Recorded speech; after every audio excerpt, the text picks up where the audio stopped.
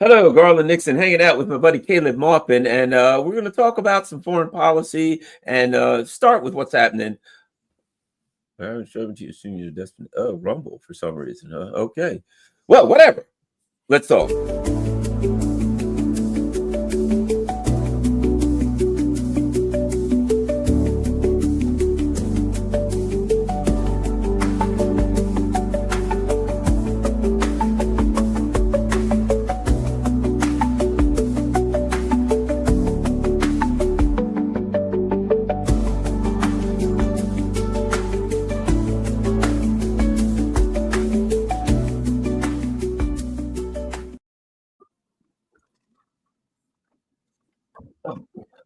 I'm having trouble running two computers at the same time. There we go. Now we're getting something done. Um, Very good.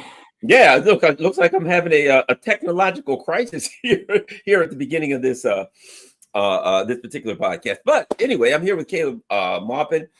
He's with the Center for Political Innovation, and I believe you're the founder, aren't you?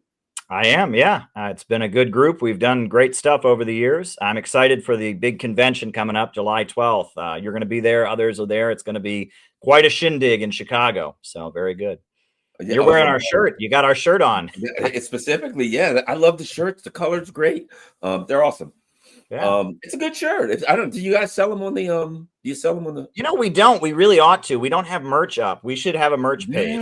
Yeah. We had those nice shirts we made with Trump and Kim shaking hands, and we have those original shirts with just our logo on it. So yeah, we ought to have a merch page. That's something we're working on. If there's members watching, get on that. Get on that. Right. There we go. All right. So let's talk. I named this NATO Poke the Bear, and what's interesting, we're at a time period where.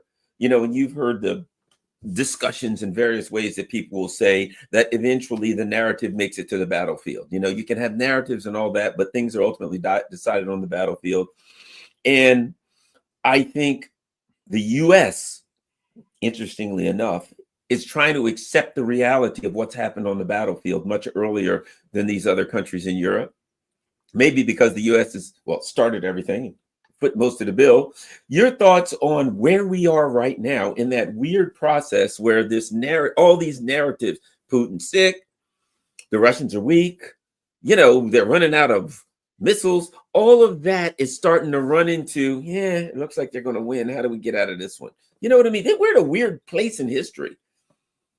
Indeed, I am hoping that we can see a peace deal, and I would like to see it.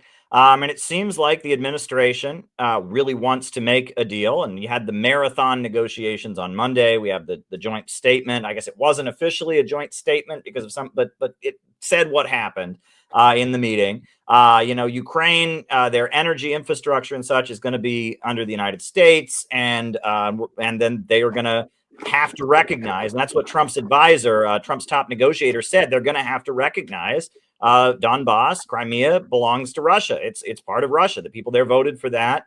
They've wanted that since 2014, and it's going to have to be recognized. I will say what worries me a little bit is that I feel like there is perhaps a little bit of naivete on Trump's part. I worry that Trump is under the impression, at least some people in his administration, are under the impression that they're going to be able to turn Russia against China. That's not going to happen. Russia and China are economically closer than ever. During the Cold War, that happened because China was still very underdeveloped. It was reliant on Russian aid. There was resentment about Russia, twisting their arm with the aid, getting them to do things. And, Mao was this, global revolutionary, and Khrushchev was saying, oh, well, we want to avoid nuclear war and have détente. And they didn't see eye to eye. But that's not where we're at. That's 100 years ago. That's 50 years ago. That's, we are in a period where Russia and China are both developed countries. And Russia has a huge amount of oil and gas that they need someone to buy. And China has the world's largest industrial apparatus. They are making the world's steel, half the steel in the world. They're making cell phones. They're making all kinds of stuff. And to run those factories, they need oil and gas. They're a match made in heaven. And both countries are subjected to U.S. sanctions. So they're going to trade with each other, no matter what they believe. That is certainly of concern. Now, Trump seems to, really believe that energy companies in Russia and the Russian energy apparatus and American energy companies can have partnerships. I like that. Right? And it seems like maybe some of these fracking cowboys and these smaller, energy companies, that they are more interested in kind of teaming up with Russia. Whereas the big four super majors, ExxonMobil, BP, Shell, and Chevron, they just want to dominate the world market. They don't care, right? And so that's my hope, is that maybe that's something good that can come out of this. But ultimately, I like the White House saying we want to move toward peace. I like the fact that the talks are happening. I'm concerned, though, how this fits with Middle East policy, because on Middle East policy, Russia is very close to Iran. Russia is certainly, not thrilled about the new, government in Syria and everything the USA did to destabilize Syria. And Trump, is bombing Yemen. And so I worry about all of this. And I just really hope that they just, I'm holding my breath for them to come out and say, all right, the war is over. The new border is here. Donbass is part of Russia. After the rioting was done, U.S. media kind of forgot about those communities. Well, Uhuru, they went out there because they saw black and brown people like themselves that were out there protesting and rioting. And they stayed there, and they've been there since 2014, providing services in the community, giving these young people in the community something constructive to do, not just go out and break shit to raise awareness about the conditions they're in, but ways to actually feed people and serve the community. And they've been there in St. Louis since 2014 doing constructive work. They have really escalated these programs. They have a farmer's market. They provide classes and services to pregnant mothers, and in particular in St. Louis, Missouri, and in St. Petersburg, Florida. They're trying to undo the damage that the U.S. Department of Justice and the state police and the local police and all the forces have been doing in communities like Ferguson, Missouri. And at the same time that they've done this community work, the African People's Socialist Party has also taken a firm anti-imperialist stance. They support China. They support Russia. They support Cuba. They support Iran. And when the United States started piling weapons into Kiev, they defended Russia's right to intervene. This defensive war in Ukraine that Russia is actually waging against world colonial powers, not Ukraine as a single entity, but the U.S. and all colonial powers who have an interest in colonially dominating African people right here in this country and around the world and extracting resources from the majority of peoples on the planet. That system, this current system, is in severe crisis, and they cannot rule in the same old way. Because of that, their homes were raided. Then months later, the federal government came out with an indictment, and it's charging them with being Russian agents. And it's trying to allege that the election campaign that they ran in St. Petersburg, Florida, was somehow interference in the U.S. electoral process. 4 activists associated with the People's Democratic Uhuru Movement and the African People's Socialist Party have been indicted by the U.S. Department of Justice. The indictment from the U.S. Department of Justice accuses them of spreading Russian propaganda and cites simply some web conferences that they had, some Zoom meetings, some emails they sent out, as well as the fact that they have run routine election campaigns. Is this of concern to the Secretary General as an attack on human rights, freedom of assembly, etc.? I frankly was not aware of the case before you mentioned it. Let me look into it, and I will get back to you. What's going on in Africa is directly connected to what's going on here. What's going on in Ukraine is connected to what's going on in Harlem. You know what I'm saying? It's an international, global economy that's all connected. Because they go to conferences in Russia, this constitutes Russian meddling in the elections. The whole thing is ridiculous. It's completely, utterly ridiculous. They've been running these campaigns for years, since before I was born. Back in the 1970s, they were running people for office. Their platform of reparations, Marianne Williamson, she's a major Democrat candidate. She also says she believes in reparations. It's not a unique message that they have in that sense, but they have been targeted because they're doing what you're supposed to do. At all of our meetings, we have a picture of Fred Hampton up on the stage, because Fred Hampton, he built a free breakfast program. He organized what he called a rainbow coalition, uniting low-income people, white, black, brown, Arab, Latino, into one organization, trying to build up community empowerment, trying to do community service projects while teaching Marxism and socialism. We look at Fred Hampton as a great example of the American revolutionary tradition. And, the African People's Socialist Party and the Uhuru movement, they don't like that we wave the American flag. They don't like that we consider ourselves patriotic. They have their own kind of unique analysis. They talk about what they call the colonial mode of production. That's not traditional Marxist thinking. And we don't agree with them on a number of issues. But it doesn't matter. We support them. We all have to stand up and oppose the ideology of division and support an ideology of unity based upon our material interests, you know what I'm saying, to work together. People who can't understand that, people who can't get past, this or that, like, we got to put aside our differences and say that if they come for them, they come for all of us. If they go after them, they got to deal with all of us. That needs to be the attitude among anti-imperialists.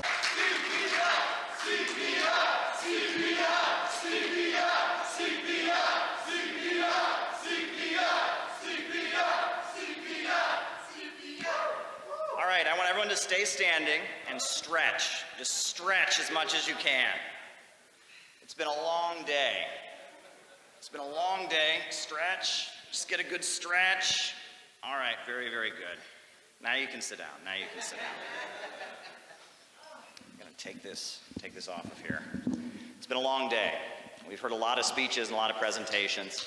We don't know how often we're going to have the opportunity to have conferences like this, so it's important that we get as much in as we possibly can. So thank you for being here. I know it's late. I'm going to try to not take too long because I know we've all got places to go. We're tired. We've been working hard.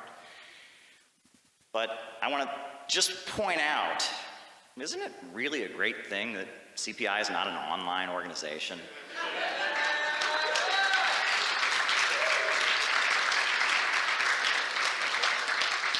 Having gatherings like this, where people come together, where we're among friends, we're among allies, where we see that we're not alone, where we don't get stuck in that crazy internet world. I tell people Twitter isn't real.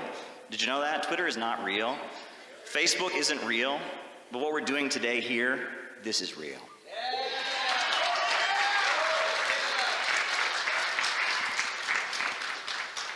So I want us all to now take a deep breath.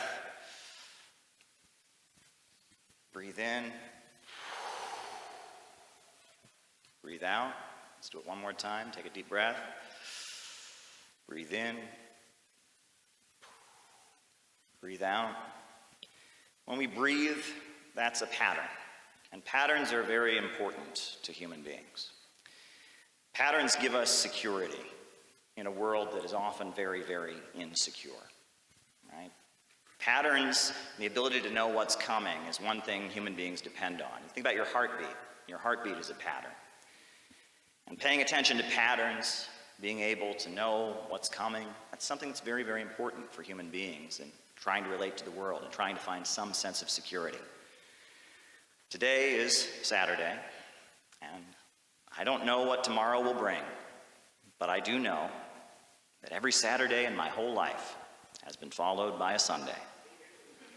And every Sunday in my whole life has been followed by a Monday. And every Monday in my whole life has been followed by a Tuesday. We don't know what the coming Sunday will be like, but we do know that we can count on it coming. And that's one level of security that we do have. And that's very important to us. And if you look throughout human history, a lot of the way human beings have dealt with patterns and trying to find patterns in the universe, trying to find things that bring us security, one of the ways we've dealt with it is by telling stories. Right? We know about some of the stories from the Native American tradition, some of the stories from ancient Greece and Rome, some of the stories from China. Stories that give us a sense of security. For example, here's a story for you, a brief one. The story goes that there was a greedy Wall Street banker who was working really late one night at his office. He was working really, really late one night at his office. And all of a sudden, the devil appeared to him.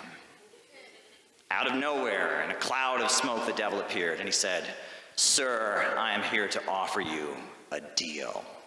And he said, "Okay, go ahead." The devil said, "I will triple your profits for the next 10 years. He said, "That sounds pretty good. What do you want in exchange?" He said, "All I want in exchange is the soul of your wife and children to burn in hell for all eternity." And the capitalist, banker, billionaire was silent. There was dead silence. The devil said to him, "Will you take the deal?" Dead silence. The devil said, "Will you take the deal?" Dead silence. The devil said, "All right, you got to make a decision right now. Will you take the deal?" And the capitalist said, "No." The devil said, "Why won't you take the deal?" He said, "I've been in business a long time. No deal is ever this good."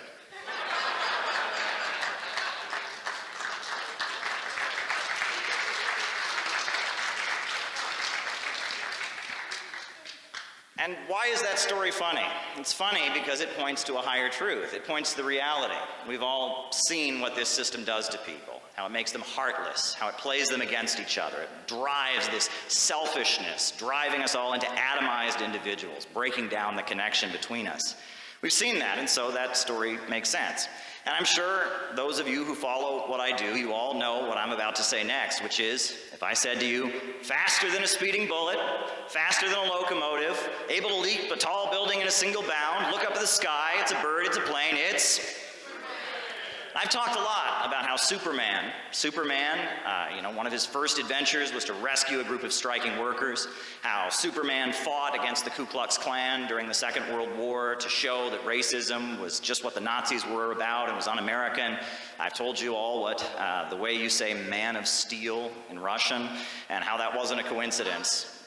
But I also want to point out, and I think it is worth pointing out, that there's more to the reason that I've tried to popularize Superman than simply those historical observations.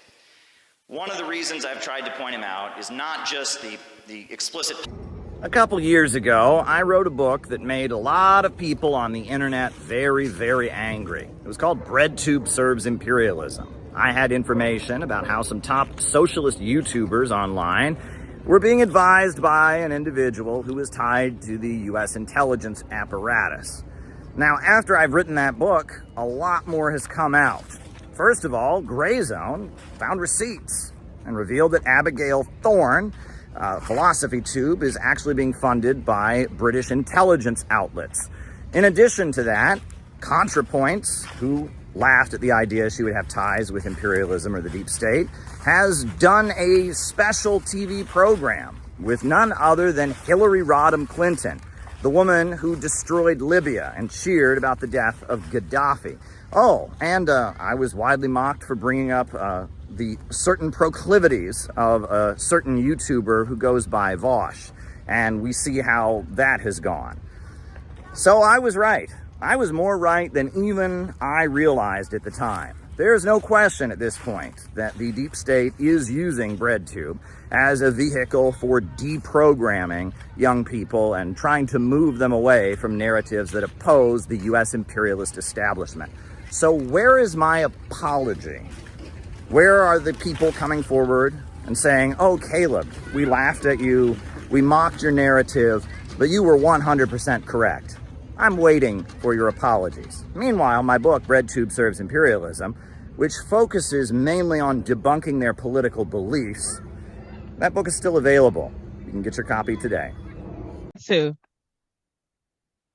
Next, please come up, Caleb Maupin from Center for Political Innovation.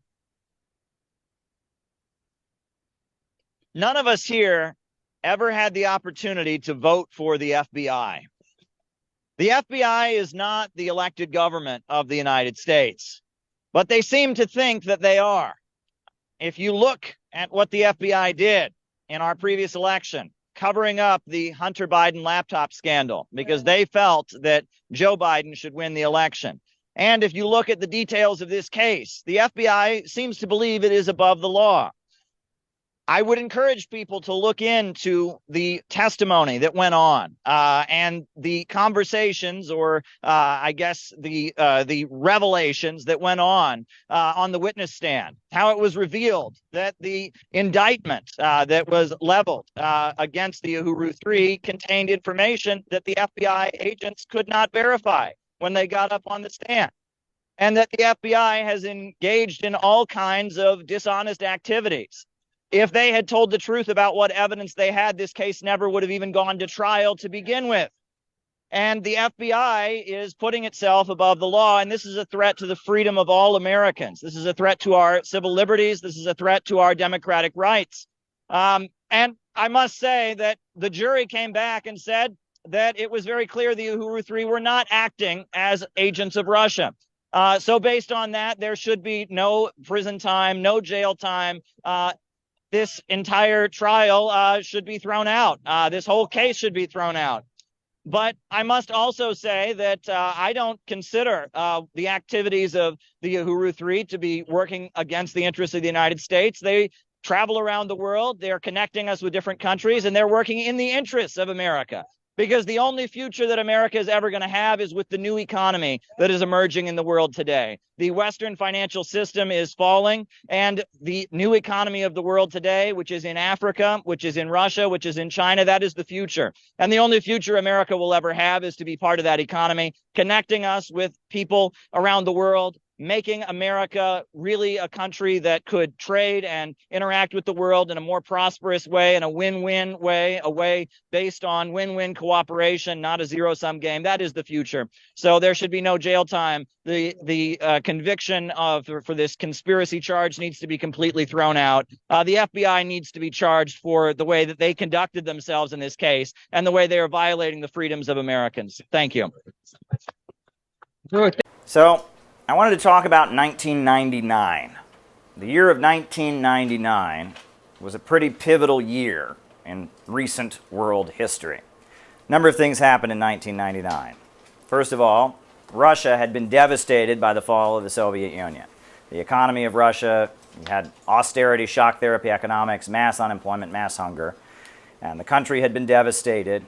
But 1999 was the year that Vladimir Putin got elected on a platform of fixing the economy with oil and natural gas. 1999 was also the year of the Battle of Seattle. I don't know if folks remember the Battle of Seattle, which was a big anti-globalization protest. The World Trade Organization was gathering in Seattle. Labor unions, community groups, as well as environmental activists and others protested. There was a kind of a riot and a heavy-handed police response. Rubber bullets were shot and tear gas, and it was, an anti-globalization protest that happened in Seattle. In addition to that, Hugo Chavez was elected president of Venezuela. That was the year that, Venezuela had been devastated by the cutbacks and austerity, and there had been a protest movement, the Caracazo, this rebellion that had rocked Caracas against the rising costs of fuel. And in response to that, you had this urban rebellion, the Caracazo. Out of the Caracazo, you got the attempted military coup by Chavez and his allies in the military. Chavez went to prison, got out of prison, and then he ran for office on a platform of improving life in Venezuela and got elected in 1999. 1999 was also a pretty important year in my own life, because in 1999, I went to Ecuador. I was a 12-year-old child, and my dad, who has a job, side job really, leading nature tours in the Galapagos Islands, I went with my dad to Ecuador. And at that point, Ecuador was gripped by a famine, a man-made famine. They'd been forced to accept the US dollar as their currency. They'd been forced to, engage in austerity. There were also some, problems related to the environment. They talked about El Nino or La Nina at the time. In addition to that, the Asian markets crashed. You'll remember the Asian markets crashed at the end of the 1990s. And so there was mass hunger and unemployment and poverty in Ecuador.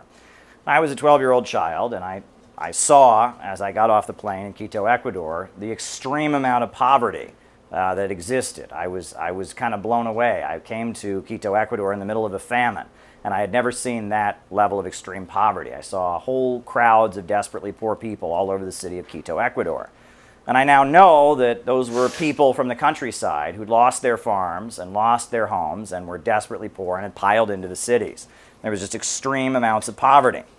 1999 was a pivotal year because 1999, after a decade after the fall of the Soviet Union and the results of the collapse of the Soviet Union and the fall of the Eastern Bloc, starting in about 1999, we started to see the winds of change shift in the world. And with Bolivarianism in Venezuela, with the rise of Russian President Vladimir Putin, we started seeing things shift. And then, you'll remember 9/11, the September 11th attacks. And after 9/11,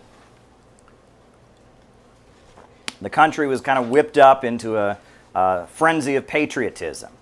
Some of us, it's interesting to think, some of us weren't even born yet at that point, but the country was whipped up into a frenzy of very frightening patriotism. It was, my country, right or wrong. George W. Bush said that you're either with us or you're against us. You're either with us or you're with the terrorists.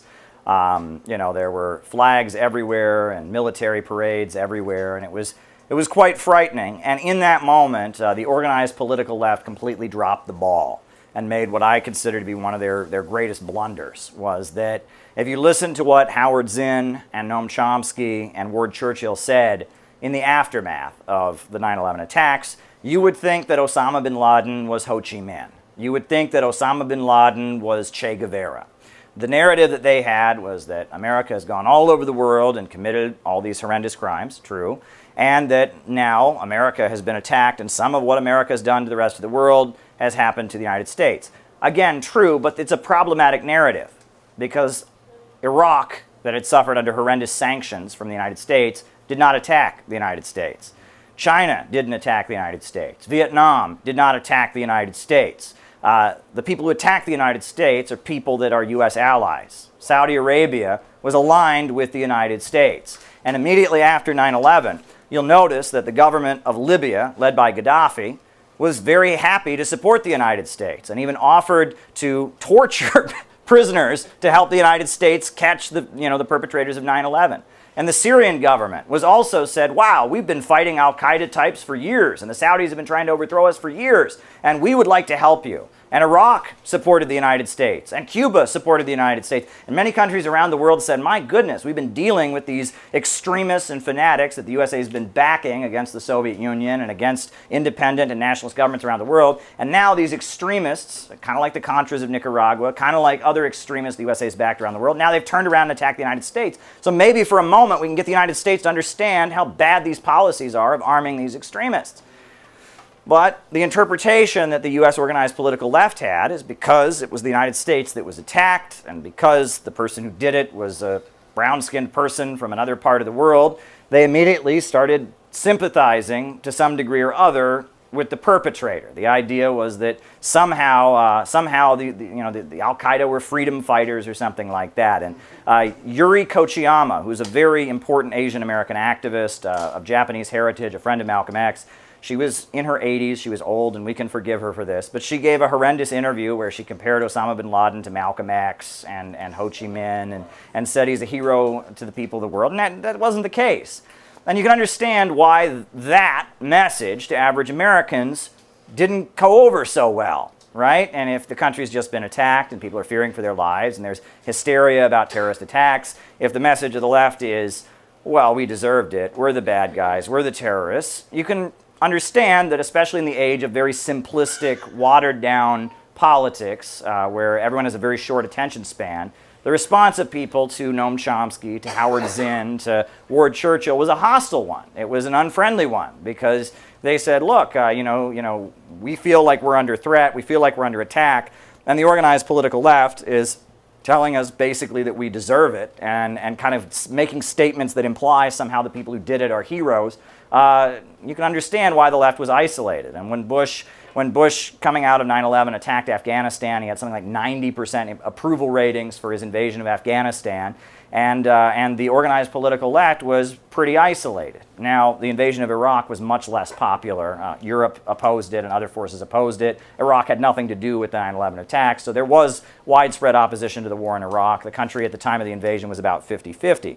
But there was a lot of confusion on the left because they had this narrative of we are going to speak truth to power. There was a lot of religious pacifism. A lot of candlelight vigils. We believe that the Weatherman action, there's two actions. There's RIM 2 and Weatherman. We think they call them both national action. We think that RIM 2 is national action, Weatherman is national reaction, We think it is anarchistic, opportunistic, individualistic, it's chauvinistic, it's custoristic, and that's the bad part about it. It's custoristic in that its leaders take people into situations where the people can be massacred, and they call that revolution. And it's nothing but child's play, it's folly, and it's criminal because people can be hurt. We say that they're doing exactly what the pigs want them to do. When they take people down and just do nothing, play around, and the pigs are prepared for this, and they'll wipe all of those young people out. We think these people may be sincere, but they're misguided, they're muddleheads, and they're scatterbrains. The only way we can show them is to criticize them like we're doing right now, and then leave from here and go to the federal building and have a demonstration that's to educate, a demonstration that is disciplined and organized, And that's what we're going to have to do, and let them see the examples. Tell me why you feel the approach of the SDS Weatherman is wrong. I feel it is wrong, just as I said before. No, don't tell me just you said before. That's why I asked you again. Just answer straight, just in case we use this part. I feel that it's wrong. Let me ask you again. Why do you feel that the approach of the SDS Weatherman is the wrong approach? I feel that it's wrong because it's pig action, you see. They're doing exactly what the pigs want them to do. They're leading people into a situation where it's an astronomical situation, too great for the people to deal with. It's a situation where you got a bunch of mechanical pigs with 357 Magnums and shotguns and mechanical mace and all that type of thing. And then they're talking about they're going to carry on a revolutionary struggle. That's not revolution, it's insanity, it's madness, it's nostalgia, and it's a massacre. That's what it's potential massacre, that's what it is. And we don't support that because we've said all power to the people. All the power is manifested in the people. We don't have any people whose lives we believe that should be thrown away.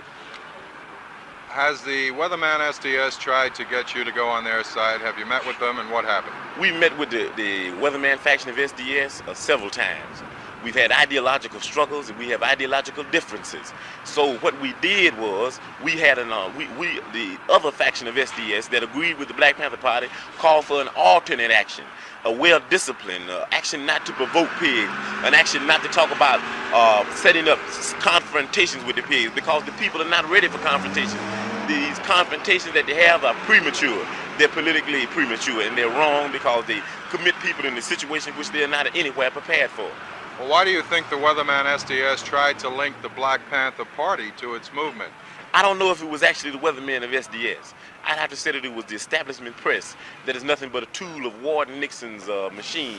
We call him Warden Nixon because the whole world is a penitentiary and he's just a warden of the whole world. And you see, these people are just an arm that he uses for fascist oppression, you know. And I think today, these fascist news media... Hey friends, how you doing today? I'm letting you know, the Center for Political Innovation, we are about to do, on July 12th, the biggest event that we have ever done. It will be our national gathering in Chicago on July 12th. And it's going to be really, really special.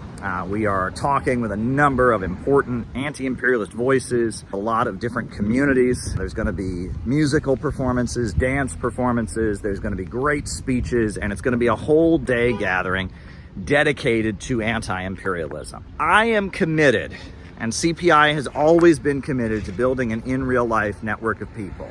And we carry out real operations. We were at the inauguration of Trump with our Trump and Kim banner saying only peace can make America great again. We were on the streets of Chicago at the Democratic National Convention with a book exposing what Kamala Harris and who she really is and what she's really about, and it was really, really important. We have 1,000 copies of our book about the Houthis that are being distributed with the poster of the convention on the back to people who would never go looking for this. We are putting door hanger flyers on doors of people, again, that would never go looking for this. We're not performing and trying to make ourselves feel good. We're actually trying to build a network of people that can be anti-imperialists in America. It's not easy to do. It's very difficult in these times to build a real in-life organization. People have their issues. We live in a very strange time, but we have to do it. And we are committed to continuing this project. This video is basically me telling you we need your support. In order to pull off our convention that includes our 7-day program for our members around the country to come to Chicago, includes our huge convention on July 12th, where we're gonna fill up the Midwest Convention Center, in order to have an effective national planning meeting and gathering in Chicago the day after on July 13th. In order to do what we need to do, we need to fill up that auditorium and we need money. And there's really no way around that. We need you to donate to the Center for Political Innovation. We have set up a GoFundMe, and a lot of people have already contributed. We already raised a couple $1,000, but it's not enough. In order to really pull off our July activities and really have a win for anti-imperialism, we need your support. We need you to go to the GoFundMe right now and donate $5 or $20. We need you to go to the donate button on the CPI website and send us $100 or $50, whatever you can do. If we're gonna do what we need to do in July and build the organization and have the mega anti-imperialist rally that needs to happen on July 12th and solidify the network that we're building to continue to carry out the great operations that we do, we need you to help us out. Every cent that we raise goes into building this group.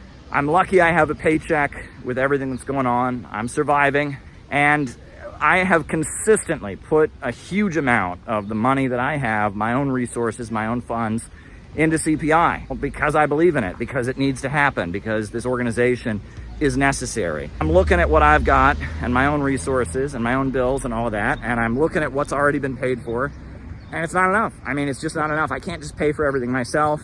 We have membership dues and other things, but we need a special gift. We need a special gift to make July happen.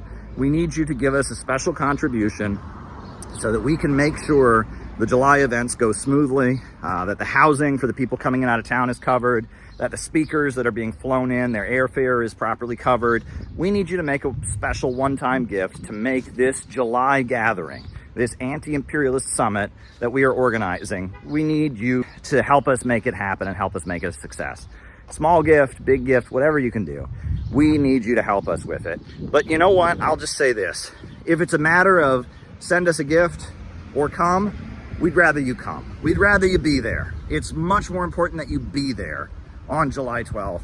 If you can't afford to give us a gift, but you can afford to come to town, if there's one event that you come to this year, make it July 12th. CPI, Center for Political Innovation, we're doing something that nobody else is doing, and we're doing it right.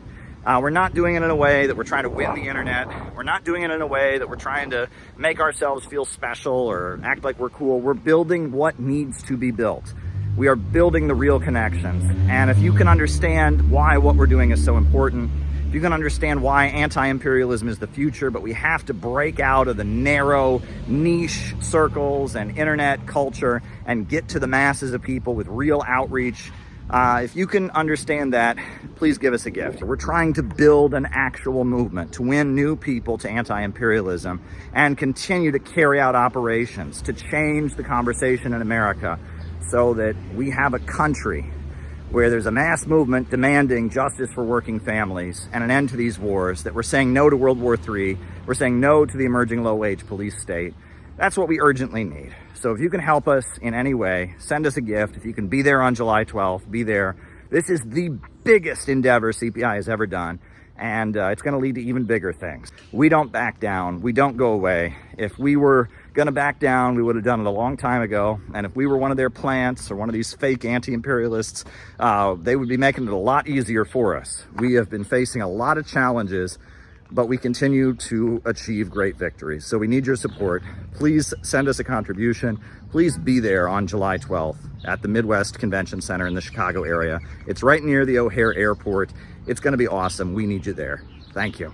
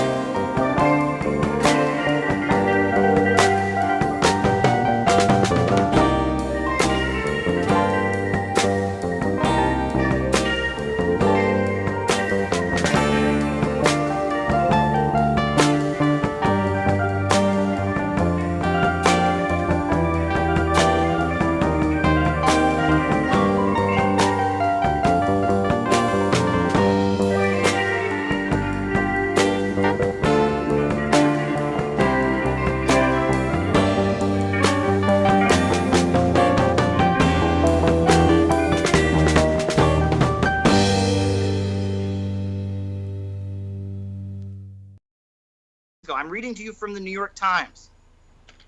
Under NAFTA, as a result, 20 million Mexicans live in food poverty. 25% of the population does not have access to basic food, and 1/5 of Mexican children suffer from malnutrition.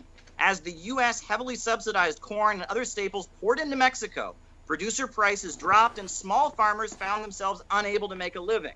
Some 2 million people have been forced from their farms, right? Mexico's not producing its own food. It's a captive market. It's importing American food, and it's devastated the country. Mexico is poor, and American agribusiness stays rich. That's capitalism. That's why we had the American Revolution. The British Empire was trying to tell us here in the United States that we couldn't develop our own industries. We had to buy from the British. And as a result, we had a revolution so that we could develop our own economy. And the same thing the British Empire was doing to us, capitalism and the huge multinational corporations are doing around the world, keeping countries like Haiti, countries like Nigeria, countries like India captive markets. And countries are constantly fighting to try and break out of this. And the socialist revolutions of the 20th century, they didn't happen in Western Europe as Marx had predicted. They happened in the developing world because capitalism was keeping these countries as impoverished captive markets without their own industries, without their own economic growth, and keeping them as basically vassals, as dependent states, client states that are impoverished and suffering. And socialism was those countries breaking out, planning their economy, and industrializing. Because I talked with Kyle Kalinske about this. I don't know. I would love to read where these bizarro anti-NAFTA studies are coming from. I've seen like very pointed anti-NAFTA like propaganda that will hyper focus on like specific industries that say like, well, corn markets were disproportionately impacted in Mexico and so many jobs were lost here. But like Mexico was one of the large winners in NAFTA, and this is something that I've seen like universally heralded. Like exports under farm exports in Mexico. Well, you can't say sure to that. You just literally told me that NAFTA took a shit all over Mexico's economy. Wait. So the New York Times agrees with me. The headline of the article is "Under NAFTA, Mexico suffered and the United States felt its pain." November 24th, 2013. I guess they're lying to hurt American capitalism or something. I'm sorry. Are you literally citing me an op-ed to tell me that opinion piece is somehow reflective of the economic consensus on NAFTA? Yes, I'm citing the statistics in that op-ed. Yes. I'm citing something that even the New York Times admits, that Mexico has been the New York very Times, badly hurt by free trade. The New York Times is not an economic journal. Why are you telling me that even the New York Times? Also, wait, is this, I'm sorry. Wait a second. Is this article, what's the author of this article? The author is Laura Carlson. Wait, what is her background? Is this literally like an opinion piece, or was this written like a statement against interest? The New York Times is a defender of Western capitalism. The fact that even they would admit what it has done to Mexico, I think, is very strong. Or while we're at it, I have the CIA World Factbook statistics of life expectancy in front of me. Cuba's life expectancy is 78.9 years. The Dominican Republic, another country in the Caribbean, it's part of the Western capitalist system, 71 years. Jamaica, 74. Honduras, 71.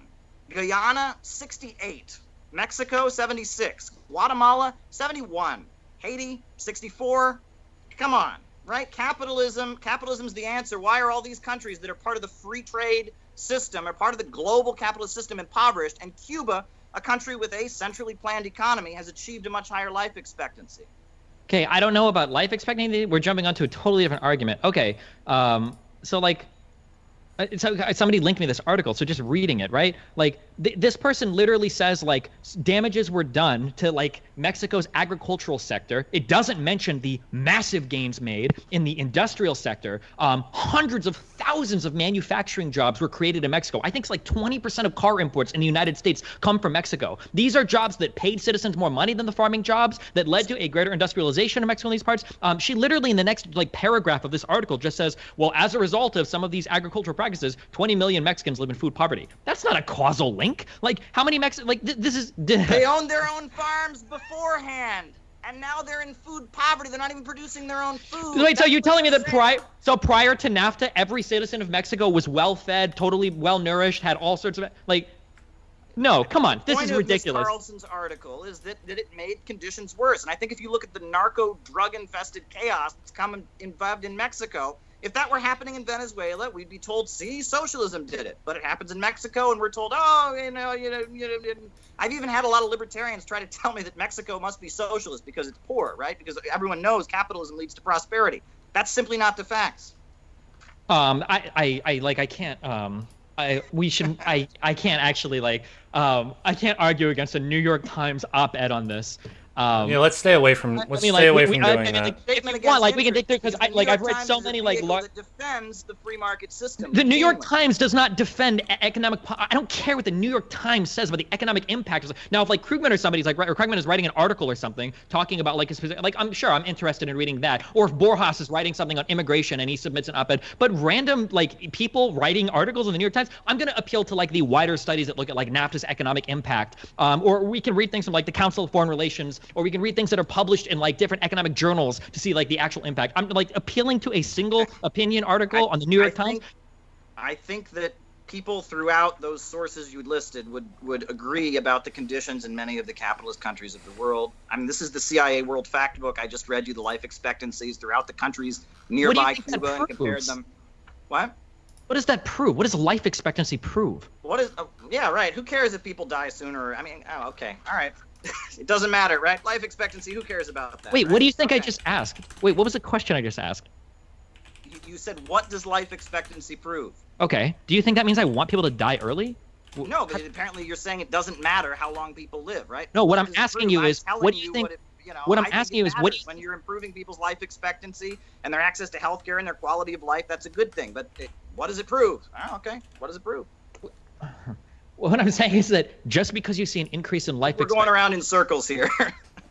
Honestly, I don't know if we should keep going. I mean, we're just kind of repeating ourselves. But okay, just as a quick thing, just because life expectancy improves, one, that's not even necessarily reflective of positive underlying things.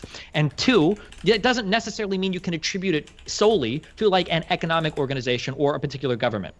So, for example, one country might have access to more food than another country. That country might become more obese, and you might see a decrease in their life expectancy. Type 2 diabetes can lead to anywhere from a 7 to 13-year decrease on your lifespan, right? So if you were to compare the life expectancy of two countries like that, this is just one example out of 50 trillion potential hypotheticals. Maybe the increase in immigration to the United States, the lower average life expectancy of, say, African Americans or Hispanic people are keeping the life expectancy of the United States down compared to other socialist countries. Just appealing to one stat and saying, well, the life expectancy in Cuba is higher than the life expectancy in the United States, that doesn't prove anything. So when I ask, like, well, what does that mean? That stat is totally meaningless. I don't think Cuba's life expectancy is higher than the United States. I think it's pretty close, but I don't think it's higher. I'm reading to you from The Guardian, November 27th, 2016. Quote, Cuba's literacy rate is at 100%, and its life expectancy parallels first world nations, despite limited funding and supplies. The country's ratio of doctors to patients, its proactively community-centered approach to healthcare has long been the envy of Western countries, not the least the UK. I think that's an example of central planning improving people's lives. Okay. Okay. I don't think so, but I guess it's another argument. I have some questions from chat if we want to do that. And a lot of that settlers mentality that average Americans are the enemy. And Ward Churchill, who was the leading Native American scholar, who became kind of a target of Fox News during these years, Ward Churchill, he wrote his essay, Some People Push Back, where he talked about how he said 9/11 was horrendous, but it logically makes sense because of the U.S. sanctions on Iraq that killed all these innocent people. What would you do if you're an Iraqi? What can you do to wake the Americans up?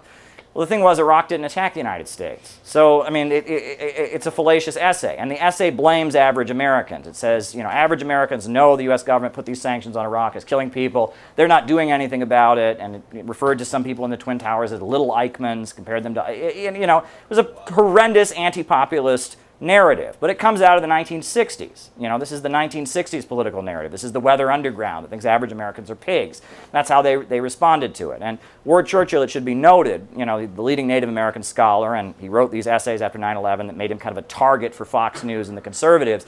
But he's also, he was the main effort, one of the main ideologues of Native American support for the Contras in Nicaragua. And he actually went to Nicaragua to work with the Contras against the Sandinistas in the 1980s, published essays justifying Native Americans collaborating with the CIA against the socialist government of Nicaragua. So it kind of makes sense that his analysis of this would be a kind of a wacky and weird one.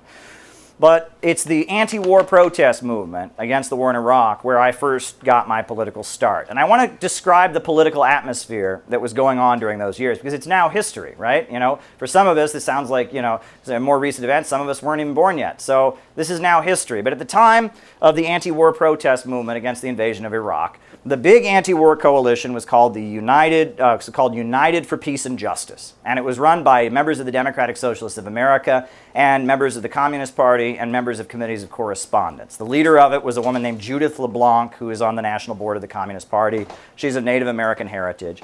And they organized big anti-war protests in Washington, D.C., where you had members of Congress, Democrats like Barbara Boxer and others would speak, and they could get really big numbers, hundreds of thousands of people. And they were the main anti-war coalition. It was much more pacifist-oriented, and you never would have known communists were involved. They were at the top, kind of organizing it, but you never would have known they were involved. It looked like a lot of Democrats and pacifists and religious leaders marching against the Iraq War. Then you had the Answer Coalition, which was started by Workers' World Party members, eventually broke away and formed the Party of Socialism and Liberation. And the Answer Coalition, it stood for Act Now, to Stop War and End Racism. And they were kind of one step ahead of United for Peace and Justice. And they were very good at getting the permits, as we talked about in previous classes. Then you had something called Not in Our Name. And Not in Our Name was started by members of the Revolutionary Communist Party. And Not in Our Name, they bought an ad in the New York Times that they got a lot of celebrities, you know, rappers and TV stars and others to sign. Noam Chomsky, Barbara Kingsolver, people like that. They signed this ad, and they had this pledge of resistance they wanted everyone to take, that as people living in the United States, it's our responsibility to oppose the crimes of our government. And they were, I guess, in practice, they were formally part of the United for Peace and Justice Coalition, but it was very much the RCP's thing. And they had, the Earth flag, a flag with the Earth on it. That was their symbol. And they had the Not in Our Name pledge. And it was very much a moralistic appeal, right? It was like, you know, the American government commits these crimes, but not in our name. And that was the Iraq War protest movement. And what was interesting about the Iraq War protest movement was nobody in the ruling class, at least of the United States, supported it. Now in Europe, there, you know, especially Jacques Chirac and others were opposing the attack on Iraq. But in the United States, almost all of the Democratic Party was supporting the war and invasion of Iraq. Joe Biden, Hillary Clinton, all of them were supporting it. And the Democrats, or the Republicans, were all supporting it as well. And the Iraq War protest movement was this kind of isolated section. It was like, here are the people that are completely disconnected from U.S. society. Here are the people that for somehow think America is the main enemy, not Al-Qaeda. And they're fringe and they're extreme. And what I thought was interesting was that, you know, Alex Jones, before he became what he is today, he was just this conspiracy radio host. He was at those anti-war rallies. And he was a right-winger and a libertarian with a John Birch Society background. But he was against the war, and so he was walking around, you know. You had libertarians. The Libertarian Party would go to those demonstrations because they were against the war in Iraq, and they were there. And it was just, the Iraq War protest movement was this kind of, you know, fringe element that no one in the power structure seemed to support. And it was communists who were stage managing it, whether it was the Revolutionary Communist Party or committees of correspondence, DSA, CPUSA, or the Answer Coalition and the Marcyites. They were stage managing it, but it was this enclave where dissidents could go, where people that had no influence in the government, no base among the population, the college Noam Chomsky fan club could hang out and do their thing. And occasionally they would show it on C-SPAN. They would show the rallies on C-SPAN. And that was meant to direct to the world. Look, we let these people do their thing. America is an all-inclusive free society. It was, they kind of were there and they didn't do much. And there was a joke because, there were some elements, that are more middle class that wanted to do street confrontations and wanted to occupy buildings and such. And many people were critical of the Answer Coalition because the Answer Coalition was kind of restraining people and very much wanted the rallies to be legal and calm, etc. So that, there came to be a joke among activists in the United States that, the two police officers are talking to one another and they say, oh, there's a group of anti-war protesters who were breaking windows and getting into scuffles and a bunch of them got arrested. And they say, who was it? And the other police officer says, oh, I think it's those guys from the Workers' World Party and the Answer Coalition. And the other one said, no. He said, violence is never the answer. And the understanding was that a lot of these protests, despite the fact there was a lot of radical words being pushed, they were really tame and they didn't really challenge anything because at the same point they were being supported by the power structure. Now in Europe it was different. There were a lot of power structure forces in Europe that were sympathetic to opposing the war, but the U.S. Marxist left that was opposing the war in Iraq had no friends in the circles of power. And that you can really say that the Answer Coalition and United for Peace and Justice and Not in Our Name, that was the last hurrah of the 1960s movement. That was the very end of the 1960s New Left. The Soviet Union was done, but the political forces that had aligned with the Soviet Union or had Marxism, Leninism as their orientation, that was kind of the last time that they were stage managing protests all by themselves. And it was very much, if you went to those demonstrations, it had a leftist or Marxist character to most of what was being said. And while they were not very effective, and while they were largely very isolated, it was very much communist dominated and communist led, despite the differences that existed between the different groups. But, you know, towards the end of Bush's presidency, U.S. imperialism was once again in a crisis. As I said, the winds of the world started changing in 1999. You know, 2006, well, first of all, let me back up. The U.S. invasion of Iraq had one very dramatic result that often gets underestimated, which is that oil prices went through the roof. Crimea is part of Russia, Ukraine, this is how we're going to start rebuilding, and it's over. And I hope that we can hear that. I know Trump says that, you know, he said 24 hours. Now he says that he was just being hyperbolic, and that's fine. I mean, you can't end a huge war in 24 hours. I'll give him credit on that, but we're waiting. We're waiting to see. We just have to wait and see. It seems like the European establishment is really, really angry, and they're talking about sending troops themselves and all of that because it's going to happen, right? And I also, you know, I saw Rick Sanchez. He did a piece with Tucker Carlson about how RT should be allowed to operate in the United States. And now I see the mainstream media going into overdrive. Oh, you can't bring RT back. And that makes me think RT is going to come back pretty soon, which I'm very excited about. So I'm seeing good signs. I have my concerns. And, you know, I think the future of America is with not just Russia, but with China, with Iran, with Venezuela, with the new economy that's rising, and that the old colonial order, you know, the London Stock Exchange, the City of London, the big banks and monopolies, and the NATO Atlanticist alliance, that's the past.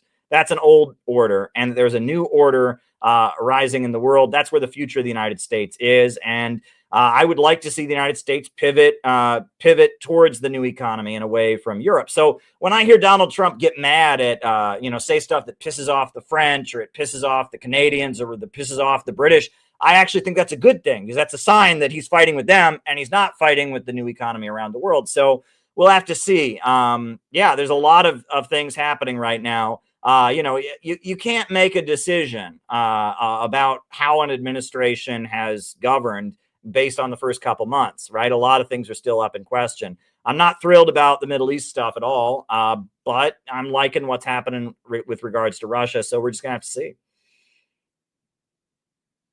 You're muted.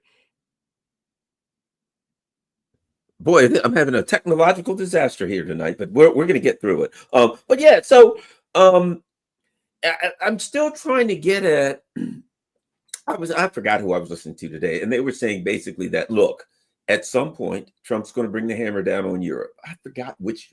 I was listening to somebody earlier. Anyway, what they're saying is, look, there is a material reality, shall we say, in Europe, and that is a lot of European countries says we'll get this money together and we'll get some more stuff from Ukraine. And what they're running into is the various industries are saying we can't produce it. Like we're at capacity, or we don't have the material we need, or whatever the case, or, you know, we can't produce. They literally can't produce the stuff they need, even if they have the money. They've sent, whoever was like, there's several countries that sent all of their fighter planes and all of their tanks, and they're just like, they're empty. The cupboard is empty. So at a time, what's interesting is they're going to have to run. At some point, Trump's going to say to them if he gets a deal or not, or if he walks away, then he says it's yours, and they got nothing. It's just weird to me. I don't know. Maybe I'm droning on about nothing.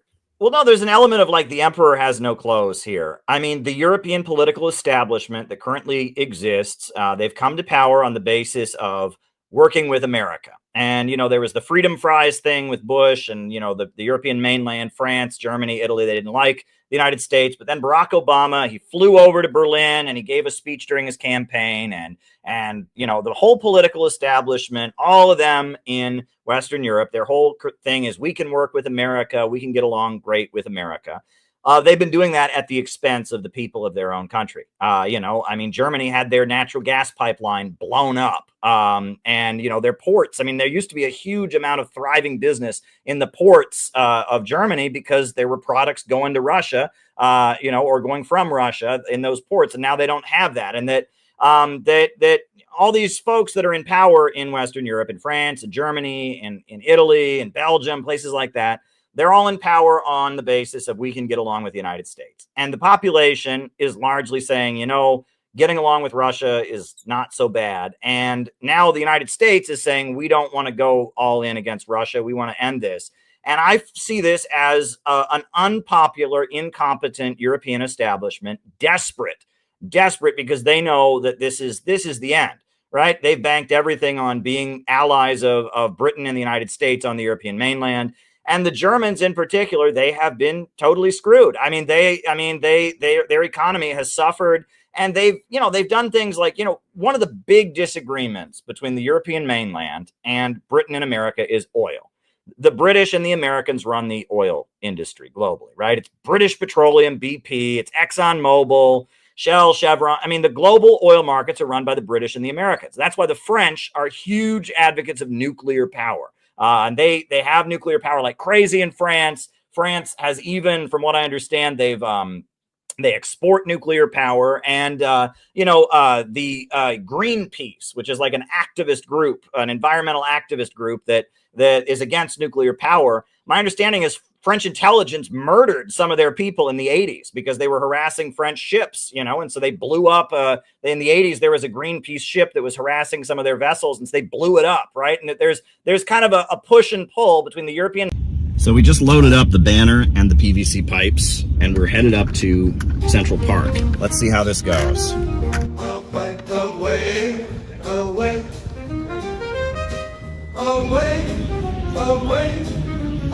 We have the banner out, and now we're getting the zip ties on. How's it going, guys? All right. 1, 2, 3. Beautiful. Nope, it's not gonna hold.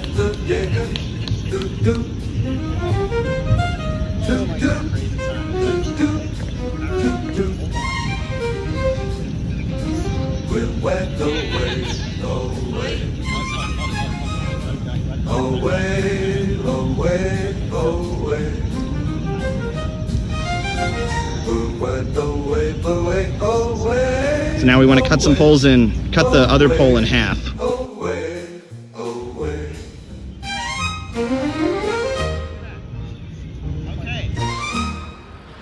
All right, so we're here at Trump Tower. Noah and I made it. We seem to have lost track of Phil along the way. He stopped to buy some water. Hopefully he's with us soon, but mission is accomplished. We got the banner to Trump Tower. Only peace can make America great again. This is the man that we want Donald Trump to be. Here on this banner, you will see the greatest thing that Donald Trump did in his entire presidency. He went and became the first president to ever visit the Democratic People's Republic of Korea, North Korea. This is a country that's been technically at war with the United States since the 1950s. Donald Trump shaking hands with oligarchs told you we're our enemies. They told you these people are horrible. They told you these people are terrible, that they will never do anything good for us. There's a reason for that. It's called money. It's called power. They want to weaken you mentally. They want to capture your spirit, stomp you out, and tell you, why bother? Why get out of bed in the morning? Why do anything worthwhile? No. Understand, peace is possible, but you must give it a chance. Giving peace a chance is giving yourself a chance. We are here to say that only peace can make America great again. And that what Donald Trump did on North Korea, that was awesome. And we want that to continue. We want more peace negotiation. We want more trade. We want more diplomacy. The real America is not with the bankers. It's not the criminals on Wall Street. We don't control our government anymore. And our republic is being run by powerful forces that very much are unelected or subverting our democracy. Rebuild America. Rebuild our country instead of bombing countries around the world. We need Donald Trump to stand up to the military-industrial complex. We need Donald Trump to stand up to the war lobby. We want to put America first and not the criminals who are lining their pockets on Wall Street with American taxpayer money to go bomb children overseas. Believe the oligarchs at your own peril. Believe them and sleep under a bridge. Believe them and not have a job. Believe them and understand you'll never have health care. Believe them and see what you get. Let's believe in one another. Let's believe that peace is possible. It's going good. I mean, people have been reacting well. Small crowds will form when we have the bullhorn out, and then we'll take a break for a little bit and they'll disperse. Earlier, the Secret Service came by. I thought that was interesting. I think we're making an impact. Russia's not our enemy. China's not our enemy. North Korea is not our enemy. Our enemy is the war lobby. Our enemy is the military-industrial complex.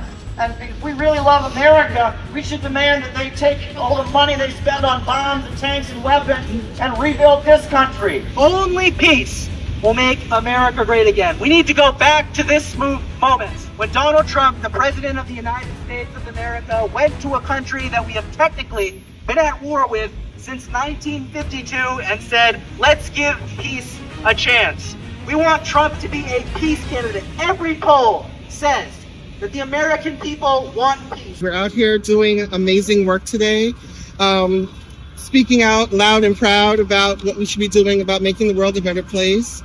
I'm really excited about it. Everyone has been amazing. Our message is getting through to people.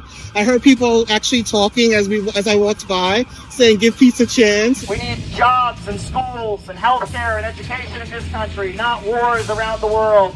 Not death, destruction, and militarism. Only peace can make America great again. Why is it that people in North Carolina are left stranded while the National Guard is in the Middle East? America's working families have been left behind while our leaders focus on wars in other countries. America first means working families first. It means no more wars. It means offering a hand of friendship and cooperation to countries around the world. We are out here in front of Trump Tower today to say we deserve that, and we do not want World War III. That's right. They want to weaken you mentally. They want to capture your spirit, stomp you out, and tell you, why bother? Why get out of bed in the morning? Why do anything worthwhile? No! Americans don't want their tax dollars to be dumped into a hole, funding wars around the world so that bankers on Wall Street can play a game of dominating the economies of the world, while Americans are starving in ditches all across this country, while there are homeless people sitting 3 blocks from the White House. In the richest country on the face of the earth, so-called, you have homeless people on every block, on every street, on every city. Why is that? Only peace can make America great again. Only peace can make America great again. Only peace can make America great again. If Donald Trump wants to get back in the White House, he's saying that he needs to do what the American people want him to do, and that is to make peace around the world. Let's stand up for each other. Let's believe in one another. Let's believe that peace is possible. Only peace can make America great again, and this is the man that you want Donald Trump to be. This brought tears to my eyes. I was so moved when it happened. To see the President of the United States and the President of North Korea shaking hands. This is what the new world could be. This is who we want Donald Trump to be. We want him to be a peace president. We want him to be a peace candidate in this election. I'm hungry. I'm really, really hungry. I mean, it was hard work walking it over here. It was like, what, like a 2-mile walk? Yeah. Felt like it. And it's the wind. It's like a big sail. Challenging but rewarding. Yeah. We actually had fun. We're the Center for Political Innovation, and we are out here saying only peace can make America great again. Of the criminal destruction of all the infrastructure that's necessary for life, that's going on underneath Saudi's American and US bombs, the destruction of food and water supplies, of roads, of railways, of schools, of hospitals, everything that you need to live is being destroyed in an attempt to starve the people there into submission. And that makes their resistance, I think, all the more impressive and powerful, and something that should be much more celebrated and known about than it is. Chris rightly points out that this is a criminal, unjust, aggressive war. And we must also always remember, when we're talking about, our rulers love to tell us that they got the United Nations to agree to their latest invasion. Unjust aggressive war, the invasion of another country, was classified by the Nuremberg tribunals after World War II as the highest of crimes, as a crime against humanity, the crime of all crimes, to wage an unjust war. And the role of the media was also held up in Nuremberg as a crime against humanity to facilitate such a war with propaganda which either prettifies it, normalizes it, excuses it, or suppresses information about it. All of that is absolutely criminal in terms of international law, as if our rulers have any interest actually in the realities of international law, but they like to pretend that they do. And that's something that we should therefore understand, that as far as there is such a thing as international law, these wars and the support of them by the media are absolutely against those laws and against all principles of humanity. I'd like to come now to Caleb Maupin. He's in New York. He will be familiar to many of our viewers here as a journalist and spokesperson at, or commentator, I should say, at RT America. Caleb, we're very grateful to you for joining us. Over to you. Sure. Well, I want to thank everyone for joining this very important web conference, and I want to thank everyone who had me join this panel, because it's been very educational. And so little is known about the war in Yemen in the United States. There is just so little known about it. And I'm going to frame my brief remarks in talking about how we can go about taking on the responsibility of explaining this war to our friends, to our neighbors, to our coworkers, because there is so much misinformation and confusion about it in the country. I mean, in the United States, I'm sure in the UK as well, average people on the street just have no idea what is going on in Yemen. And when they think they know what's going on in Yemen, they're even more misinformed than if they didn't know. And in the United States right now, there are big political divisions. Folks saw what happened on January 6th and the attack on the US Capitol. And because of that, there are big divisions. And we really have overall roughly two narratives going out about the war in Yemen.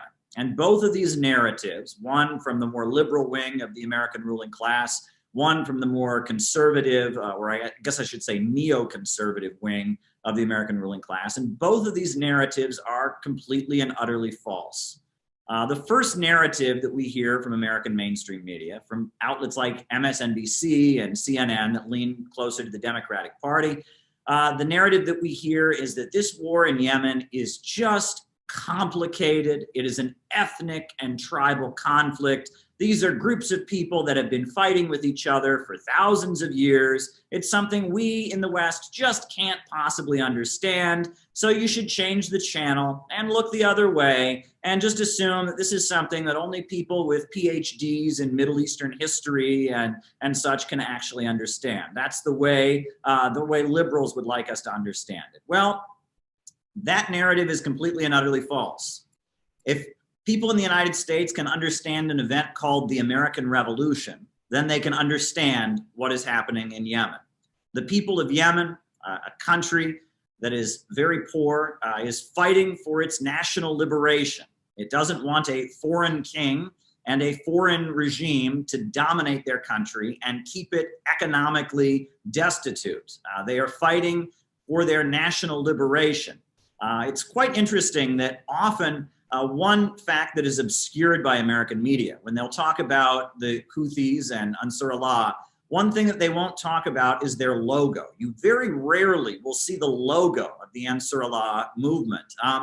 And if you look at the logo of the Ansar Allah movement, it has a hand representing the hand of God. It has a gun representing the right to armed self-defense, something that many Americans very strongly feel is important. But there's also one item on the logo that is very important in understanding this war, and that is a shaft of wheat. If you look at the logo of Ansar Allah, it has a shaft of wheat. And the reason that their logo has a shaft of wheat on it is because that shaft of wheat represents economic development. Saudi domination of Yemen is about keeping Yemen an underdeveloped country. It is about keeping Yemen in an economic state of poverty as simply a client state of the Saudis. And what the revolutionary movement in Yemen is fighting for is breaking those chains and allowing Yemen to build up its own economy and develop. There was a BBC interview where they interviewed a leader of the Ansar Allah movement, and he said that not only do they study the Islamic Revolution of Iran, that they also study what is happening in Venezuela with Bolivarian socialism, and that they are inspired by many different revolutionary movements around the world, because ultimately what this war is about Yemeni people and the Yemeni nation struggling to rise out of poverty and to develop its own economy. And that's the basis of this. So that liberal narrative that it's too complicated to understand is completely and utterly wrong. It is a nation fighting for its independence. You could say that Yemen is almost the Vietnam of our time. Now, the second narrative that we get, and this is from more neoconservative leaning outlets. You get this from Fox News in particular. You get this from the Wall Street Journal and outlets associated with Rupert Murdoch and more explicitly neoconservative elements. As they don't say it's too complicated to understand. They say that this is a proxy war with Iran. That is their narrative. They say, well, this isn't really about Yemen. This is Iran trying to take over Yemen. This is an Iranian conspiracy to start a war. So we have to fight Iran in Yemen. And that narrative is also completely and utterly false. But it's quite interesting if you draw a historical parallel, because it forces me to think about a time in US history. You know, you go back to the 1950s, 1954, you had an event called the Montgomery bus boycott, where the African-American community was mobilizing in the thousands against Jim Crow segregation and protesting. And what did American media say about the massive protests that were happening in the US South? They said that this was a conspiracy from the Soviet Union. It was a communist plot. The civil rights movement was a communist conspiracy. It's not that the black people of the United States want freedom and the right to, you know, eat in whatever restaurant they want and be able to vote and drink out of the same drinking fountains as white people. Oh no, this is all a conspiracy from Moscow. Now, there was a grain of truth, right? Let's not forget that the Communist Party had organized for civil rights long before any other progressive forces in the United States had. Let's not forget that at the UN, the Soviet Union brought the petition called We Charge Genocide and called out the racism of the United States at the United Nations and gave a platform to people like William L. Patterson and Henry Winston and Paul Robeson and many great African-American activists to expose racism. So there was a grain of truth in that narrative. But overall, the reason that Dr. Martin Luther King Jr. and millions of people in the United States were protesting for civil rights was not because of the Soviet Union. It was because of their real conditions becoming intolerable and the demand for justice being widespread. And if this war in Yemen were simply an Iranian conspiracy, it would have been over in a week, right? The Kingdom of Saudi Arabia has the fourth largest military budget of any country in the world. Meanwhile, Yemen is one of the deeply poorest countries on the planet. It's really a country where people are facing just impoverished conditions.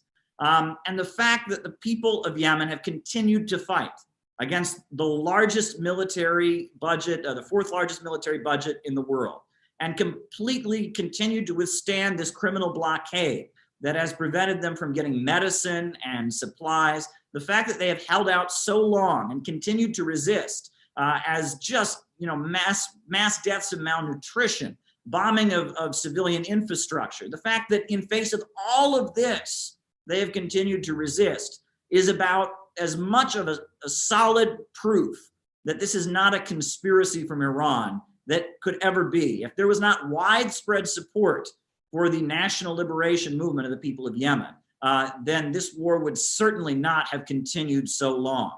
I'm forced to think of a very important quotation from Mao Zedong, the founder of the Chinese Revolution.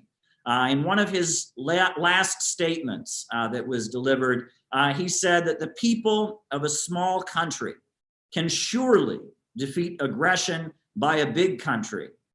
This is a law of history, but only if they dare to rise in struggle. And those words just ring in my ears every time I think about the conflict in Yemen, because this is the people of a small country facing aggression by a big country, but rising in struggle and resisting. And this law of history that Mao Zedong talked about seems to be very well alive. I will just conclude by saying that in 2015, after this war had just started, I had the honor and the privilege of accompanying the Red Crescent Society of the Islamic Republic of Iran on a ship to try and deliver humanitarian aid to the people of Yemen. And for me, as someone from the United States, this was a life-changing experience. I spent 13 days on that ship. We had all kinds of wheat and all kinds of medical supplies. We had surgeons on board. We had technicians of an operating theater. And it was a purely humanitarian mission by the Red Crescent Society. And we were unable to reach the port of Hodeidah in 2015 because the port of Hodeidah was bombed 8 times on the day we were chartered to arrive. I was bombed 8 times, and to prevent this humanitarian mission from arriving, they murdered basically a number of dock workers, a number of medical students. They bombed the medical university in Hodeidah, and we were forced to turn our ship around. And we had to go then to Djibouti, and we handed over our medical supplies and our food relief to the United Nations Relief Works Agency. And we assume that aid was delivered, but we really don't know. There's a lot of distrust for the United Nations Relief Works Agency and such. But it was a crime against humanity. You cannot block humanitarian aid from being delivered. And they tried to spread lies. In the media, they claimed that there were weapons on board our ship, and this was somehow an effort to deliver weapons. Well, when the United Nations Relief Works Agency inspected our ship, they saw that there were no weapons on the ship. We were not engaging in any kind of military operation. We were simply trying to deliver humanitarian aid, but the Saudis prevented it and murdered people to prevent that aid from being delivered. And what happened, while it was certainly well known throughout the Middle East, it was not widely known. It was reported on a little bit in American media, but it got very little coverage. The fact that a humanitarian mission with citizens, not just me from the United States, there was a German citizen on board, there was a French citizen on board, there were a number of Iranians on board, that we were prevented from delivering humanitarian aid. And that shows how ruthless the Saudis really are, that they have been given a free pass when it comes to violating international law, committing war crimes, committing atrocities, not just internationally, but against their own people as well. Let's not forget the horrendous way that the Shia oil workers of Saudi Arabia are treated, the way they are viciously exploited, the way Sheikh Namir al-Namir, a leader who had fought for the civil rights of the Shia oil workers of Saudi Arabia, was brutally executed. So we need to continue to raise awareness about what's going on. We need to continue to talk to our friends, to our co-workers, to our classmates if we're students at universities, and get the truth out there about what is taking place in Yemen.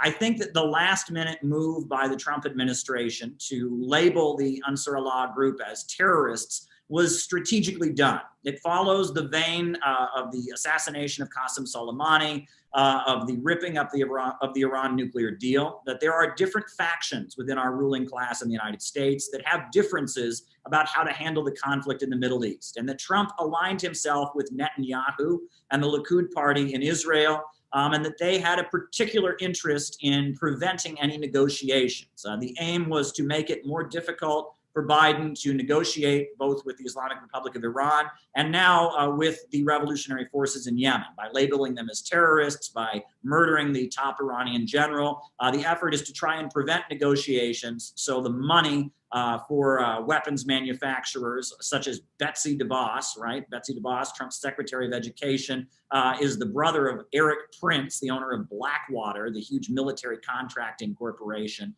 And, to keep the weapons flowing in, to keep building the Arab NATO the Trump administration wants to build, to keep selling all kinds of armaments to U.S.-aligned despotic regimes throughout the Middle East. There's a desire to prevent any negotiation or softening of relations. But we can hope that perhaps one positive that can come out of the new administration is perhaps they will have a different approach. Perhaps some kind of negotiation can take place. And perhaps the United States will recognize that the people of Yemen are not going to surrender. They are going to keep fighting for their national liberation. So it would be better to negotiate with them. It would be better to call off their Saudi attack dogs.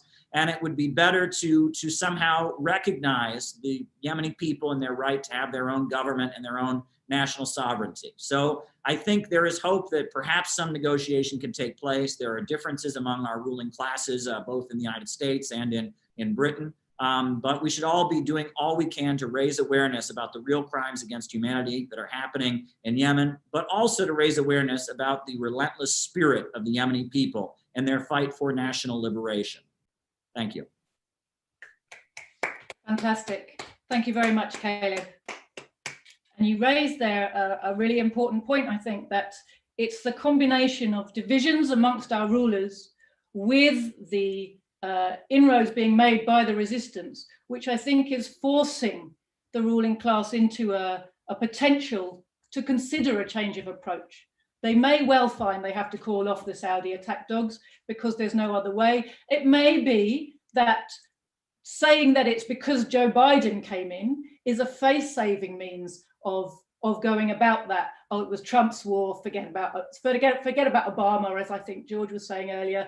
And now Biden can come riding his horse to the rescue. And we can conveniently forget to mention that, in fact, any negotiation that does take place will have been forced to come about because of the Yemeni people's resistance. That is a narrative that we will not see in our media. And I remember this. Gas prices were through the roof, and oil prices were the highest they'd ever been in history. At one point, they were almost $120 a barrel. Now, we're way past that now, I believe. But it was at that point the highest oil prices in the history of the world. And we were seeing dramatic shifts in the global economy. And the economy of Russia, Putin had restructured it to be centered around oil and natural gas. Meanwhile, the Islamic Republic of Iran, after their revolution, the economy was largely centered around a nationalized oil and a popular government that had come out of a revolution. And in Venezuela, Hugo Chavez, as he was moving ahead, was also restructuring the economy of Venezuela, centered around the state Bolivarian socialism with oil money. So George W. Bush, by invading Iraq, he shot oil prices through the roof.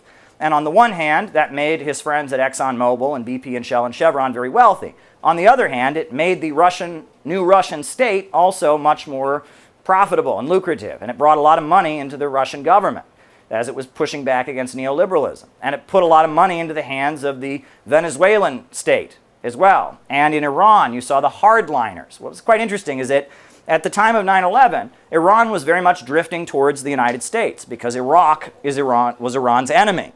And so Iran was getting friendlier and friendlier to the United States. However, in George W. Bush's State of the Union speech after 9/11, he talked about the axis of evil. And he named Iraq, Iran, and North Korea. Three countries that, have very little in common, right? Except they're all anti-imperialist, right? One is a Marxist-Leninist, socialist government on the Korean Peninsula, one's Ba'athist Arab secular socialism, and one is the Islamic Republic of Shia Islam. All three of them were named. And so the fact that Iran, which was reaching out to the United States and saying, let's team up against Iraq because they hated Iraq, was, kind of faced with that, and the oil prices went through the roof, you saw the resurgence of the hardliner elements, the folks who took to heart much more the anti-imperialist and anti-capitalist goals of the Islamic Revolution. They said not capitalism but Islam, which was a message of Khomeini at the time of the revolution, war of poverty against wealth. And so Ahmadinejad became president of Iran. And Ahmadinejad was very much seen as kind of an ally of the more anti-capitalist and anti-imperialist elements in Iran. And then you'll remember that, I believe it was 2006, Israel invaded Lebanon. And in Lebanon, you have an organization called Hezbollah. And Hezbollah are Shia Muslim, anti-imperialist revolutionaries that are aligned with Iran. And Israel was defeated very strongly and driven out of Lebanon by Hezbollah. And all over the world, and I remember this because I was a college student and I went to the pro-Palestine rallies in Washington, D.C. And you had crowds of people, which maybe now things have changed a little bit, but the amount of Islamophobia that existed in the USA following 9/11 was very extreme. But yet you had crowds and crowds of thousands of Arab Americans and white Americans all chanting, "Long live Hezbollah, long live Hezbollah," in Washington, D.C. That was huge. And if you think it was big in the United States, in Europe, that was huge. And all over the Arab world, in countries where the folks are Sunni, and all over the Arab world, people were chanting, "Long live Hezbollah." Hezbollah were considered heroes because they delivered such a strong defeat to Israel. And so, because of that, you had George W. Bush as the president of the United States was basically seen for having overseen a debacle. Imperialism was suddenly in crisis. You know, the Venezuelan and the Bolivarian opposition had spread to Bolivia, Nicaragua. You had the Sandinistas back in power, and they were losing control of Latin America. Meanwhile, Russia was getting stronger. The Iranians were much more anti-imperialist, and the hardliner camp in Iran was stronger. And U.S. imperialism was in a crisis. And Bush had alienated Europe. The French government and the Iraqi government had a very strong financial relationship. And at the time that Bush had wanted to launch his invasion of Iraq, the French had gotten up, and Jacques Chirac, who's definitely a murdering imperialist and opponent of people around the world that want independence, Jacques Chirac had given speeches condemning Bush as a warmonger, and it seemed very clear the French government had opposed it. You'll remember in 2004, when Bush was running for re-election, Michael Moore made the film Fahrenheit 9/11. It was just a hit piece on George W. Bush. And for this film, that honestly, I mean, I agree with it, but it's not that good of a film. It's just kind of, he just throws everything he's got at Bush.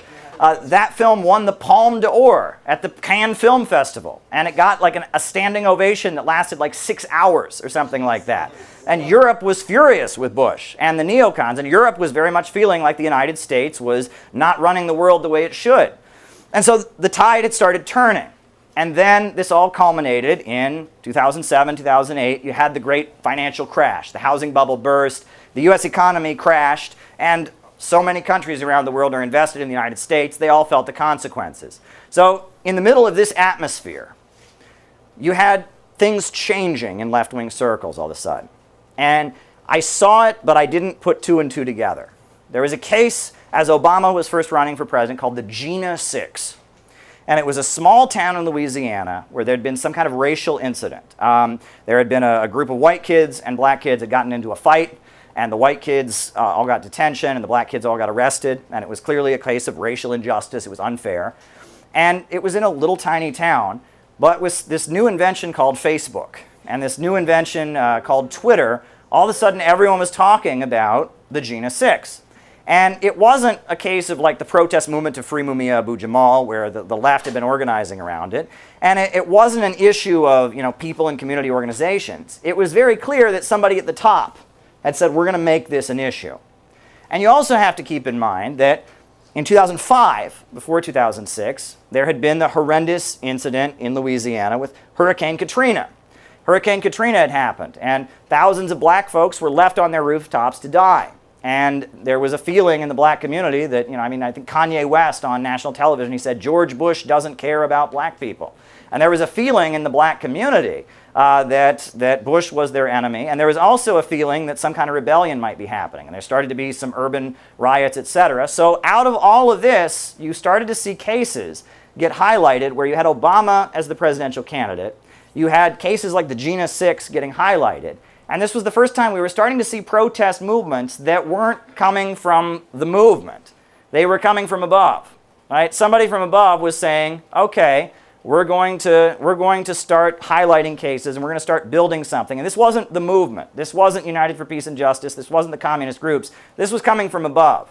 And the mainland doesn't like being reliant on oil from Britain and the United States. They like nuclear power. And, you know, in the 80s, France actually was helping Saddam Hussein to get his own peaceful nuclear energy. And they were importing oil from Saddam Hussein. And they had a French scientist who was in Iraq helping build a nuclear facility in Iraq. And Israel bombed the facility and killed a number of Iraqis, but also murdered a French scientist in Iraq because he was helping Iraq build a nuclear energy facility. And so this is a push and pull. Well, the Germans, part of their reconciliation with Obama is they outlawed nuclear power. And and then on top of that, you know, they had the Nord Stream pipeline. They didn't have nuclear power. They were getting natural gas from Russia, and Biden blew it up. I mean, it's like they're just being completely economically put into a position where it's like, you will not have nuclear power. You will not import natural gas from Russia. You will buy from America and Britain. We will sell you oil. We will sell you natural gas. You'll buy it from us at whatever price we want,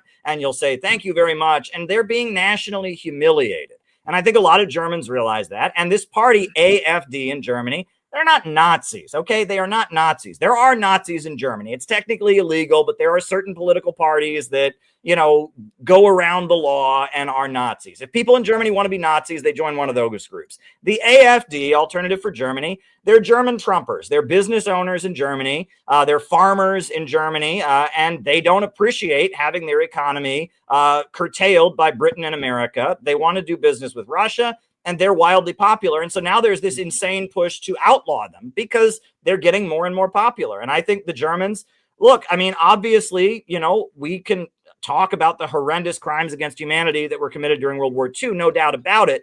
But why was Hitler brought to power to begin with? It was because the German Communist Party was very popular. And if it wasn't Hitler, it would have been communism. And what the British fear the most is Germany and Russia together. And when the Communist Party was very big during the early 1930s, the British were bankrolling this other party called the Nazis that would prevent the communists from coming to power. And so, you know, Hitler was kind of imposed on Germany to prevent them, you know, getting into a situation where they would align with Russia. And so, the Germans have really economically been screwed over by this whole situation. And if the war in Ukraine comes to an end, that's the end of the German political establishment. They know it. And that's what I can see going on here. And that what we call the new right, Brexit and the Brexit folks in Britain, Marine Le Pen, some of these forces in Italy and others, this is all just a reaction to this, you know, European Union, NATO, globalist order is not really benefiting the Europeans. And it's a lot of wealthier folks. Wealthier folks have more political influence. These farmers that are being told not to grow food because it's bad for the environment, they're just like, no, we want to make money growing food. And there's just so many examples of this where in order to maintain a monopoly for the World Business Forum and all of that, so many business owners and others have gotten screwed over, and the economies, the entire national economy of these European mainland countries have gotten screwed. They've had enough of it. Have you been covering? Okay. Have you been covering the grain deal supposedly and the results of the conference today? I haven't covered that. Fill me in. What's going on? Well, they've supposedly. It sounds to me as though they're putting a finishing touches on the restart of the grain deal. Okay, and that it will involve inspections of ships, I guess in the Black Sea or whatever, the Baltic, wherever the hell it was. I guess it's the Black Sea, but it will involve inspections because the Russians the last time abandoned it and they said they're using it to sneak weapons. And the Russians weren't allowed to inspect the ships and all that. The Russians said, forget this, we're not doing it. But apparently there is a deal. The Ukrainians have agreed apparently to this deal, as I understand it. Also, there was a fuzzy so-called deal agreement not to attack energy infrastructure. Right. And the Ukrainians apparently violated it immediately, but I guess, I don't know, there were people that argued that they didn't formally accept that they would do it. I don't know the truth. But apparently now they've come up with another one, energy structure deal. And this one specifically names the places you can't hit. So basically each side gets a list of these. So if they get hit, hey, they can't say we didn't violate. You know what I mean? So I don't know. What do you think about that? What do you think about those outcomes? Well, there's a couple layers to this when we talk big picture. First of all, Ukraine is an agricultural country. I mean, the breadbasket of Europe, that's what they talk about. And the USA and Britain, by sending bullets there that have depleted uranium on them, they are preventing, Ukraine is not going to be able to grow food like they once did. That's going to be the long-term impact of this war. With that depleted uranium bullet, that makes the soil not fertile, right? And this is a very important soil that's very key and all of that. So that's the first thing you have to do. It's like, we care about Ukraine. Why are we using depleted uranium and shooting up, the country's being shot up with poison dust, basically, this metal that's on bullets that causes crops to not grow. Reminds you like the Roman Empire when they defeated Carthage and Tunisia. They went there and they ground salt into the soil to make sure they couldn't grow any crops, right? I mean, it's like, is that what you do to your ally? No. So there's really not, interest in Ukraine and helping Ukraine here. The other thing is that, Russia is a major agricultural exporter as well. And that Russia, throughout this war, that has been an issue, is that Russia wants to continue exporting fertilizer. Russia wants to continue exporting grain, and they have a relationship with a number of African countries, in particular when it comes to agriculture. If you go to the Center for Political Innovation website, there's a great article on our website by a member of our organization named Penny about what's going on in Burkina Faso right now, and how the new government that is a pro-Russia, anti-imperialist government is overseeing like an agricultural revolution with pineapples, and they are just really amping up their food production in Burkina Faso as a way of resisting domination by the West. And they're invoking the history of the revolutionary socialist leader there, Thomas Sankara. And this new government in power is all about food sovereignty and construction. It's very exciting what's going on. And that, when I was in Russia, I would see countries on the African continent that have a relationship with Russia's state mining companies, with Russia's state, with Gazprom, their state natural gas company, and that Russia, they team up with these African countries and they help them develop their natural resources and sell them on the international markets, right? And that's a relationship that they have that has been very, very effective. And it has raised a lot of people up out of poverty. Angola. Angola was a country that, was just devastated. You had 25 years of civil war, where the USA, they didn't like the communist government that came to power. And so the USA was backing this group called UNITA, this terrorist group. And, from like the 70s up until 2002, Angola was just devastated by civil war. Finally, in 2002, they had a peace deal. And then they started selling their oil on the international markets, and it was a boom. And the slogan was Angola starts now. And because Russia and China were there working with the Angolan government, a lot of people were raised up out of poverty, and it was very exciting. And, I look at all of that and I say, Russia has an anti-colonial history, and they've really tried to erase that in America. They want you to think that Russia is some kind of conservative white supremacist country. Their politics you can find in the early Superman comics, but also the attitude that Superman has. Superman has a smile on his face. Superman is not vengeful. He's not trying to destroy anybody. He's not trying to harm anybody. He's not trying to punish people. In fact, Superman doesn't even want to be famous. He lives a humble life as mild-mannered reporter Clark Kent. He doesn't care if anyone ever knows who he is. And he's reluctant. But then, every so often, there's a situation where it looks like a job for Superman, and he's got no choice but to swing into action and do what's needed. When I think about Superman, I think about my grandparents, both of whom fought in the Second World War on both sides. My grandfathers fought in the Second World War. My grandmother was a nurse in Britain when the Battle of Normandy was happening and was taking in injured soldiers. And my other grandmother worked in a defense factory making bullets to go and fight the Nazis. And when they talk about the greatest generation, the World War II generation, they really incarnated a lot of those values. These are people that had been through the Great Depression. They'd been through all that hardship and suffering. They'd seen people starving on the streets, and they'd organized, and they built unions. And they put Roosevelt in a situation where he had to give them concessions, and he had to enter an alliance with the Communist Party to defeat the fascist threat. And there's a lot we can learn from that generation.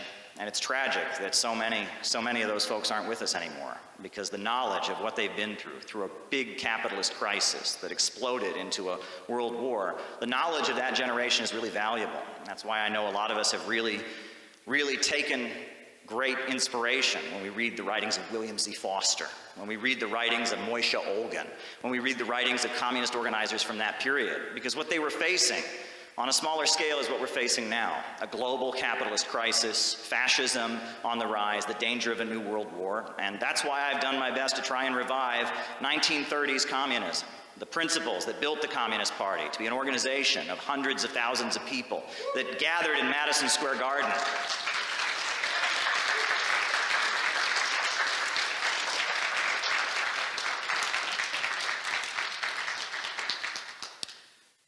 But I actually want to refer to yet another story.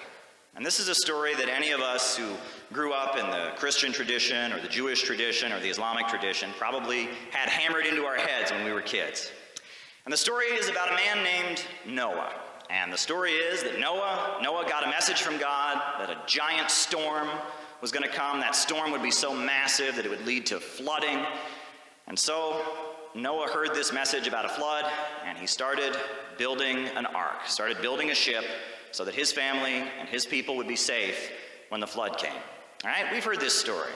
And I think it's pretty safe to say that this is a story that is very, very important to human beings. There's something in this story, whether you believe it's true or not, that really speaks to us, right? That he got this message, and despite the fact that nobody agreed with him, despite the fact that everyone wasn't going along with him, he started building that ark because it knew it needed to be done.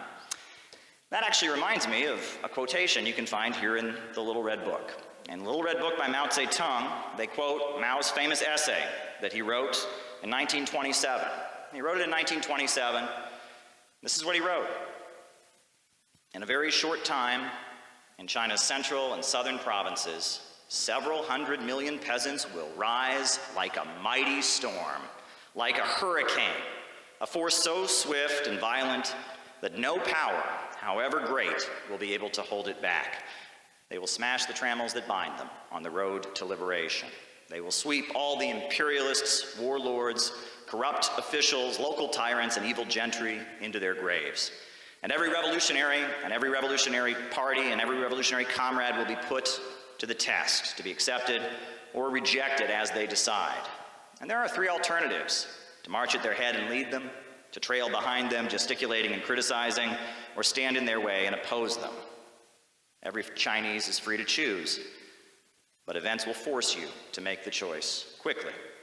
Now that's Mao Zedong in 1927. What's he saying there? He's saying a storm is coming. A storm is coming, and if we don't take the correct action now, and if we don't put ourselves in the right position, when that storm comes, it's going to blow right all over us. But if we do the right thing, and we get prepared, when that storm comes, everything can change. And if you look at China today, everything has changed. I'm sorry, we hear so much of this: communism failed, communism never achieved anything. The next time someone says that to you, ask them, what was China like before 1949, and what is China like today? Pretty fair question.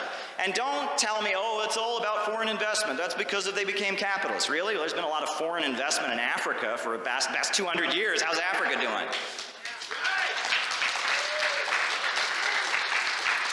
They've had foreign investment in Central America. How are they doing? It's not foreign investment that created China as the second largest economy in the world. It's not foreign investment that built the world's largest telecommunications manufacturer. It's not foreign investment that raised 800 million people out of poverty. It was the fact that somebody saw that a storm was coming and decided to take swift and decisive action. And you know, Mao, when he wrote... So we went out to Minneapolis to do just kind of a routine, small workshop that we do in a number of cities. We've done them before, where we get together, have some classes, get to know different members, different friends. Anyhow, we get out there and we see all these crazy signs posted up all over the neighborhood. Let's not alert the membership as of yet, right? Because they want a reaction. If they see they're getting a reaction, that'll embolden them, right? We'll just be extra careful with security at the door. But honestly, I don't think we should not do the event. No, I think we should do it. I guess we'll just proceed with our meeting as usual. Okay, so the first thing is that the break time is the most important, right? The break time when we're actually talking to people is the most important time, right? Actually, when I'm speaking, that's not that important. What's important is when we're talking with the people. On Saturday morning, our main concern was the lack of heat. The Airbnb had not turned the heat on, and it was record low temperatures. It was a very, very cold night, so we're inside the house, and we're figuring we can't really start the workshop until the heat comes on. So then we see them outside. Burger King! Burger King! Burger King! Burger King! Burger King! It is 8:30 in the morning. And it's like 20 below zero. You're gonna wake up the whole neighborhood. Yeah. Everyone's in the neighborhood's gonna hate them. The house across the street looks abandoned or dilapidated. I don't think they're worried about fascism. They're worried about putting food on the table. We're worried about getting the heat turned on. Yes, It's a little cold here. The heat hasn't been turned on in our Airbnb. And these guys start preemptively gloating that nobody is showing up. No, we expected you like turning the attendees away. This is amazing. It seems like no one is coming. Wow. Not knowing that we literally don't have heat, and we're not gonna start the thing without heat. It was actually like a solid hour after they left before we got the heat. And then we had people start coming. Well, actually, I take that back. There was one gentleman they did get to try to intimidate out of attending, a disabled gentleman, which, you know, that's cool. They shouted at him, "Don't go in there, they'll rape you." He attended, though. He was not scared of them. Hello, Gabby. I've seen you. I've seen you on the Can we see videos. what they gave you? Hello. Can we see what they gave you? Warning, this is a cult. Press TV. Oh, wow. It's Dugan. Press TV. Oh, man. Linda LaRouche. And your name's on here, too. Really? Yeah. What? Famous. Right? You're a failed political candidate and dedicated follower of Caleb Maupin's. You know, we're inside and like laughing about it. The whole thing just looked completely insane. At 8:30 in the morning, in record cold temperatures, you have 15 kids out there wearing COVID masks with signs about spanking and fascism and cults. I mean, the whole thing just had to look completely insane. What are they saying? Maupin runs the CPI. He's a weird little guy. One of the chants that they had, which I absolutely loved, was Caleb owns CPI. He's a weird little guy. Caleb owns the CPI. He's a weird little guy. They're calling you weird, dancing around with signs that no one understands. Now, I thought that was very funny. And by the way, don't you find some of their stuff to just be plain weird? At one point, Peter Coffin walked out among the protesters. I immediately thought of the scene in The Wizard of Oz where Dorothy wakes up and she's walking among the munchkins. Come out, wherever you are. Because they were all like really short in comparison to him. And it made me think that the guy on the bullhorn or one of the people that had thought of that chant, they must have been called a weird little guy at some point in their life. You're so out of touch. You think CPUSA would be a viable force to put together a picket like this? It's amazing. They were on the bullhorn talking about communist inside baseball. Colt, I mean, you started in the RCP, so it's used to Colt. Gospels were a joke even to trots. No, we're trying to show you we care enough to tell you guys what's going on here. We want you guys to get out of the cult. We're trying to show you we care enough.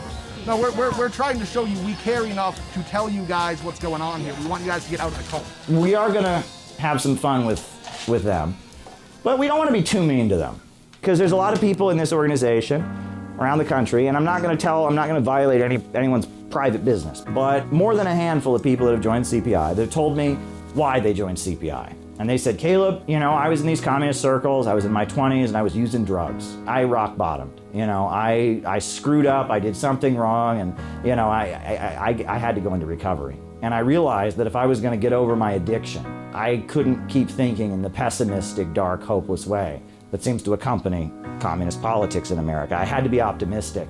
And I suddenly started hearing you, and you were the only communist I could stand to listen to anymore. You were the only one that was putting out a hopeful, optimistic message that wasn't tearing people down, that wasn't preaching resentment. I believe there were people out there that are in that same category. Do you know what I honestly believe deep in my soul? I believe that there were people out there today that will eventually join CPI. Let me just put it this way.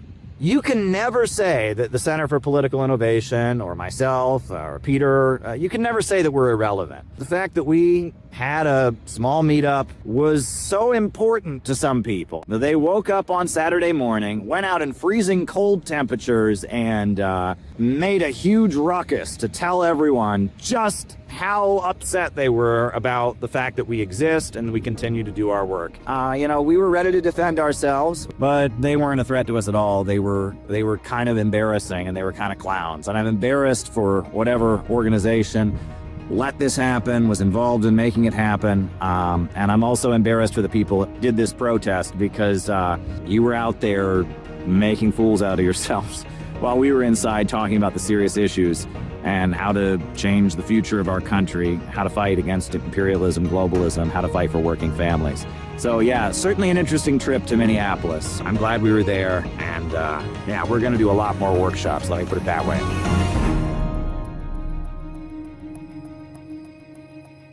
As it got to the point that Barack Obama was elected president, things were very, very different. Now, after Obama won the presidency, there was something called the Tea Party movement. Folks remember the Tea Party movement. And one of the things that many people noticed about the Tea Party movement was that there seemed to be two Tea Parties. There was the Tea Party on television and the Tea Party that actually happened. And if you went to these Tea Party rallies, it was a lot of working class white people who were saying things like, we want jobs, and why is our government spending money on wars? It tended to be supportive of Ron Paul, it tended to be non-interventionist, and it tended to blame the big banks. However, the Tea Party on Fox News blamed communism for all the problems, was supporting Israel and calling Obama a Muslim, and that there was the made-for-TV Tea Party that was neoconservative and was just, supporting Bush and opposing Democrats. And then there was the actual Tea Party, which was average working-class people, most of whom were white and from conservative backgrounds, who were angry at the establishment. It was kind of a continuation of the Ron Paul phenomenon when they were angry at the establishment and they saw, the Obama presidency and the tax code as something that they could target. And it was very interesting to see how media framed the Tea Party, but the Tea Party itself was quite different. What the actual people at those Tea Party rallies wanted and what they cared about was very different than what Fox News claimed that they wanted and what they were about. And then a couple years later, you saw the same thing with Occupy Wall Street. I was a big part of Occupy Wall Street. I was arrested at Occupy Wall Street demonstrations. And there was a made-for-TV Occupy Wall Street, and there was the actual Occupy Wall Street. And the made-for-TV Occupy Wall Street said, we want to take money out of politics and overturn Citizens United. One person, one vote. The Republicans take corporate money, and that's not good. And the actual Occupy Wall Street was saying we need a revolution against capitalism, and the big banks and corporations have all the power, and anarchism and socialism and Marxism and all these different ideas. But it's pretty clear Occupy Wall Street was organized from above, right? I remember how Occupy Wall Street started. Before Occupy Wall Street, I was part of something called Bloombergville. And Bloombergville was a New York City protest movement against the budget in New York City. There were budget cuts going on. Bloomberg closed a number of fire departments and libraries. And the communist groups, we did our thing, and it was small. It was the Workers' World Party, the ISO, a couple different groups. We occupied a street corner to protest Bloomberg's budget. No media coverage whatsoever except for the last day when Democracy Now! Came and filmed it. And that was it. Got almost no coverage. It was small, and it was quite rowdy. And the last day of it, you can watch some video. I think Keaton's dug up some video from the last day of Bloombergville. It got pretty rowdy towards the end. Let's just say there was some arrests and some property destruction. But if you were in New York City, and especially if you were outside of New York City, you would have no idea it was going on. But a couple weeks later, the call went out from Adbusters magazine for occupying Wall Street. And immediately, the New York Times and a whole bunch of publications just decided to run an article. Did you know there's been a call to occupy Wall Street? There's been a call. And then Mayor Bloomberg was giving a press conference, and a reporter asked him, I understand there are people planning to occupy Wall Street. Will you respect their First Amendment rights? And he replied, well, yes, as long as people are following the law. We believe in free speech here in New York City. And they were hyping it months before it ever happened. It was immediately getting hype. And you'll recall a few months before Occupy Wall Street, there was this abominable event in Washington, D.C. they called the Rally to Restore Sanity. And it was Stephen Colbert and Jon Stewart. And they had this rally equating the far left with the far right. And it was supposed to be against the Tea Party or something like that. And it was called the Rally to Restore Sanity. And it was a complete flop. And it didn't have any traction. So after the Rally to Restore Sanity flopped, then it seemed that forces in the establishment that were afraid of the Tea Party went ahead with Occupy Wall Street. And I was there on the first day of Occupy Wall Street, and I remember how things went on, and it was very clear that from above there was a feeling that we needed something in the streets to counter the Tea Party. Nancy Pelosi said she supported Occupy Wall Street. Barack Obama dedicated the monument to Dr. Martin Luther King Jr. that he built, and in his speech he said, if Dr. Martin Luther King were alive today, he'd probably be at Occupy Wall Street.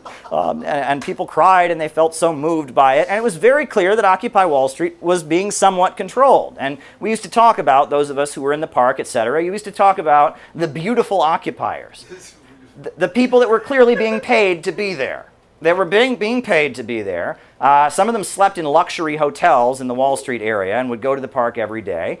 And they were the ones that got the interviews on MSNBC. And they were collecting a check. And they were there. And it was very much, they were the ones that stage managed things. And they made very, very sure that no demands were ever raised.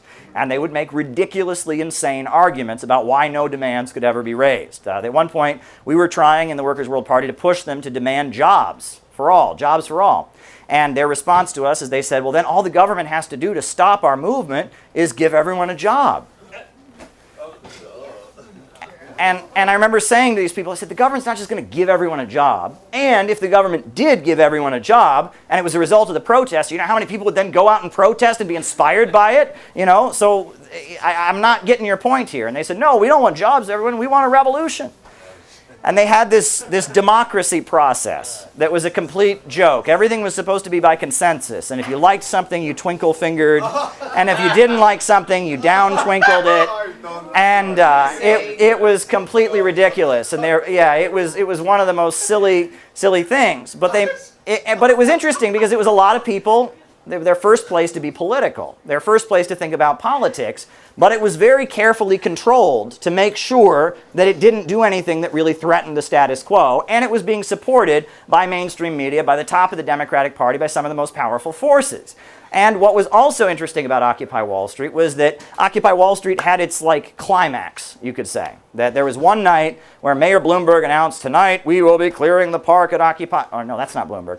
Tonight we will be clearing the park at Occupy Wall Street, and we are going to remove them from there. They've been there too long, and it's going to go away now. We're done. We're done.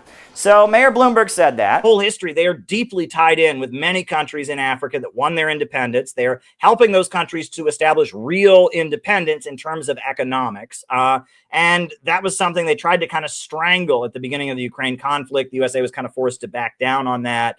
And Ukraine, I mean, Ukraine is a very agricultural country. They're going to come out of this war crippled in their ability to export crops. There's no way around that. And that's not what you do if you care about a country. I mean, it kind of fits a trope that you and I talk about a lot. They care so much about the Ukrainians. That's why they want them to all be dragged off the street to a war. That's why they want to make sure they don't have an election. That's why they want to destroy their economy. I mean, they don't care about Ukrainians. Ukrainians are just being used as a battering ram against Russia. It's particularly absurd. Yeah, I certainly agree. But, I think 10 years from now, 5 years from now, the political class in Britain and in the EU is going to look very, very differently. And I think, as you're saying, the leadership in the EU, they know they're in deep and serious trouble, but though they can't possibly admit it, they're showing the steely face. You know what I mean? They're standing up when we're standing up against Putin and this and that. They have to know the truth that this thing is in its last days, that they can't even fund it. They can't even provide the military for it anymore, that it is in its last days, which means that they may have to answer for this soon. Because the other part of it is, when people talk about what creates revolution, look, Europe is not going to get better. This is not a temporary illness. Europe's in deep and serious trouble for a long time. And if I don't see how they fully return to cheap Russian energy, and without that, they don't have much, they're not even much of a tourist spot because it's going to be pretty much too dangerous. Yeah. One thing that I think needs to be said, the Ukrainian ultranationalist narrative, that Azov battalion, Ukrainian narrative, Slava Ukraine, whatever, that's all based on a lie. And it is a lie there are so many layers to this lie. First of all, there would be no Ukrainian written language if it wasn't for the Soviet Union, right? The Soviet Union, one of the policies that Lenin had was that every oppressed nationality would get their own written language, right? And in Ukraine, there was no written Ukrainian language. It was just kind of a dialect or a way people talked in that region of the Russian Empire.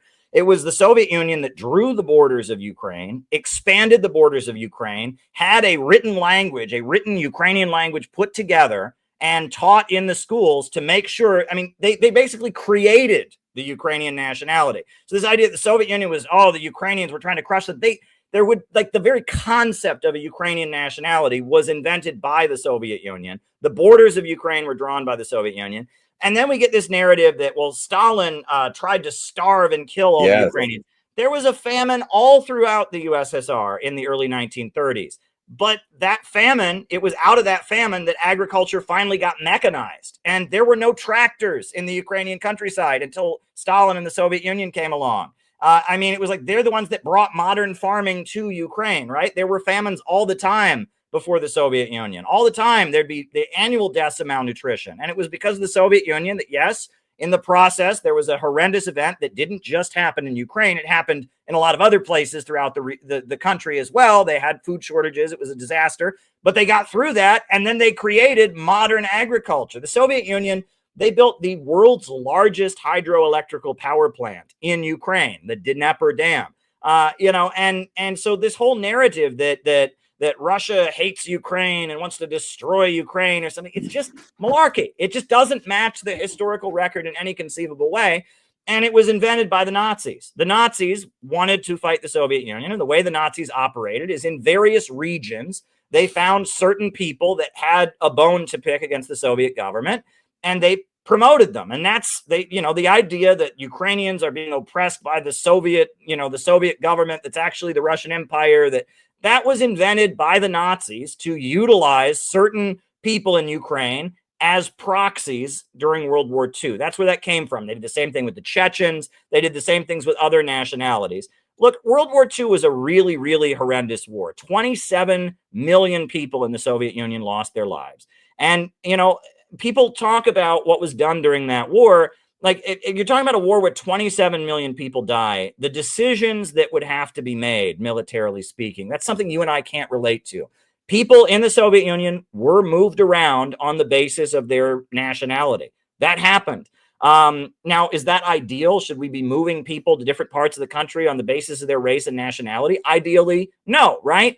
But that was done because they were in the middle of a conflict, right? And that, people were being moved around. And, there was a group of Chechens that were aligned with the Nazis. And so they went to the Chechen regions and they deported everybody out of there so they could defeat the insurgents, right? And in Ukraine, people were moved around and et cetera. And, there were a lot of Jews that were moved around and that saved their lives because they weren't at the front lines. They would have been sent to the gas chambers if they'd been where the Nazis got control of, and they moved them around. And that, yeah, it was horrible. And I'm sure a lot of people got hurt and all that. But the idea that there is some genocidal conspiracy against the Ukrainian people by evil Russia, that is just an invention, first of Nazi propaganda and then of Western propaganda. When I lived in Cleveland, Cleveland, there's a lot of folks from Eastern Europe in Cleveland, a lot of Hungarians, a lot of folks, and that the Ukrainians were the most political of all the ethnic groups from Eastern Europe. And that it was really common. You would talk to Ukrainians. I was in college. I lived on the west side. I went to Baldwin Wallace, which is now Baldwin Wallace University. It was Baldwin Wallace College when I went there. And I had Ukrainian classmates. And I had this conversation many times where they'd be like, how could you possibly be a communist? The communists are so awful or whatever. And somehow World War II would get brought up. And then from there, it would get to, well, the Holocaust didn't really happen. That was made up by communists. And Hitler wasn't so bad. And America should have worked with Hitler to defeat the communists. And they would just sound like straight up Nazis. And I would say to people, do you not hear this? These people are Nazis. And they'd say, well, they lived under communism, Caleb. And communism is just so bad. It's like that in 1927, that was a heated polemic. That was a heated polemic that he was writing. He was criticizing his own comrades and saying, yeah, we're organizing in the cities. Yeah, we're building an alliance with the KMT. That's not where the storm's coming from. We got to get to the countryside.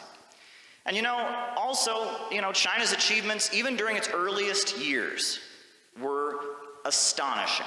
For example, the Barefoot Doctors Program.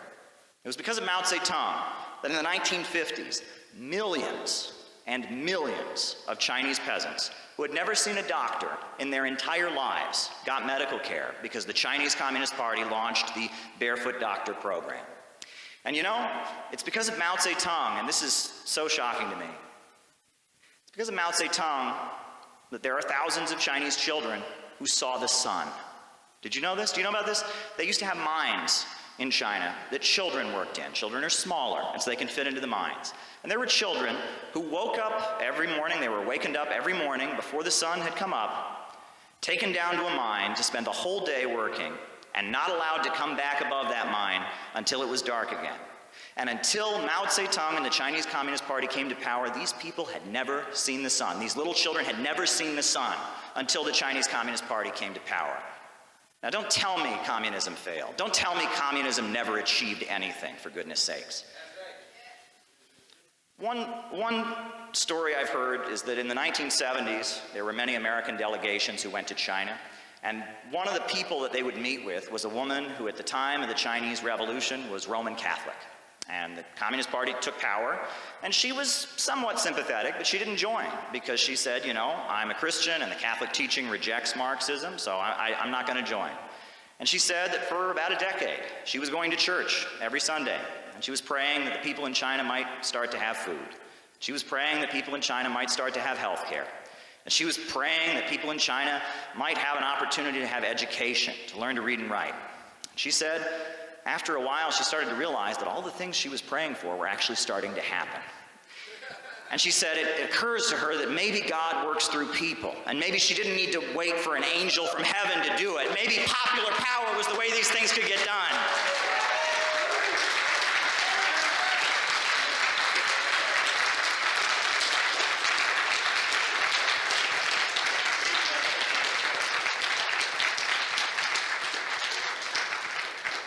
But it all started with someone saying that a storm was coming, and saying we have to swiftly change our tactics, we have to swing into action because something's going to happen. And when Mao Zedong wrote his essay, he was critiquing what is a deviation or a flaw in the Marxist movement, which is what you can call economic determinism. Some people read Karl Marx and his writings and say, oh, it'll just naturally happen, right? You know, feudalism just naturally turned into capitalism, and eventually capitalism will just naturally kind of turn into socialism, and that's how these things work. And it'll just kind of naturally, one step at a time, will gradually happen. Economic forces are beyond our control. No individual can have an impact on it. That's not what Karl Marx said. 1851, Karl Marx wrote, men make their own history, but they do not make it as they please. They do not make it under self-selected circumstances, but under circumstances existing already, given and transmitted from the past.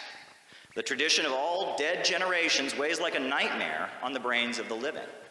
And what Karl Marx is saying is that yes, the role of an individual is important. The role of people and the decisions people make are important. Yes, you have to deal with the deck of cards you've been dealt, but you can make a decision about what to do in those circumstances, and it makes a huge difference. And if you read a very important book that's often referred to in the history of the Marxist movement called What Is to Be Done, you'll hear the exact same arguments. In What Is to Be Done, Vladimir Lenin is saying a storm is coming. A crisis is on the horizon. And if we're going to win this thing, we got to change the way we're operating. We got to start having a party of new type. We got to engage in agitation and propaganda. We got to restructure the way we operate, because there's a chance that when this storm comes, we can actually win this thing. We need to change what we're doing. And if you read Vladimir Lenin's What Is to Be Done, one of the main things he screams and yells against is tailism and bowing to spontaneity. What is that? That's something we see a lot of these days, isn't it? Whatever's trendy, whatever's hip, whatever's going around, we just go along with it. Whatever the Democrats are doing, whatever the liberals are doing, whatever's cool on Twitter, whatever's being promoted, that's what we do. And that's what most of the socialist groups are doing. They're engaging in tailism. They're engaging in tailism. And tailism did not make China the second largest economy in the world. And tailism did not make Russia a superpower that could defeat the Nazis. Again, they tell us communism failed. How many people were lifted out of poverty from the Soviet Union? The biggest power plants in the world, the biggest steel industry in the world. Who invented LED lights? Who invented space travel, for goodness sakes? Who launched Sputnik? It was the Soviet Union. But it took people getting over the tailism, getting over going along with it, and making a decision. Hey friends, how you doing today? I'm letting you know, the Center for Political Innovation, we are about to do, on July 12th, the biggest event that we have ever done. It will be our national gathering in Chicago on July 12th. And it's going to be really, really special.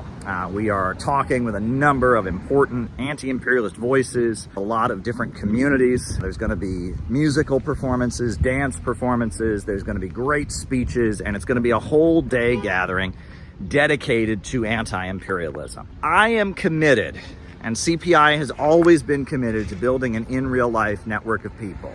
And we carry out real operations. We were at the inauguration of Trump with our Trump and Kim banner saying only peace can make America great again. We were on the streets of Chicago at the Democratic National Convention with a book exposing what Kamala Harris and who she really is and what she's really about, and it was really, really important. We have 1,000 copies of our book about the Houthis that are being distributed with the poster of the convention on the back to people who would never go looking for this.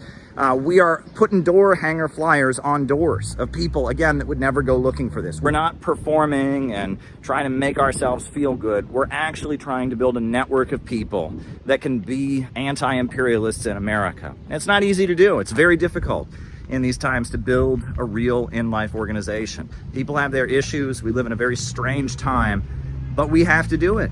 And we are committed to continuing this project. This video is basically me telling you we need your support. In order to pull off our convention that includes our 7-day program for our members around the country to come to Chicago, includes our huge convention on July 12th, where we're gonna fill up the Midwest Convention Center, in order to have an effective national planning meeting and gathering in Chicago the day after on July 13th. In order to do what we need to do, we need to fill up that auditorium and we need money.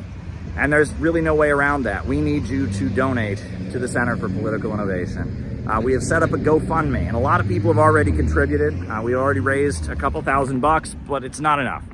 In order to really pull off our July activities and really have a win for anti-imperialism, we need your support. We need you to go to the GoFundMe right now and donate $5 or $20. We need you to go to the donate button on the CPI website and send us $100 or $50, whatever you can do. If we're gonna do what we need to do in July and build the organization and have the mega anti-imperialist rally that needs to happen on July 12th and solidify the network that we're building to continue to carry out the great operations that we do, we need you to help us out. Every cent that we raise goes into building this group. I'm lucky I have a paycheck with everything that's going on. I'm surviving, and I have consistently put a huge amount of the money that I have, my own resources, my own funds, into CPI because I believe in it, because it needs to happen, because this organization is necessary. I'm looking at what I've got and my own resources and my own bills and all of that, and I'm looking at what's already been paid for, and it's not enough. I mean, it's just not enough. I can't just pay for everything myself. We have membership dues and other things, but we need a special gift. We need a special gift to make July happen. We need you to give us a special contribution so that we can make sure the July events go smoothly, that the housing for the people coming in out of town is covered, that the speakers that are being flown in, their airfare is properly covered. We need you to make a special one-time gift to make this July gathering, this anti-imperialist summit that we are organizing. We need you to help us make it happen and help us make it a success. Small gift, big gift, whatever you can do. We need you to help us with it. But you know what? I'll just say this. If it's a matter of send us a gift or come, we'd rather you come. We'd rather you be there. It's much more important that you be there on July 12th. If you can't afford to give us a gift, but you can afford to come to town, if there's one event that you come to this year, make it July 12th. CPI, Center for Political Innovation, we're doing something that nobody else is doing, and we're doing it right. We're not doing it in a way that we're trying to win the internet. We're not doing it in a way that we're trying to make ourselves feel special or act like we're cool. We're building what needs to be built.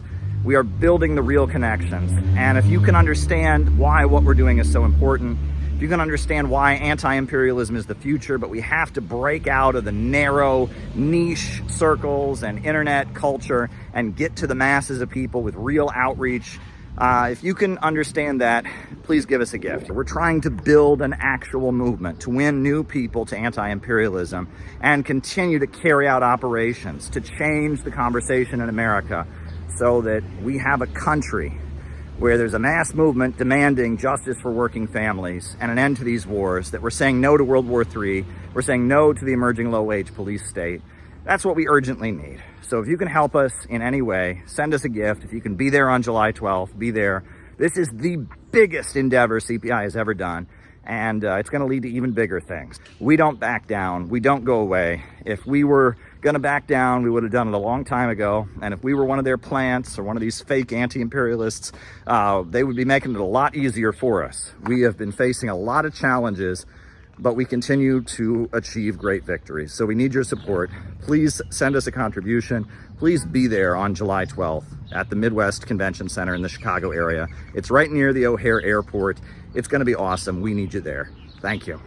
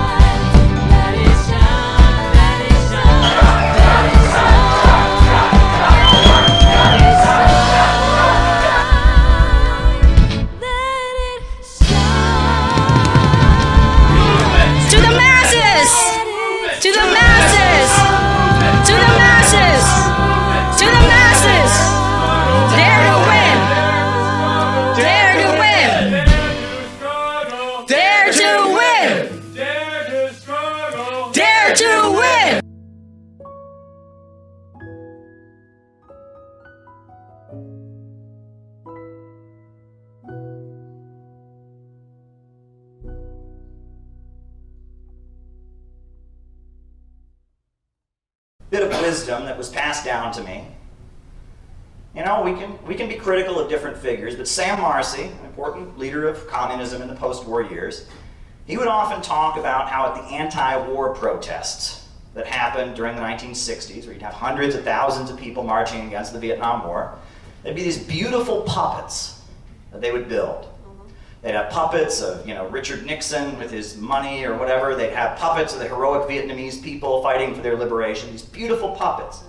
That there were whole communities of people, and they weren't members of any communist group, but they were against the Vietnam War and had a general leftist, anti-imperialist view, and they made it their mission that when there was a big anti-war rally, they would come together and they would make these beautiful works of art as their contribution to opposing the war in Vietnam. And there were whole communities that built these puppets. It was their project, their way of being creative, of building community and coming together. And there were couples who met each other through the process of making those puppets. And a couple of years later, they were there making the puppets with their little kids that they had just had. And there were whole communities of people, and they made it their mission. This is something that we can do. Imperialism is the enemy of humanity. The Vietnam War is horrible. And this is something we can do. We have a 9-to-5 job, we have a regular life, but this is something that we can do. And we can do it together, and we can bond, and that's beautiful. And what Sam Marcy would tell his followers is that that community that built those puppets, that's 1,000 times more valuable than some kid who thinks he's Lenin. Do you know what I'm saying? A community like that has longevity. People are doing that their whole life, and they're taking on a contribution. And that, you know, if you've been doing this as long as I have, which is, you know, not that long, relatively speaking, but you realize that there are some people who come around and they see that they don't get the immediate result that they want.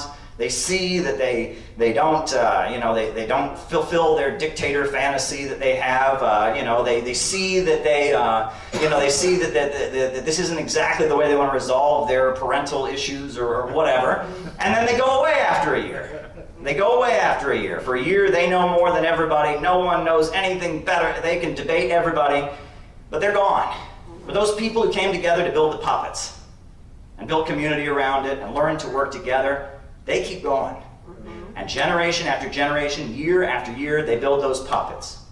And that is what we need to build with the Center for Political Innovation. We need a network of people who are committed to opposing imperialism, who learn to trust each other and rely on each other and carry out operations, build some beautiful puppets, some beautiful artwork, put on beautiful conferences, and keep this movement alive.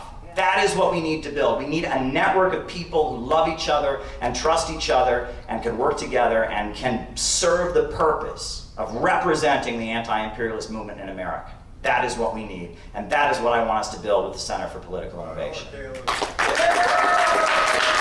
Anti-war groups are getting ready to stage protests in Times Square today.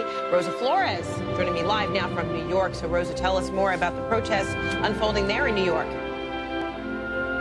Yeah, well, those protesters are making their way here to Times Square, and I'm actually here with one of the organizers, Caleb from the International Action Center. And I know that you guys are expecting dozens, if not hundreds, of people here. But first of all, explain to us kind of what is your mission? Why are you guys here? The last thing we need right now is a new war against Syria. Right now, they're cutting food stamps, hospitals are closing, schools are being shut down. I'll tell you this, and I don't tell this to you as an American. Eu vou contar uma coisa para vocês e não enquanto americano, I tell you this as somebody looking at the world economy, mas como alguém que observa a economia mundial looking at what these oil bankers have done to the world. E observa o que os banqueiros do petróleo fizeram com o mundo. And I've got to give you some advice. E eu preciso dar um conselho para vocês. I've got to humbly urge you. Eu humildemente peço Don't give up Petrobras. Que vocês não desistam da Petrobras.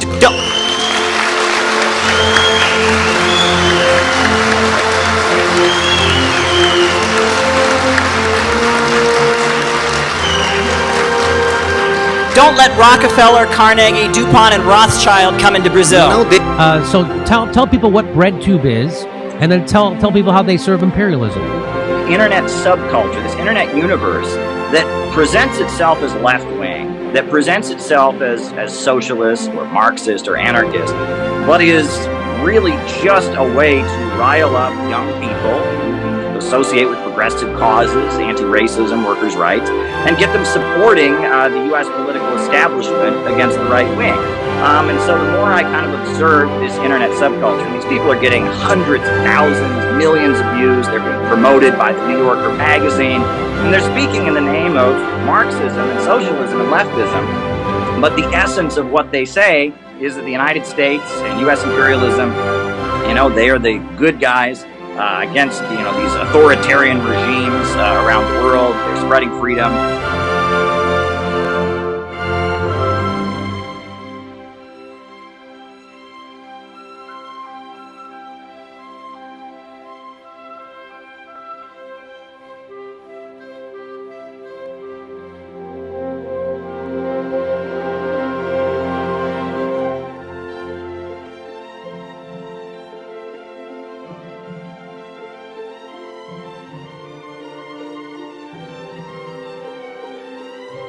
It is really an honor tonight to bring forward our guest of honor, a real hero, someone who deserves to be heard from the heavens. Everyone should hear what this man has to say. Scott Ritter is here.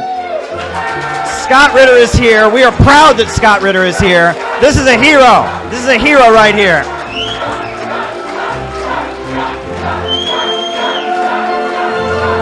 We love you, Scott. We love you. Go ahead and give us some words. Thank you very much. People in the United States are suffering. Our water's not being purified. Our railroads are falling apart. Our power grids are falling apart. And yet we pour more and more weapons and money into some stupid confrontation with China. China is not our enemy. China is not our enemy. China is not our enemy. China is not our enemy. Get out of our country. Stop trying to sell war in our country.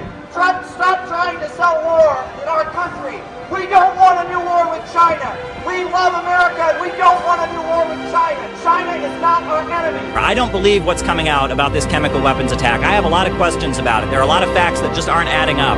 And we've heard about weapons of mass destruction before. There's so many lies to take us into war. We don't need a new war. We need jobs, schools, education, and not a new war against the Syrian people. And these rebels that our government and our tax dollars are paying for, they're not good folks. And they're doing awful things there in Syria. And we should not be supporting these rebels in Syria. It's pretty clear that they are getting propped up by one wing of the establishment. Now, in the book, I go into the evidence of that, but then we have further evidence of that thanks to the work of Max Blumenthal and the Gray Zone. We now know that one of these voices, Abigail Thorne, was directly being subsidized by the British government, by foundations tied to USAID and to the British royal family and such. So, what I said in the book, based on estimates, right, based on some of the people in the background advising them that I heard about, other things, has now been pretty well confirmed. These folks are basically some kind of psyop to get young people that have socialistic or anti-imperialist instincts and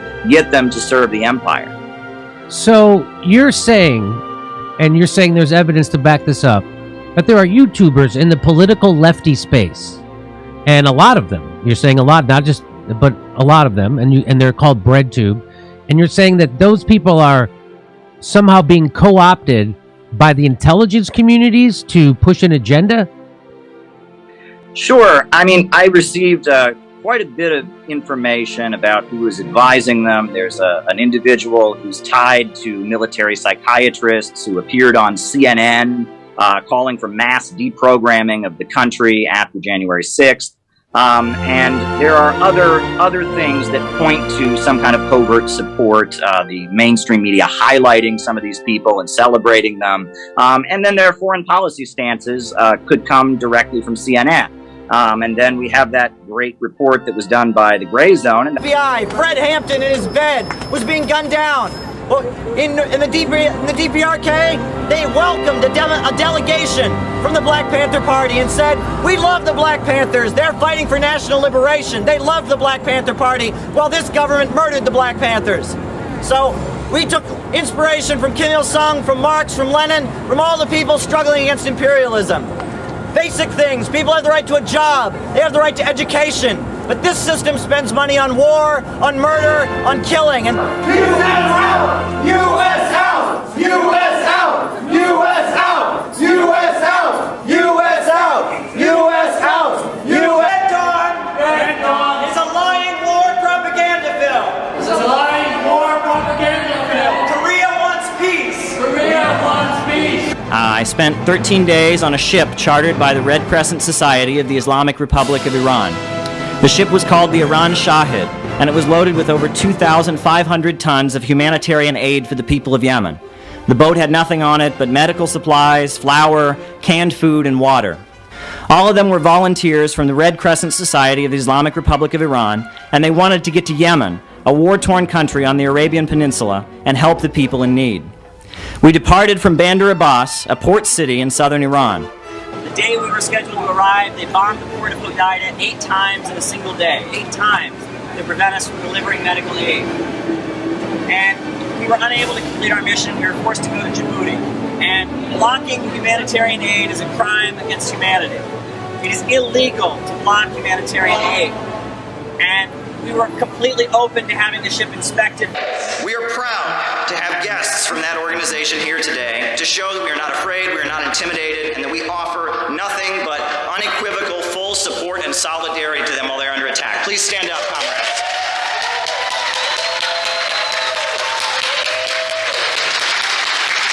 Come on the stage, please. Fist up! Fist up! Fist up! Fist up! Fist up! Though Martin Luther King Jr. was shot down and killed for his brave, dedicated work, after his death, he has been reduced to a harmless patriotic icon. School children throughout the United States are now taught that MLK is proof that the United States is, quote, the greatest nation in the world. I say you're not a revolutionary unless you recognize that black people constitute a nation, and that as a nation they have the right to self-determination, to choose separation or integration for themselves. But the United States is far bigger than that. In the heartland of the United States, what Sarah Palin demagogically called the real America, there are millions of young people who are very unhappy. The U.S. economy has been wrecked by deindustrialization. Steel mills, auto plants, and other good-paying industrial jobs have been eliminated. First County was being smashed. They were lining up all of the communards and executing them one by one and then dumping their bodies into shallow graves. Among the communards, there were some of them that had the idea to do this as they were being shot. So they'd stand there and put their fists like this. And then their body would be dumped into shallow graves. And then rigorous mortem would take effect. And those who had shot them looked on in horror as the fists came up out of the ground. That's what the fist stands for. That's the origin of that salute. I say now is the time not to fight to make America great again. Now is the time to fight for American rebirth. American rebirth! American rebirth! American rebirth! American rebirth! American rebirth! Russia was with us in the fight against the Nazis in World War II. At the moments when America shows its true colors and is standing up for justice and truth, you'll notice that we're standing with Russia. We need a program that says equal rights for immigrant workers. We need a program that says end police brutality. We need a program that says stop the cuts in food stamps. We need a program that says hands off our schools and universities. We need a program that includes health care for all, jobs for all, education for all. They're about to arrest! They're about to arrest! The people in the Bank of America! The people in the Bank of America! What are we gonna do about it? What are we gonna do about it? Shame! Shame! Shame! Shame! Shame! Shame! Shame! Shame! Shame! Shame! Shame! It's not about Democrat versus Republican. It's not about a liberal program or a conservative program. It's about the banker program versus the people's program. That's what's going on. I want to present to you the International Solidarity and Truth Award. This is the Center for Political Innovations Award that we are giving to Tara Reid for actions in defense of international truth and solidarity in the pursuit of peace and justice. This is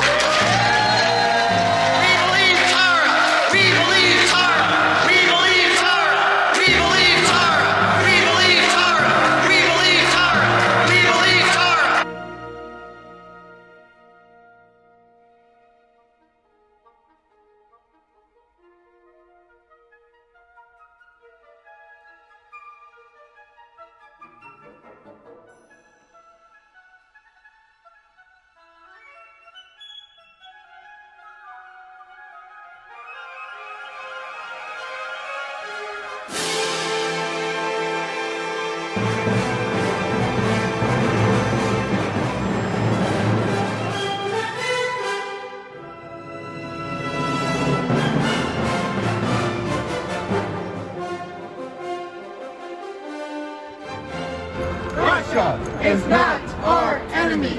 Russia is not our enemy. Hoy ya en Estados Unidos hubo la primera marcha, la primera movilización en Nueva York. Allá se movilizaron los movimientos sociales. Speaking on behalf of the Center for Political Innovation, I was sent here on behalf of Caleb Maupin. One point must also be made on behalf of the board of directors, and this is that Caleb Maupin is our ideological leader. CPI is a result of Caleb Maupin's vision for building an organization, and we recognize his unique approach to building 21st century socialism. Last year, in a particularly cold winter, we saw the power grid here in Texas collapse, leaving all kinds of working families out in the cold. We love America, but Wall Street does not love America. China, peace with Russia, peace with China, peace with Russia, peace with China, peace with Russia, peace with China, peace with Russia, peace with China. Peace with Russia! Peace with China!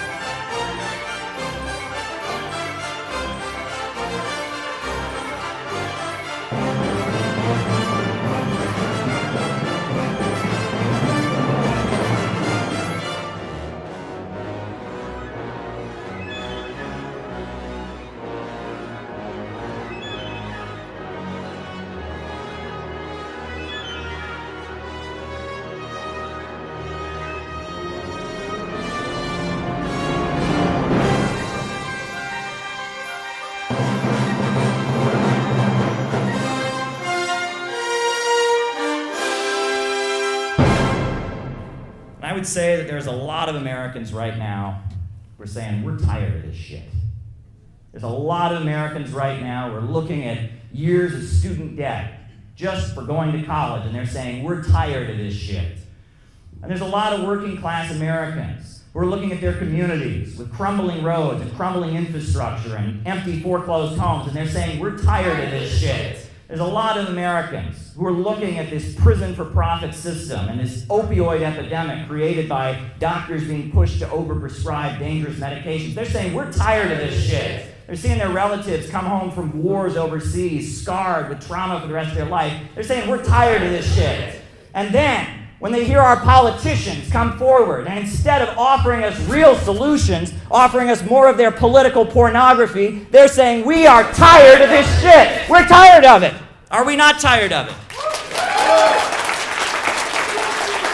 New York City was an interesting place to adjust to, but I got a good word of advice from somebody who'd lived in New York City a long time. And they said, if you ever go to New York City, be really, really, really careful, especially if you go down by Wall Street. Be really, really careful if you're walking down by Wall Street. Look over your head, be careful where you step, because those motherfuckers are going to be jumping any day now. Thanks, folks.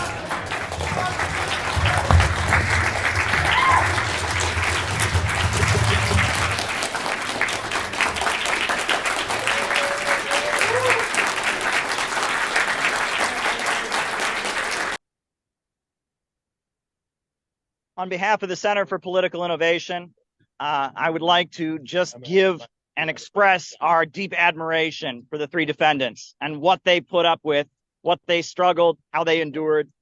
I also want to say that the Foreign Agents Registration Act, an absurd piece of legislation, was the basis of this prosecution.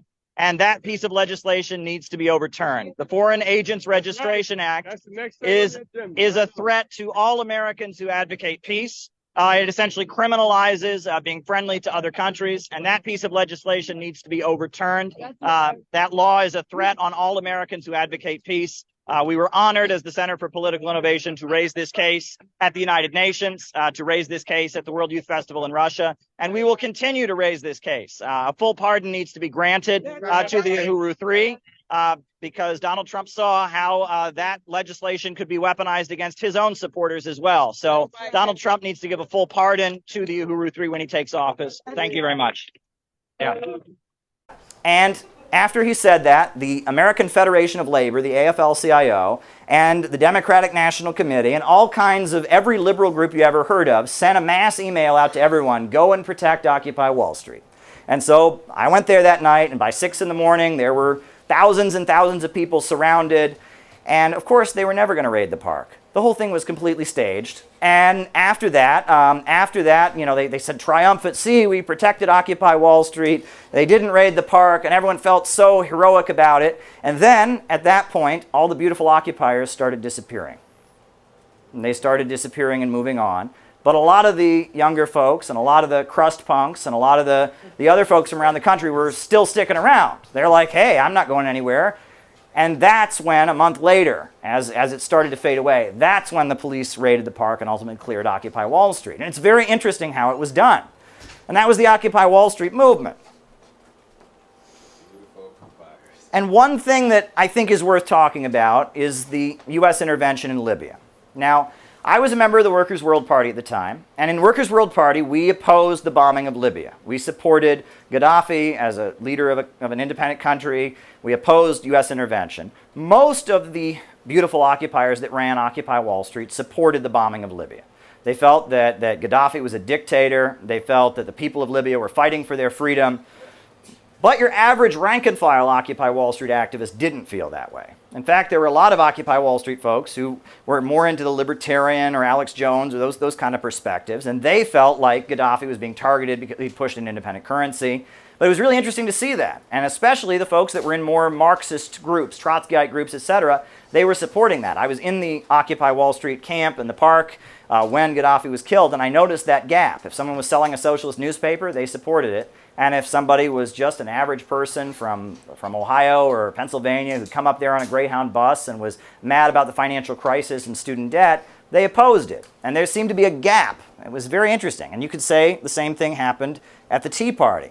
But what was also interesting was at the time, I was a member of the Workers' World Party. We opposed the bombing of Libya. But even within our own group, there was this reluctance to support Gaddafi. There was this feeling that we need to distance ourselves from Gaddafi. You know, that Gaddafi is a bourgeois nationalist. It's not real socialism. He's not a true Marxist. And that if we sound like we support Gaddafi too much, we're going to alienate the beautiful movement called the Arab Spring, where all these people are in the streets and they all hate Gaddafi. And there was just this desire to distance ourselves from it. And I was in the Workers' World Party at the time, and I read the Green Book by Gaddafi, and I looked at the economics of Libya, where the state controlled the banks, factories, and industries, and they had a planned economy. It was much more of a planned economy than China is. And I said, this is a socialist country. And nobody in the Workers' World Party could argue with me and convince me it wasn't. Their argument was simply, it's not because we say it's not. It's not because years ago Sam Marcy said it's not. It's not because Fidel doesn't use the term Marxism-Leninism ever. He says Islamic socialism. And I said, well, I thought our understanding was materialism. It's not what you say, it's what you do. And I asked them, show me the difference between the Cuban economy and the Libyan economy. They couldn't do it. Show me the difference between the Chinese economy and the Libyan economy. If anything, Libya is closer to a socialist state-run economy from the 20th century. So it just didn't add up. And it's this kind of lack of ideology and inability to engage with things that kind of led to a situation where a lot of these Marxist groups, as the woke stuff was being fomented from above, they really didn't know what to do but get caught up in it. They didn't know their own ideology. They didn't really have an understanding of what had happened and why the Soviet Union had fallen. And because of that, they didn't know their own ideology. So ideology was coming from above to serve the purposes of the ruling class. And they said, okay, this works for us, right? We're against racism. They're against racism. We're for freedom for women. They're for freedom for women. And as the woke stuff was coming from above, that is so contrary to the class line that we talked about earlier, the working class socialist perspective against racism.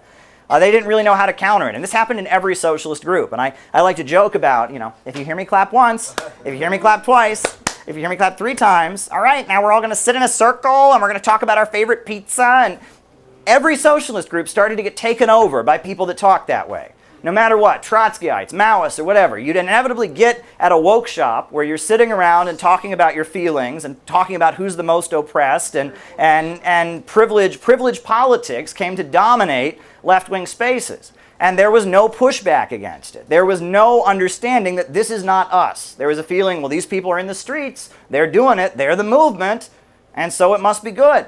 And it wasn't good. Now, that led me to, during the Occupy Wall Street protest movement, I started doing interviews representing the International Action Center. I worked for Ramsey Clark, who was working closely with the Workers' World Party. I worked for Ramsey Clark at the IAC. I started appearing on Press TV, the TV network from Iran, RT, the TV network from Russia. I started appearing on those networks, and I started giving commentary. And they appreciated the fact that I was anti-imperialist, and unlike most of the voices representing Occupy Wall Street, I was willing to give an anti-imperialist line. And so I got invited in 2013 to attend the World Festival of Youth and Students in Quito, Ecuador.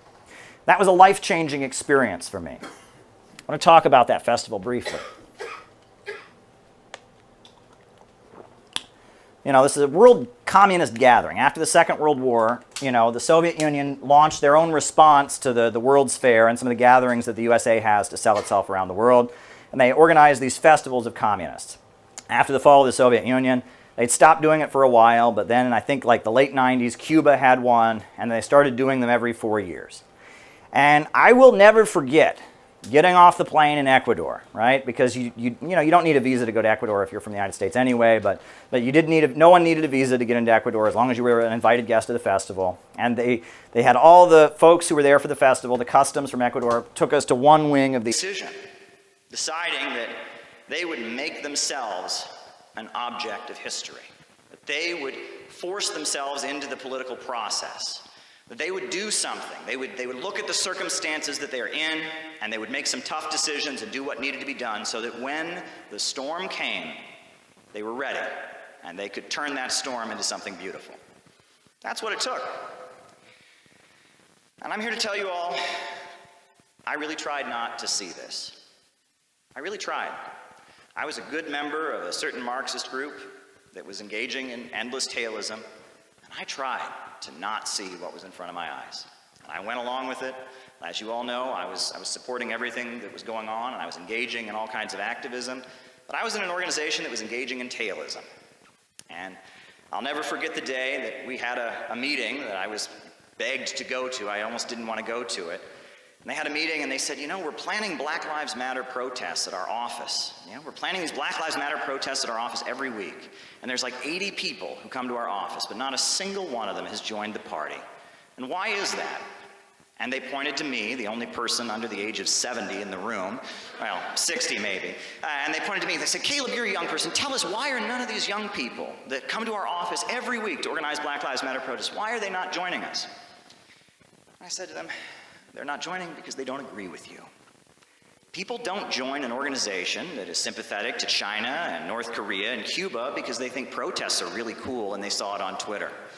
People join revolutionary organizations that are dedicated to bringing socialism because they're one to a political line, because they're fighting for a whole new world, and engaging in tailism is not going to do it. It requires political innovation. And then, I've talked many times about how in 2013 I went to the World Festival of Youth and Students in Quito, Ecuador. And I went to that World Festival of Youth and Students, and it was amazing. I met communists from Africa, communists from Asia, communists from Latin America, communists from Angola, communists from Vietnam, communists from Indonesia, communists from corners of the world that were very different from our own. And they all said, basically, more or less, in very polite and careful words, they said, what's wrong with American communists? Why are you guys so weird? What is wrong with you guys? And why is it that over the course of the last 50 years, you guys have never built up a base among the population? Why is it you don't have big trade unions like we have? Why do you not have members of parliament aligned with you? What is going on? When I listen to American communists, I hear something completely different than what our movement is about. Those words burned in my head, and I couldn't unhear them. They burned in my head. And then, as Lily talked about, I went on a ship to Yemen. And, you know, I was on that ship for 13 days. And on some level, I think I did not know how much danger I was in when I was on that ship. I think I was just kind of on autopilot. But for those who may not be aware, the Israeli government and the Saudi government both put out a memo saying that we were smuggling weapons to Yemen, which we were not doing. And then I saw U.S. fighter planes flying over our head, like nosediving. I was very afraid. I was very scared. And I thought about my life. And I thought about the people in Yemen. And I thought about the people who were struggling. And then, on that ship, I did a lot of reflection. Why am I here? Why am I doing this? What is this about? What is this about? And that's when I realized that I didn't become a communist when I was 15. I didn't become a communist at Occupy Wall Street. I became a communist when I was a small child in Ohio. And I was going to vacation Bible school at a Lutheran church that my grandmother attended. In a little, the whole church, you could not see another building for the whole place. It was surrounded completely by cornfields. It was a tiny little Lutheran church, a vacation Bible school. I learned about somebody who said that the last shall be first and the first shall be last. And I learned about somebody who stood up and challenged the rich and powerful, who said it's easier for a camel to get through the eye of a needle than it is for a rich man to get into heaven. And, you know, here in the little red book, it's written, in the little red book, it says, to die for the people is weightier than Mount Tai. But to work for the fascists and to die for the exploiters and the oppressors is lighter than a feather. Well, the reason that I got interested in communism, even though I didn't realize it at the time, was because I learned about somebody who died for the people. I learned about somebody who died for the people. I learned that there's more to life than money, there's more to life than fame, there's something to live for. Those values were instilled in me, and that's why I was on that ship. And I couldn't deny that. And, you know, you can talk about different things, but that's why I was on that ship at that moment. And then I've told this story about how when I got back to Iran, they took me to see the supreme leader of Iran, and I heard the supreme leader speak, and I was the only American standing in an auditorium of 20,000 people who were chanting, death to America, and tears poured down my face. And I thought, my God, and I thought about my family, and I thought about the people who grew up in a small town like mine and how they're suffering, and how the forces that the people around the world have called America have been just as vicious to them. Well, not just as vicious, they've been pretty vicious to them. They've driven down their living standards. You know, 3 people I went to high school with and graduated from high school with died from opioids. I only graduated with 115 people. And I think about that. I think about the neighborhoods where they're unpaving the roads, and that these big bankers and these monopolies have no loyalty to the people of this country. I came back to the United States, did some thinking. Then I was kind of forced out of the political group I was in, didn't exactly quit, wasn't exactly expelled.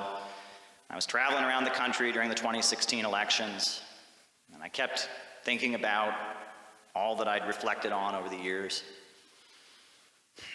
I kept thinking about how bad the situation was in the country. I went to cover Bernie rallies, talked to Bernie supporters, and I thought these people need to hear about communism. I talked to Trump supporters at Trump rallies, and I heard what they said, and I said, these people need to know about communism. And I saw the economy, and I saw the stock market, and I saw the suffering, and I said, God damn it, if no one else is going to build a ship, I need to.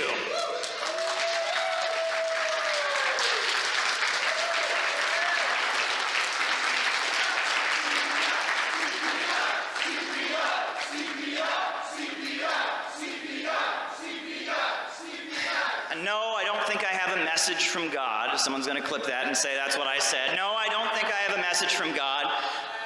Did you ever think that a black man named Barack Hussein Obama would be elected president of the United States? And did you ever think that Donald Trump would be elected president of the United States? And did you ever think that on the last day of Donald Trump's presidency, or on at the very end, on January 6th, a bunch of rednecks would run through the White House, the Capitol building with horns? These people didn't live under communism. These people fled Ukraine. Their grandparents might have lived under communism for a few years and didn't like it, had a falling out, and fled to live in Cleveland. And Ukrainian nationalism is a very hateful, a very bigoted, a very anti-Semitic, and a very pro-Nazi ideology. And this is what our leaders have fomented for political reasons. And it's based on a pack of lies. I mean, a lot of people in Ukraine suffered during the 1930s, absolutely. But there's many people in Ukraine. In fact, the majority of people in Ukraine speak Russian in their household. And there are, the World War II memorials. They're proud of them and all of that. And this ideology that's been created by people who fled from Ukraine, right, has been kind of brought to Ukraine for geopolitical purposes. And it's worth pointing all of this out. And this is the kind of thing you're never going to hear on American television. We only hear one side of the story. Wars generally have two sides. And, if you were on the Russian side in Ukraine, if you were on the Soviet side, you generally didn't flee to the United States. And so we're hearing one version of events very, very loudly, but it's not the whole story. And they're conveniently glossing over that it's the pro-Hitler version of events. Yeah. Well, and the complexity of Ukraine is never taken into account. That the what used to be most of the eastern Ukraine, now that's part of the Russia, but what all we hear is the Ukrainians. Western Ukraine, as you said, they can be a little over the top when it comes to their ideology, shall we say. But the discussion about reclaiming the territories that's going on right now in Riyadh, and it keeps being brought up. But to me, if I just throwing this at you, if I'm on the American team, I'm saying, okay, you want these territories back, right? Yeah. Their religion is outlawed. Their language is outlawed. They can't teach it in their schools, right? None of that is legal. So you want to bring people back who are not allowed to worship their religion, to speak. That's who you want to bring back. Yeah, they don't want to come back. Yeah, there was the Minsk you got to have that discussion. Go ahead. You got to have that discussion. Nobody's having that discussion. Yeah, they wanted to join with Russia way back in 2014. And Russia said, no, don't do that. Right. We don't want to have a big war or something. And they facilitated the Minsk agreement, which was Ukraine agreed on paper to start recognizing their right to speak their language, their right to vote for whatever political party they wanted, etc. And now Western leaders have come forward and admitted, yeah, the whole Minsk agreement was just to buy time to get ready to have a big war. That's all it was. It was just an effort to buy time. We had no intention of ever implementing it. And then Russia waits for 8 years and they never implement it. In the meantime, they're shelling and bombing and killing the people in the eastern regions. They're dragging people into court for speaking their own language. Look, Donald Trump, many people don't like his immigration policies. I am certainly not approving of people being sent to El Salvador and things like that. But one thing Donald Trump has not done is said, in America, we speak English. And if you are speaking Spanish, why, we're going to drag you to court and give you a ticket for speaking a non-American language. Donald Trump would never do that. If he did that, we would all be wildly outraged. And we'd say, that's racism. You can't do that. There's people who grow up speaking Spanish or whatever. There's a history back in the 1920s where, in the Chicano areas, New Mexico, where, they did try to suppress the language out of kids who grew up speaking Spanish. And we remember that as a very shameful thing in our American past. That's not a good thing that we did, right? And it's remembered as almost cultural genocide. And they did it to Native American kids as well. And we don't do that. But that's what the Ukrainian government was doing. It was dragging people into court because somebody heard them speaking a language or they published something in a language. Why would we be okay with that? I mean, it's particularly outrageous. And you and I saw a great film at the Russian embassy about the persecution of the Russian Orthodox or the Ukrainian Orthodox Church, right? The church that is Ukrainian, but traces its heritage, et cetera, back to, the Orthodox patriarch in Moscow and all of that. And they've been very heavily suppressed. And yeah, I mean, it's particularly wild. And that, Russia it doesn't fit 20th century political categories, right? They are not the Soviet Union. They have free markets, a lot of markets, et cetera. But they're very proud of what the Soviet Union did to defeat the Nazis. And the whole economy is centered around state-run oil and gas, right? It's that state-run oil and gas revenue that the government uses to then, subsidize businesses, and they rebuilt the industries and all of that. So you have an economy that's largely centered around the state. You have pride in their history. And it's really kind of fascinating to me. When they talk about, I compare it in a way, right? So in Russia, on the battlefield, they have the Soviet hammer and sickle because they're proud of that history, but they also have those Russian Orthodox icons with the image of Jesus or the image of great saints or whatever. And they're also proud of that history. And even though the communists were atheists, and even though the Russian Orthodox Church condemns Lenin and all of that, they got them both there because that's part of their unique history as a Russian civilization.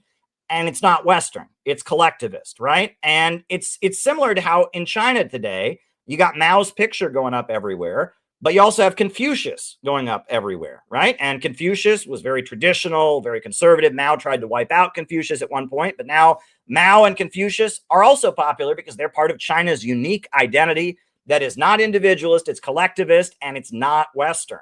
And this is very interesting to me. And if you've been to Iran, right, I've been to Iran a number of times. In Iran, they are certainly not communists. They are very, very religious and all of that. But they are very proud that their country was part of an anti-colonial revolution. They really look up to Che Guevara and Fidel Castro, and they have a street named after Bobby Sands, the Irish freedom fighter. When they opened a British embassy in Iran, they put it on Bobby Sands Street, so the British embassy would get their mail on Bobby Sands Street for the IRA martyr, Bobby Sands. So Iran, are they left or are they right? Well, they're very right-wing and conservative and Muslim, et cetera, but they're also very left-wing and they're very critical. They say not capitalism, but Islam, and they have a largely state-run economy. And it's a mixed bag. Politics outside of the United States is much more complicated. Here in the United States, you're on the red team or the blue team, right? And it's outside of the United States, it's far, far more complicated than that. And what does left and right really mean? In terms of the domestic situation, I'm worried about, the glorification of Luigi Mangione and now this burning of Teslas. This isn't going anyplace good. I don't like what Elon Musk is doing, laying off these government workers, et cetera. But, political violence is not the answer. And I think that this is an intelligent strategy. They want to create a political atmosphere where people are just scared to get involved because there's so much illegal activity and violence. And that is that, they did this in Italy, and Italy was getting ready to leave NATO in the 1950s. And, the Communist Party was very popular. There were also some right-wing Italian nationalist parties that were growing in popularity. They all wanted to leave NATO. And so Operation Gladio was carried out by the CIA. And that resulted in what you can read all about it on Wikipedia, the years of lead. And the years of lead in Italy were when on their head and act crazy. And did you ever think that all these kids on Twitter that are all calling everyone's a Nazi this and a Nazi that and everyone's a Nazi would then start fundraising and doing everything they could to support actual Nazis in Ukraine? I don't need some message from God to tell me where we're headed. I'm just trying to tell you what's right in front of your face. It's right in front of your face if you can see it. A storm is coming.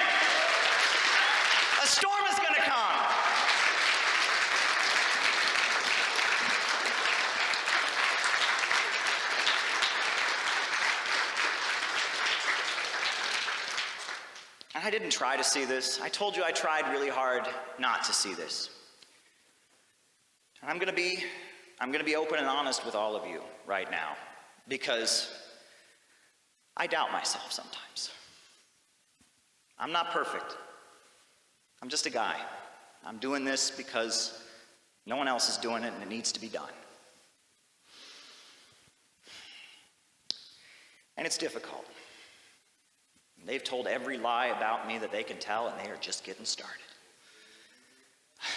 And sometimes we know how they operate. They take things that might be true, mistakes you've made, and they twist them into things they absolutely are not. They do everything they can to try and take you down. And like I said, I'm not a perfect person. I've made big mistakes in my life. I'm not ashamed of it. And I'm not here to defend Caleb Maupin. I'm not here to convince you Caleb Maupin's a good guy or he's a perfect guy. I'm here to call out the imperialists. I'm here to do what needs to be done. And no one else is doing it, and I'm going to keep doing it.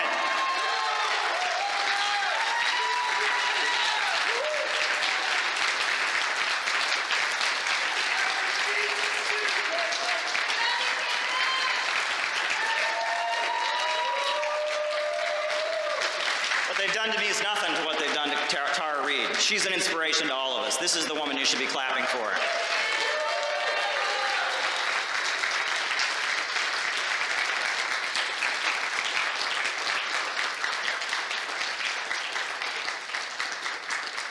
Now, what's behind the crisis? What's behind this crisis that we're facing? Well, we can find the answer. We can find the answer in the Communist Manifesto. This is what Karl Marx wrote back in 1848. He said, in these crises, there breaks out an epidemic that in earlier epochs would have seemed an absurdity. The epidemic of overproduction. Society suddenly finds itself put back into a state of momentary barbarism. It appears as if famine, a universal war of devastation, had cut off the supply of every means of subsistence. Industry and commerce seem to be destroyed. And why? Because there's too much civilization, too much means of subsistence, too much industry, too much commerce. The conditions of bourgeois society are too narrow to comprise the wealth created by them. And how does the bourgeoisie get over these crises? On the one hand, by enforced destruction of a mass of productive forces, and on the other, by the conquest of new markets, and through the exploitation of the old ones. And that is to say, by paving the way for more extensive and more destructive crises, and by diminishing the means whereby the crises are prevented. The high-tech economy that they've created doesn't have a place for industrial workers in it. They have gotten so good at producing iPhones and iPads and every product that you want, and they've gotten so good at hiring as few people to do it, that now millions of us, as I've said before, stand outcast and starving amid the wonders we have made. And they've got two solutions to solve this. One, degrowth. Drive down our living standards, drive down our wages, make us all poorer, drive in poverty, grind us all into poverty. And two, have a big, huge war with their competitors in Russia, China, Venezuela, and Iran. That's their way out of the crisis. But we also have the opportunity to see the storm that's coming and to swing into action and do what needs to be done. But deeper than the fact that we have a crisis of the economic system of capitalism that's built in, we're heading toward what I think might be the ultimate big goddamn-a-rung of capitalism. In addition to that, I think that there's a deeper crisis in the country because ideology is important. And I tell people what ideology is. Ideology is basically, imagine that you're driving a car. You're driving a car down the road, you know where you're going, you know where you came from, and you know how you're getting there. Your ideology is what enables you to go through life, right? You know where you came from, you know where you're going, you know how you're getting there. And of course, we can all imagine that, what if we had a Joe Biden moment, and suddenly we were driving down the road and didn't know where we were going, and didn't know where we came from, and, well, we'd stop the car because we didn't know where we were going.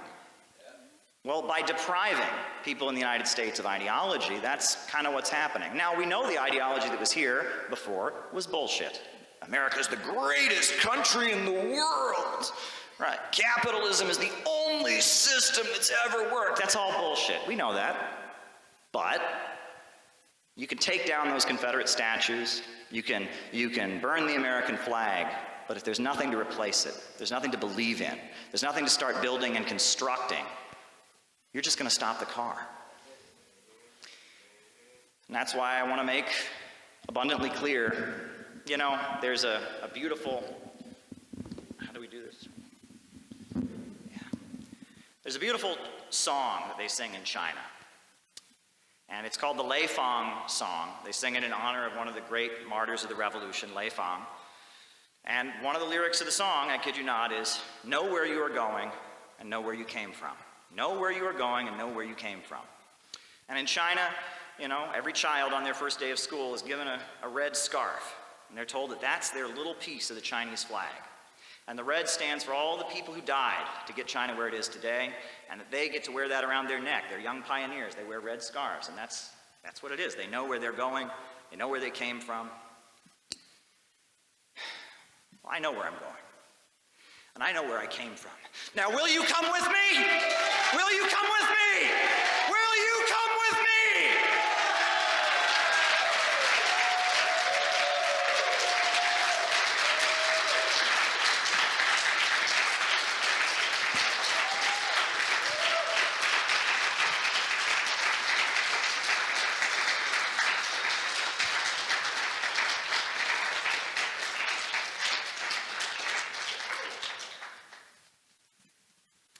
While society around us is falling apart, the time has come to start building. The time has come to start constructing. I've recited it many times, but I hope it can become a mantra. One of the most beautiful pieces of poetry I ever heard was from an old communist. And it's not a particularly communist piece of poetry, but I'll recite it here today because I want people to hear it. It goes like this. On a busy street in a busy town, I saw them tearing a building down. With a ho-heave-ho and a lusty yell, the men swung a beam and a sidewall fell. So I said to the foreman, are these men skilled, like those you might... Nothing to gain. They are playing with our lives. They're playing with American lives. The way out is not war, it's peace and development. Defund Ukraine! Defund Ukraine! Defund Ukraine! Defund Ukraine! Defund Ukraine! Defund Ukraine! The airport, like a special wing of the airport. And it's kind of neat. So we're sitting in this wing of the airport, and there's people with t-shirts on. Greek communists are over here. Communists from Albania are over here. Communists from Angola and Zimbabwe are over here. We're all in the airport. We're all wearing our t-shirts. We're trading newspapers. And we're all kind of hanging out until the buses that are going to take us to the festival get there. And it's hundreds of people in this wing of the airport. And I will never forget the moment when they announced, people are whispering, that the plane from North Korea had arrived. The plane from North Korea had arrived, and the airport suddenly got silent, and people were whispering and they weren't talking. And then the door opened. And the plane from North Korea had landed, the door opened, and North Korean communists, dressed in, the men were wearing suits and ties like this, and the women were wearing traditional Korean gowns. They marched in like perfect formation. And the whole airport was silent until one person started applauding. And then more and more people started applauding. And pretty soon, this whole airport was standing and cheering for North Korea. And it was a beautiful moment that I will never forget in my life. I will never forget it. And I thought, I am in the right place. This is where I belong. These are my people. It was amazing. It was an amazing experience.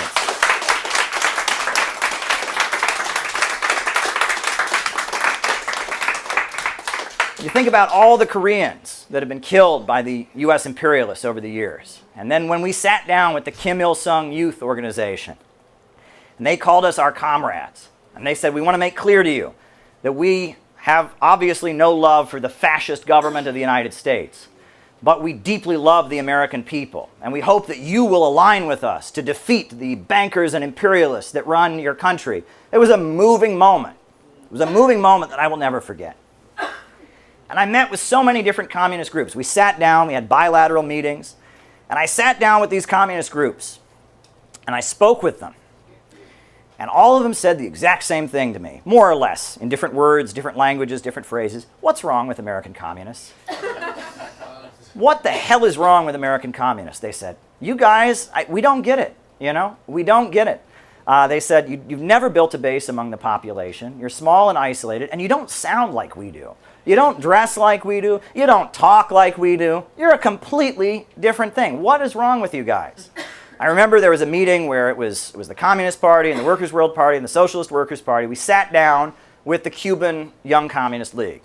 And this guy from the Young Communist League of Cuba was sitting there, and people were getting up, and the Communist Party was bragging about how they're working with the Democrats to re-elect Obama because the Republicans are fascists, and the Socialist Workers' Party was bragging that they were, selling lots of newspapers of the militant and all of that, and our group, we were bragging about some of our protests.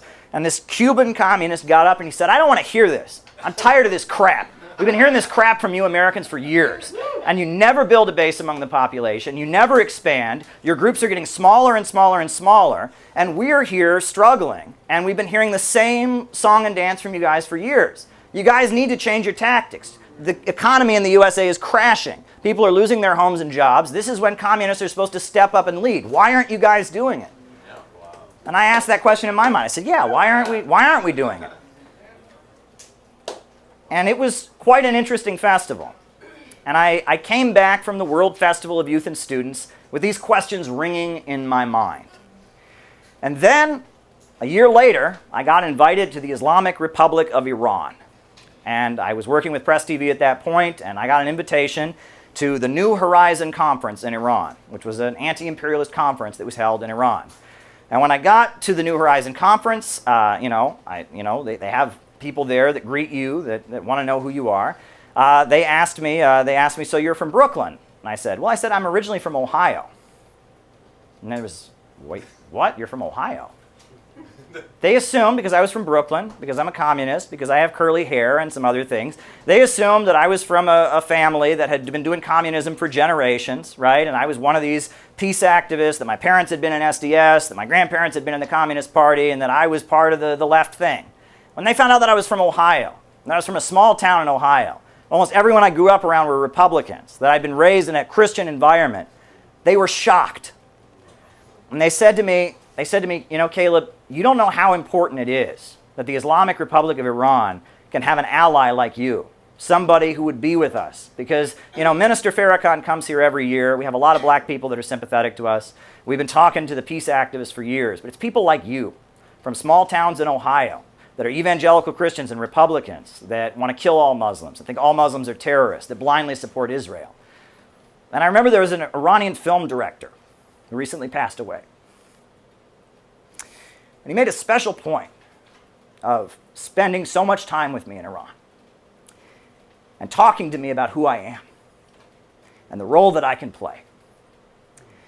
And he said to me, he remembered he'd lived in the United States during the Vietnam War era. And he talked to me about how young guys from Kansas and Idaho, when they started protesting the Vietnam War, when they started burning their draft cards, when it wasn't just the hippies in New York, when it was widespread among the population, that's when things really started to change. And we talked about it, and we had some amazing conversations. And they kept saying to me, the time, I'd just cut my hair, I'd had this long hair and a beard, and they were more or less saying to me, in a few days, Joe Biden is going to have a democracy summit. And his democracy summit is about spreading war propaganda and lies. Trying to build the case for war against China, trying to build the case for war against Russia, trying to build the case for war against Cuba and Democratic People's Korea and all the socialist countries. They have backed brutal regimes and dictators all over the world. They've backed death squads and murderous counter-revolutionary terrorists. They have backed extremists all over the planet, and they justify it with propaganda about victims of communism.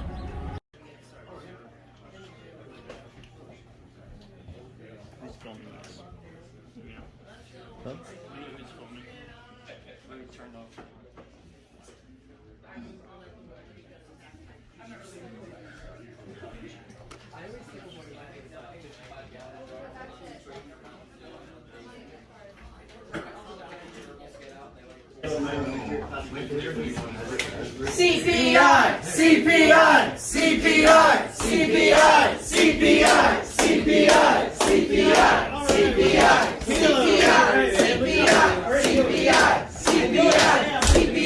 Dare to struggle. Dare to win. Dare to struggle. Dare to win. Out of the movement. To the masses. Out of the movement. To the masses. Out of the movement. To the masses. Out of the movement. To the masses. Free Assange. Free Assange. Free Assange.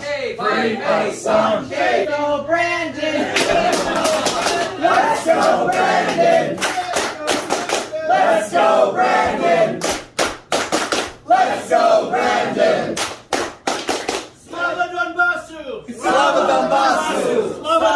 Donbasu. Slava Donbasu. Slava Donbasu. Slava Donbasu. Slava Donbasu. Slava Donbasu. Slava Donbasu. Slava Donbasu. Slava Donbasu. Slava Donbasu. Dare to struggle. Dare to win. Dare to struggle. Dare to win. Dare to struggle. Dare to win. Dare to struggle. Dare to win. Come all of you good workers, good news to you all. Tell of how the good old future has come in here as well. Which side are you on? Which side are you on? Which side are you on? Which side are you on? My daddy was a miner, and I'm a miner's son, and I'll stick with the Union till every battle's won. Which side are you on? Which side are you on?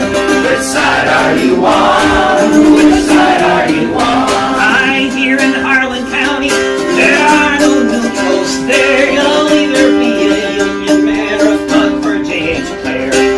Which side are you on? Which side are you on?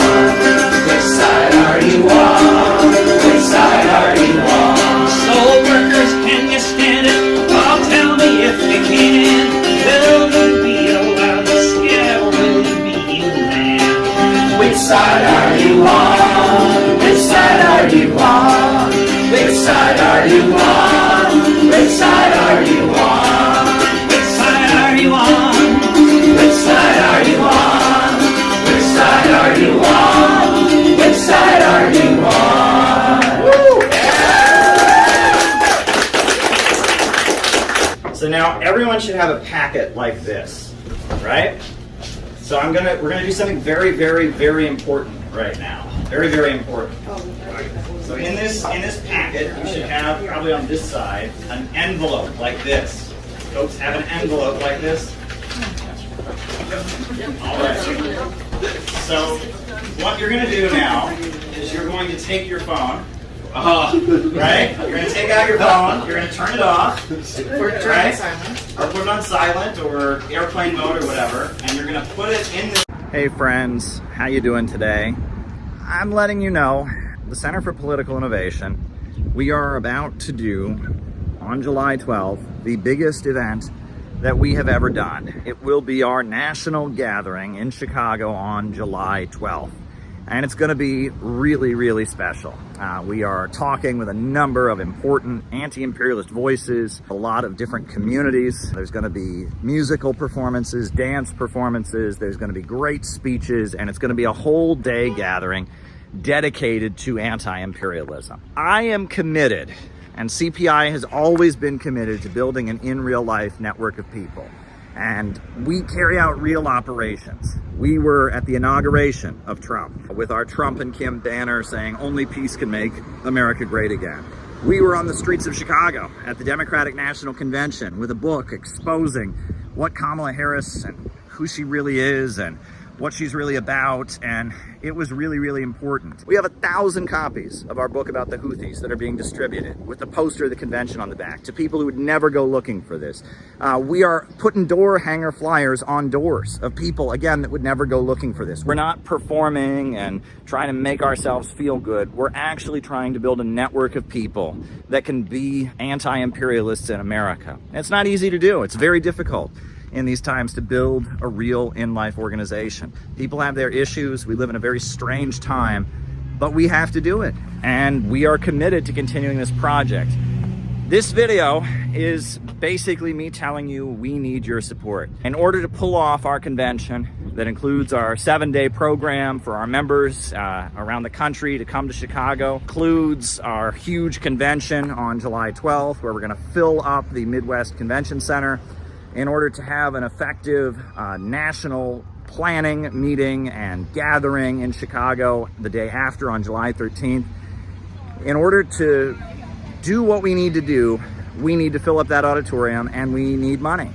And there's really no way around that. We need you to donate to the Center for Political Innovation. We have set up a GoFundMe, and a lot of people have already contributed. We already raised a couple $1,000, but it's not enough. In order to really pull off our July activities and really have a win for anti-imperialism, we need your support. We need you to go to the GoFundMe right now and donate $5 or $20. We need you to go to the donate button on the CPI website and send us $100 or $50, whatever you can do. If we're gonna do what we need to do in July and build the organization and have the mega anti-imperialist rally that needs to happen on July 12th and solidify the network that we're building to continue to carry out the great operations that we do, we need you to help us out. Every cent that we raise goes into building this group. I'm lucky I have a paycheck with everything that's going on. I'm surviving, and I have consistently put a huge amount of the money that I have, my own resources, my own funds, into CPI because I believe in it, because it needs to happen, because this organization is necessary. I'm looking at what I've got and my own resources and my own bills and all of that, and I'm looking at what's already been paid for. And it's not enough. I mean, it's just not enough. I can't just pay for everything myself. We have membership dues and other things, but we need a special gift. We need a special gift to make July happen. We need you to give us a special contribution so that we can make sure the July events go smoothly, that the housing for the people coming in out of town is covered, that the speakers that are being flown in, their airfare is properly covered. We need you to make a special one-time gift to make this July gathering, this anti-imperialist summit that we are organizing. We need you to help us make it happen and help us make it a success. Small gift, big gift, whatever you can do. We need you to help us with it. But you know what? I'll just say this. If it's a matter of send us a gift or come, we'd rather you come. We'd rather you be there. It's much more important that you be there on July 12th. If you can't afford to give us a gift, but you can afford to come to town, if there's one event that you come to this year, make it July 12th. CPI, Center for Political Innovation, we're doing something that nobody else is doing, and we're doing it right. We're not doing it in a way that we're trying to win the internet. We're not doing it in a way that we're trying to make ourselves feel special or act like we're cool. We're building what needs to be built. We are building the real connections. And if you can understand why what we're doing is so important, if you can understand why anti-imperialism is the future, but we have to break out of the narrow niche circles and internet culture and get to the masses of people with real outreach.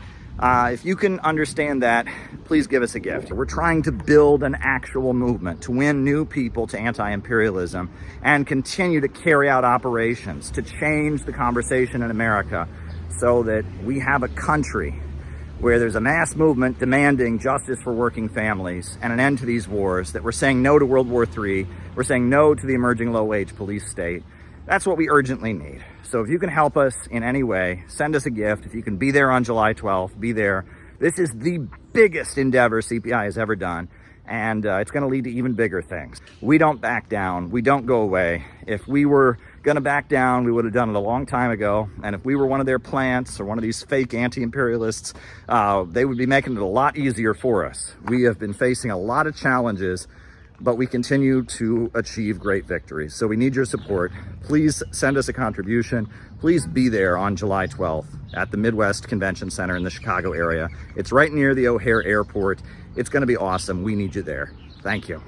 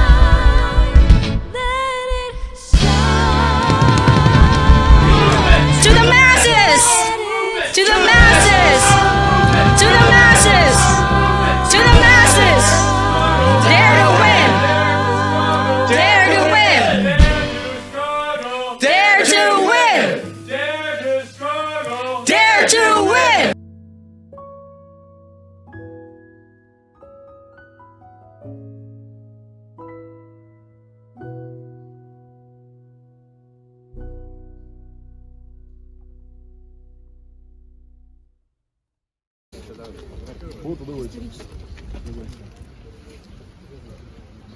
Интересно.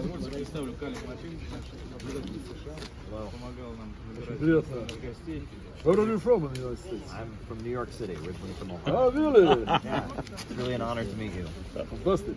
Yes, happy to be Your here. English is perfect. Oh, well, you... And this is... Yes. This is fantastic. Okay. Yes. I already know it most, my buddy Gambari from Italy. Verona, we met in a meeting 3, 4 years ago. Verona. Molto importante, Montecchi e Capuletti. Montecchi e Capuletti.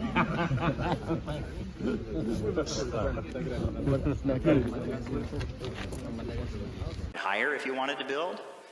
The foreman just smiled and said, no, indeed. Unskilled labor is all that I need, for I can easily wreck in a week or two that which took builders years to do. So I thought to myself, as I walked away, which of these roles have I tried to play? Am I a builder who builds with care, measuring life with a compass and square? Am I living my life by a well-made plan and striving to do the best that I can? Or am I that type who scours the town, content with the labor of tearing things down? And that poem spoke to me, because right now, the capitalists of the world are wrecking. They're tearing everything down. And, you know, it's tempting to go, yeah, burn it down, tear it down. But if we're not building anything at the same time, if nothing new is being built, that could head for a disaster. Go read what Rosa Luxemburg wrote about socialism or barbarism. Burn it down, tear it down doesn't necessarily lead to things getting better. It can lead to things getting worse, and that's not what we want. We've got to build up our own communities, and we've got to keep this community together. And that's what I'm begging you all to do, because not all of us agree with each other, and the internet is so dedicated to trying to get us to fight each other. Twitter is so good at finding the differences between all of us, and we all need to learn the art of seeing something by someone we agree with or agree with on imperialism and agree with on our overall vision that we disagree with, and going, I'm just going to let it go. Or I'll talk to him about it in person, where we can see human to human, you know, where it doesn't turn into a big internet blow-up. We all got to practice that. And, you know, we all got to get used to, look, the Uhuru movement was here. We saw them sit down for the national anthem. I don't care. They disagree with us on revolutionary patriotism. I don't care.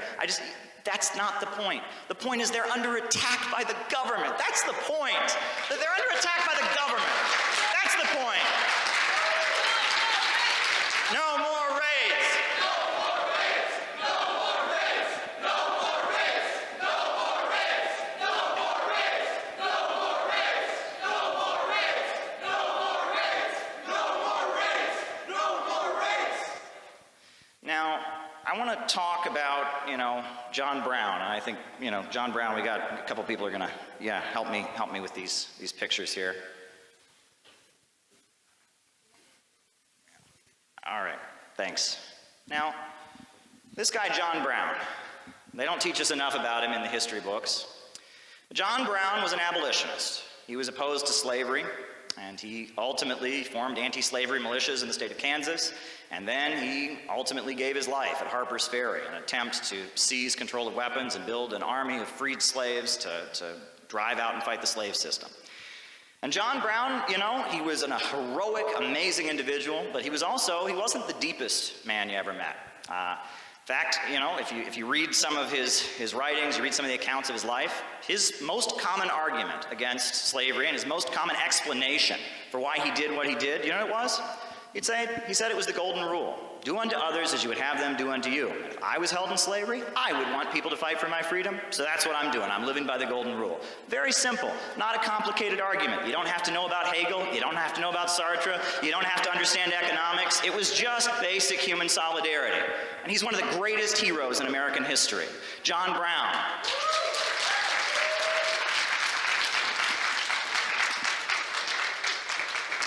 But I also want to talk about this guy, because there's a lot of people talking about this guy now, Fred Hampton. Not enough people are actually reading what he wrote and listening to what he said. And there's plenty of video of him on the internet that you can watch. This man, he built free breakfast programs, he built community self-defense organizations, he built the original Rainbow Coalition, bringing together the different organizations of working people in Chicago, and this guy was all about unity. This guy was all about getting people to see what they had in common. But what was the name? What was the name of the Black Panther Party originally? What did they call it? It's called the Black Panther Party for Self-Defense. Self-defense. You guys can sit down now. You put the pictures back. Self-defense. Nothing more American than self-defense, huh? Right? We love the Second Amendment here. Not all of us do, obviously, but that's a pretty American value, the right to defend yourself. And those of us who study the history of scientific Marxism, we reject what's called left adventurism, or terrorism. The idea that an isolated group of people are going to get some guns or explosives and go out and do something really exciting and heroic, then, we reject that. That's not scientific. We advocate a peaceful transition. We advocate moving towards socialism peacefully. But we do know that as the people organize, and as they build up their community organizations, as they start to struggle legally with strikes and protests, that the government will come down on them. And they do know that there may come a time where the American people have no choice but to do what is in our blood, defend ourselves. And it won't be us in this organization that do that. It won't be us that does it. We're a small group of people. We're a great group of us, but we're a couple hundred people in the Center for Political Innovation. It's going to be the broad masses of Americans in their millions that will defend themselves.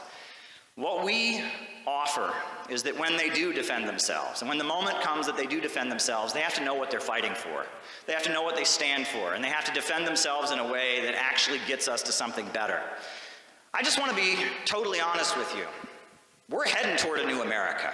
We are heading toward an America that's at peace with the rest of the world, with jobs and healthcare and education for all. We're heading toward an America where historically impoverished communities are lifted up. We're heading toward a new America where working class communities are lifted up, where every young person is viewed as an asset to the country and treasured and valued and cultivated so they can build a contribution to that society.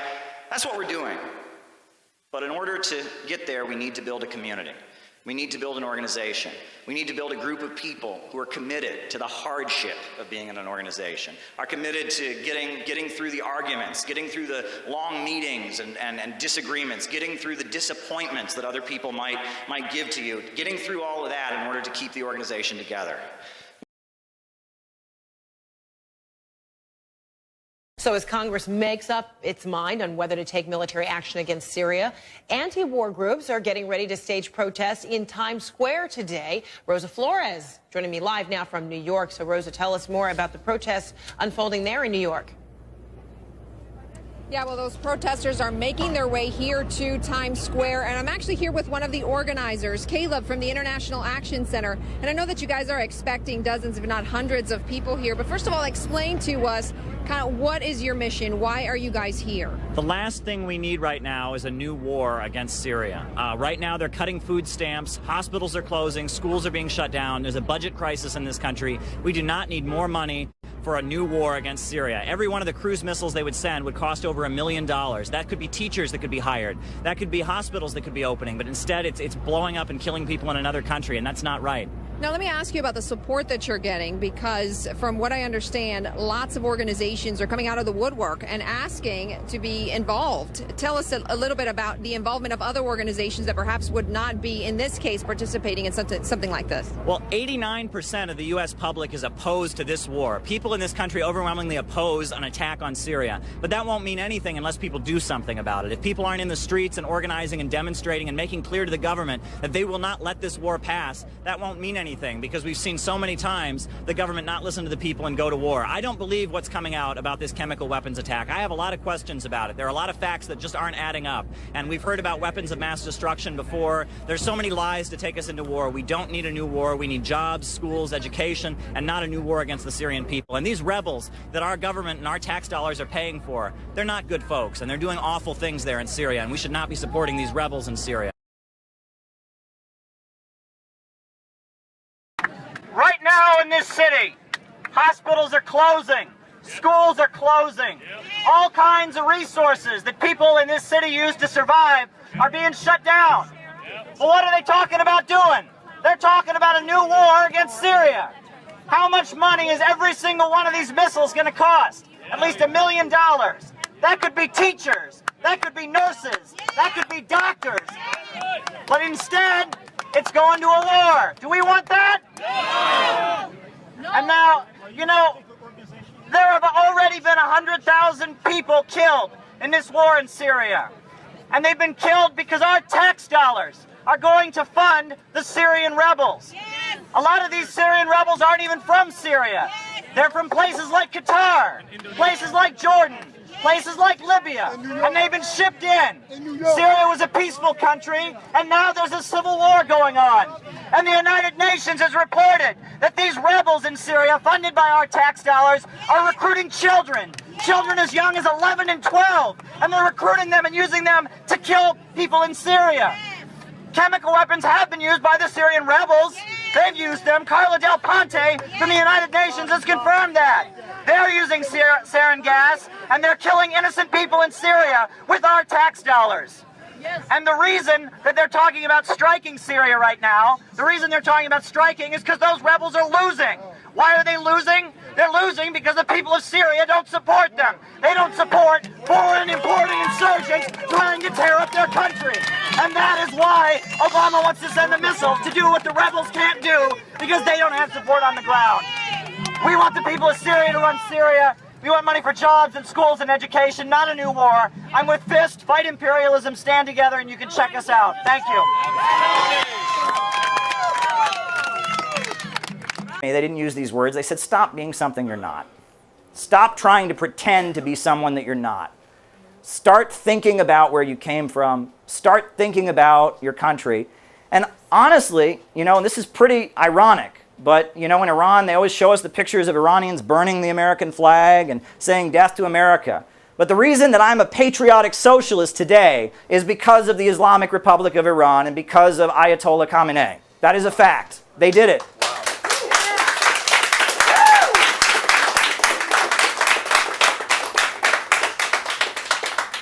And I was a member of the Workers' World Party, but as I was starting to question their tactics and their policies, my relationship with them went sour. As the Black Lives Matter movement got going, they were basically, you know, trying to stage manage the Black Lives Matter movement, which they would never be allowed to do because there are much more powerful forces that were supporting it.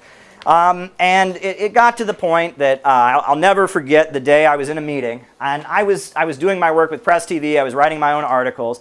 That they had me come to a meeting. They insisted, you have to come to this internal party meeting. So I sat in this internal party meeting with other people, and they were talking about how the Black Lives Matter protest group that they were organizing, the People's Power Assembly, they were having 80, 90 people come to their office every week for meetings, and they weren't recruiting any of them. And they were just so upset about this. Why is it that we're having meetings around organizing Black Lives Matter protests every week, and we have 80, 90 people come, and they all know about the party. They've looked us up on Wikipedia. They've read all about us, but none of them want to join. What's going on? At that point, I couldn't hold back anymore. And I said, they don't want to join because they don't agree with you. That's why they don't want to join. I'm sorry, but you don't join a group that aligns with North Korea and wants to establish a socialist economy because you think protesting is cool and hip and you went to a rally because you saw it on Facebook. You don't become a communist because that's just not how it works. And this strategy of tailing the movement is only going to lead to, you know, you being further isolated. They didn't want to hear that. They were quite furious about it. And that ultimately was that meeting and that discussion that ultimately led to me going my own way. So my journalism career took off. I started working with RT. But in 2016, I was intimately involved in covering the presidential election in the United States. I was the main U.S. reporter for RT International. And I went to Trump rallies and interviewed Trumpers. I went to Bernie Sanders rallies and interviewed Bernie Sanders people. I went to the very, very small Hillary Clinton rallies and interviewed those folks. And the whole time, I was thinking about things like that letter to the workers of Louisiana. And I was thinking about the fact that this is what is missing. And I met so many Bernie supporters that should be genuine communists. And I met so many Trump supporters that should be genuine communists. But no one was giving this message out. And it was in that atmosphere that eventually I helped with Dakota and some other people. We launched the Students and Youth for a New America clubs. And I guess you could say that the rest is history. That's how we got here today. And that's the origins of our political current, the Center for Political Innovation. But why did we not form a new party? Because when I was out of the Workers' World Party, I was still very vocal on the internet talking about communism. I got endless amounts of messages from 14-year-olds and 15-year-olds. When are you going to start a new party? I want to join your party. Can you start? And I thought about this. You know, and there's a reason I didn't start the Workers' Communist Socialist Revolutionary Labor League, or I didn't scramble the words that it's like the Workers' Party, the Socialist Workers' Party. I didn't do that because none of those groups are serious. And the way Americans think about politics is they think about it in terms of two parties, right? You're a Democrat or a Republican. If you're not a Democrat or a Republican, they're already going, wait, what are you? They're a little bit confused. And on top of that, if you study Lenin and his concept of the vanguard party, a vanguard party is not 5 or 6 people that think they're the Fourth International. That's not what it is. That a real vanguard revolutionary party is an organization that has a huge amount of people in it, that are all coordinating their activities to serve a common aim. And what they call democratic centralism is a method for making that party coordinate its activities. The idea is we're going to combine all our strength, we're going to march as one. We might debate, but we march as one. But in the United States, we have the opposite. We tend to have a million little tiny isolated groups, and democratic centralism means you're only allowed to have one smart person in a group, right? And when another smart person joins, they might start questioning or disagreeing with that person, and so then they have to split and form a new group, and they're the great leader of this group. And a lot of this comes from the way the history of the Bolshevik Party was reinterpreted, and the cult of personality built around Lenin, which served real political purposes. I don't think that was wrong, but it kind of distorted the way we think of these concepts of democratic centralism. And in the age of Facebook and Twitter and social media, the idea that you're going to have one voice representing the entire party is not realistic. You need to have an atmosphere where every member of your group can start a YouTube channel, where every member of the group has a Twitter page. And democratic centralism has largely turned into a mechanism of, we'll let the party speak for you, and it's not very successful. Maybe eventually something that can call itself a party or a vanguard party will emerge. It won't be like what existed in the 20th century. It'll be different. It'll be different for different times. If the situation changes in 24 hours, the tactics must also change in 24 hours. And while we should learn from the past, we learn to apply it to the present, not to blindly copy it and not to LARP. But all of that needs to be put aside at the moment. Because right now, we are trying to build the Center for Political Innovation. We want to achieve 1K by May. And I keep continuing to emphasize that we're not in a race against the Communist Party, and we're not in a race against Jacobin, and we're not in a race against the PSL or Trump or Biden. We are in a race against... This is a person I really look up to and admire. Someone who has taught me a huge amount. Just a really noble person with so much to show me and so much to share with me. And I'm deeply honored to know Reverend Milhan Stevens. His church was actually having a big event in Las Vegas. So he flew from Las Vegas directly to DC so he could come here to speak. His church was heavily involved in making what you see here happen. His church was very key in making sure that Donald Trump was able to visit. And they have been advocates of the peaceful reunification of the Korean Peninsula for quite some time. And I don't want to steal any thunder from Reverend Milhan. I know he's as much as you want. He's got a lot to say, but I guess I'll just say the founder of his church was someone who was arrested and imprisoned in North Korea.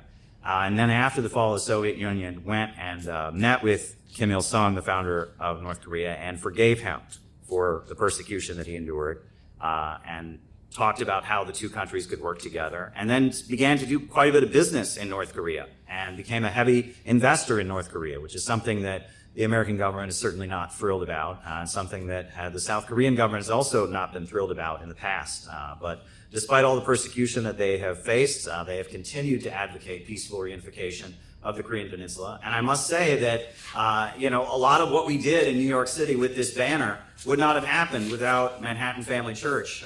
It was their assistance and their support that got this banner on the streets of New York City, got out in front of Madison Square Garden when Trump had his great rally. So I'm really honored to know Reverend Milhan Stevens. I'm really looking forward to hearing what he has to say. So come on up, Reverend, and thank you for coming all the way from Massachusetts.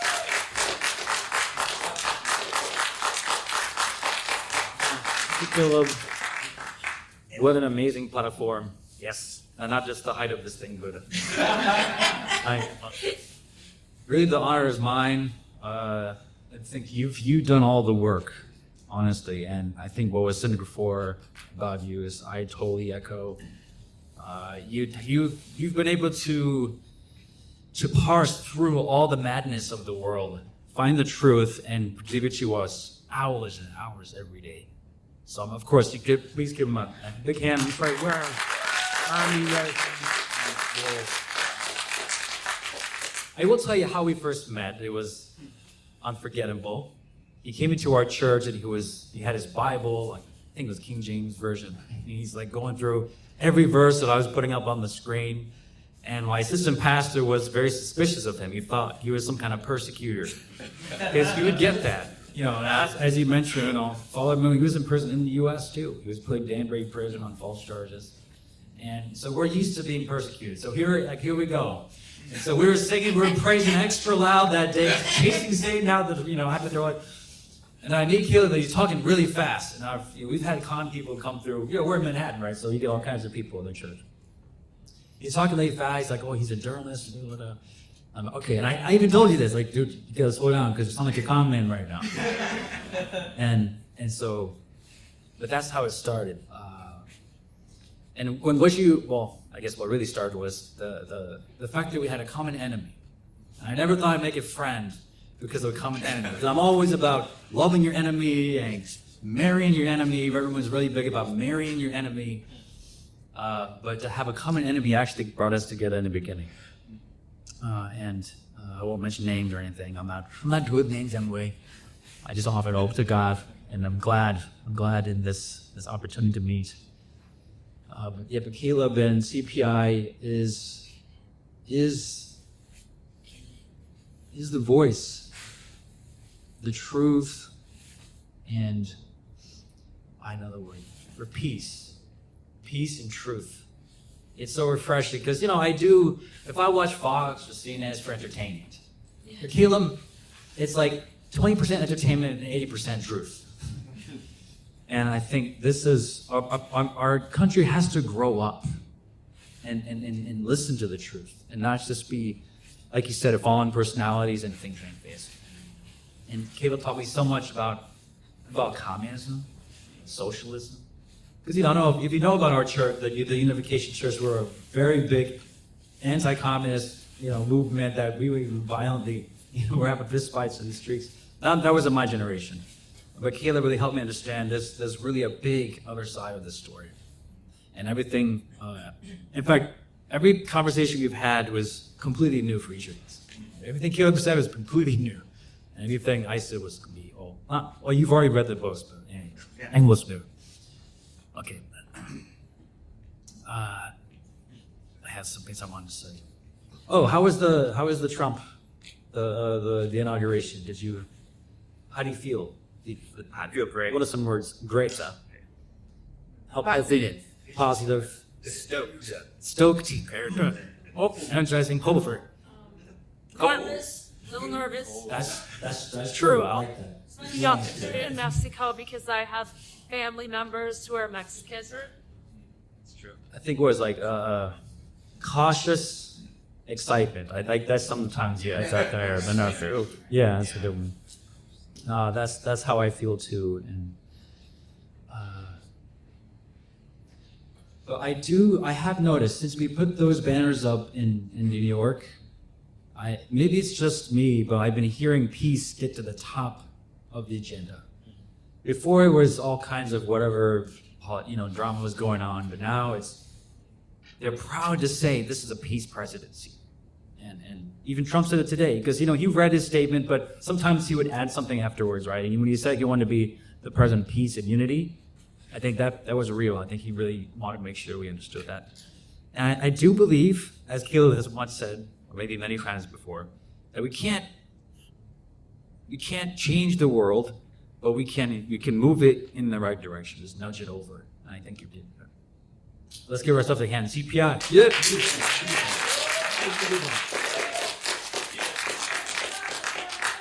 Dare to struggle. Dare to win. Dare to struggle. Dare to win. Dare to struggle? Dare to win! Only peace can make America great again. That's right. If you don't, one of the things to say, you just say that, right? I think that's it. Yep, good rule of thumb. And I also want to thank all the people who went out this morning. You can, I don't know if you want to stand or Caleb, you will acknowledge them later. But everyone went out. I got to see you go out and do that. And Brian was so cold. The house could have been turned on twice the heat to kind of get back to normal. I mean, the bed is probably this was not enough to warm back up. Jesus loves him. By the way, do you feel God is with us? Yes. Which God? The one inside your heart. God actually is anyway. Yeah, I believe that, and with whatever discernment that God has given me, I really believe God is with this not so small movement. And that's all God needs. That's all God ever needed to make for a change. So why am I here? Besides Caleb's invitation, is I love my family, I love my children, my wife, my community, and I want to make it as impossible as possible for us to have a world filled with war, with woke nonsense. I almost cried listening to Trump say there's two genders. Sorry, forget everything if I'm a pastor, right? So I'm allowed to say this. There's two genders, and when I heard that, I could and I can't tell you how I have to talk to the principal of the school to just I need to understand something. Like, they couldn't indoctrinate my kids or not, because I can teach my kids the basics of reading, writing, if I have to. But I love this country. I grew up in the public schools, and I want to be able to send my kids to public school and have that experience, and just needs to just focus on what they actually need educated on. So I'm really excited, and this is the movement of action. That's no question. Being a I can say Mooney, but you guys can't say Mooney. Yeah, but as a Mooney, we've been persecuted a lot. And so I identify with Caleb. We're not afraid to speak the truth. I mean, I won't get into it too much, but we said some very unpopular things. And on top of our persecution, Caleb's not afraid of that. And that's why we trust. And thank God for the president who was persecuted and was killed. His honorary president. And like Brian's saying, right? This was like this is the people's FU to, whoever thinks they run the show. So I'm excited that the families are put in the center again. Families are put in the center again. The people who make this country great. All right, I'm going to preach a little bit here. I want to talk about 3 things that I want to leave you with. If I can leave you with anything, that's peace, unification, and innovation. I love this word, Caleb. I'm going to use it more. Okay, if you watch my sermons online, you'll hear me talk about innovation more. Okay, I promise. Peace. We kind of take this for granted. It's a word we think we all can define. As it turns out, everyone's peace is a little bit different. And sometimes those little differences create wars, ideologies. And so I think it's very important for us to be clear with myself, what is peace? And so I hope you can take a moment to really reflect on that and share it with other people. Because your position on peace is different, but it needs to be said. And then what we have to do is put it all on the table, see what we had in common, and make sure our elected leaders focus on those things. But if we don't speak up, then they won't know. So it's really important.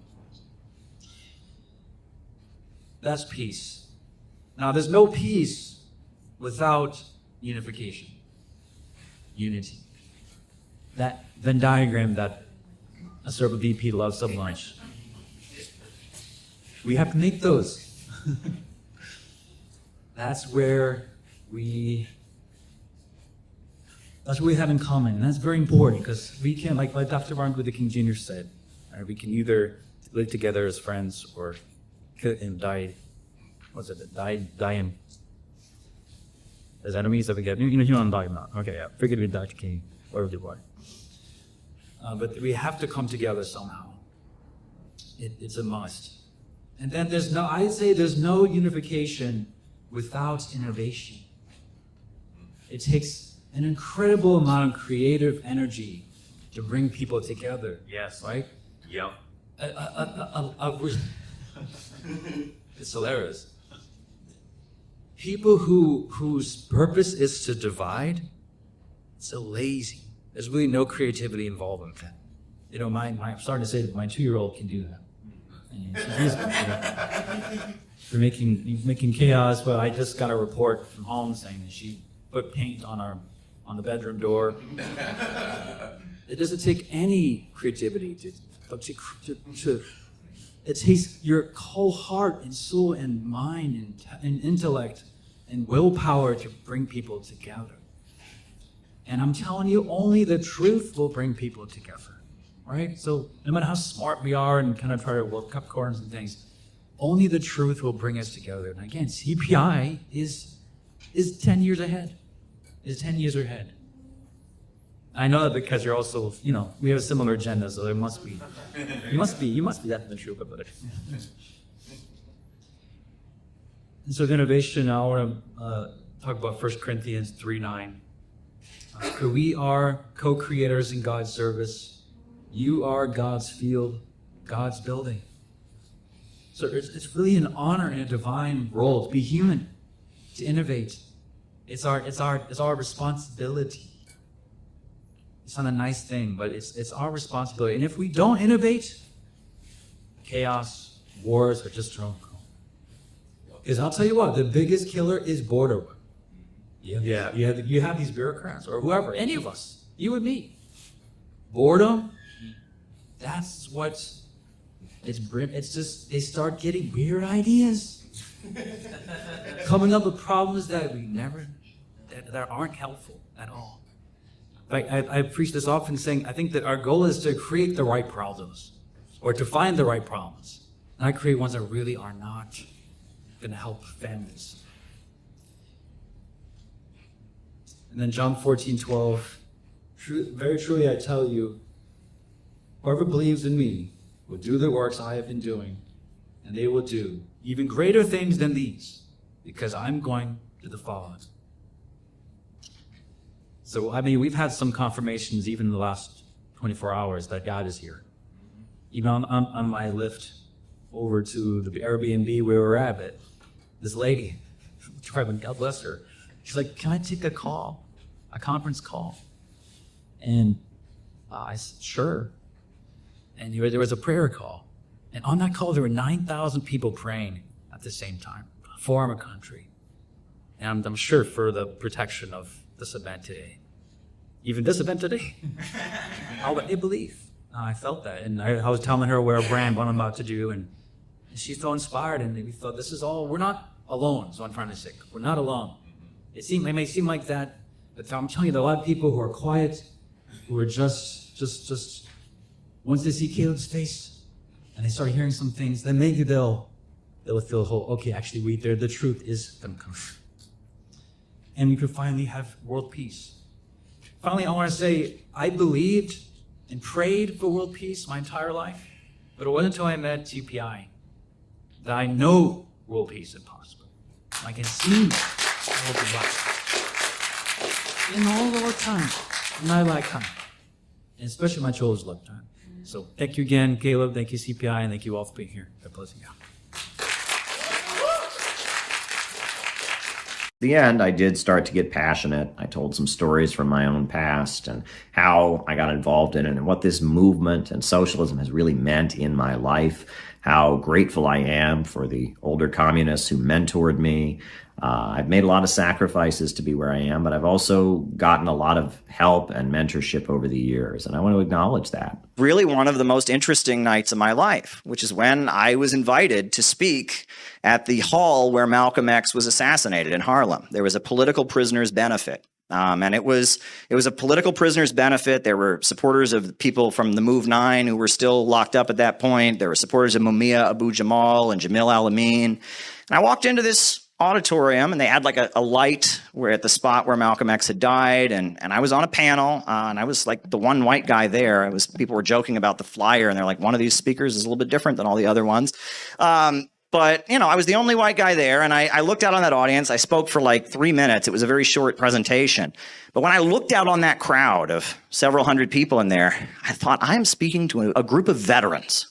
I looked out on that crowd because these were black liberation fighters. These were Black Panthers. These were, you know, Black Liberation Army former members. These were black nationalists and others, and in walkers. And when people were speaking, they were shaking and having flashbacks, and there were a lot of tears in their eyes. And I thought, this is like a veterans gathering. This is like speaking at the VFW, right? And I mean, there's rooms like this in Ireland, in Northern Ireland. There's rooms like this in South Africa.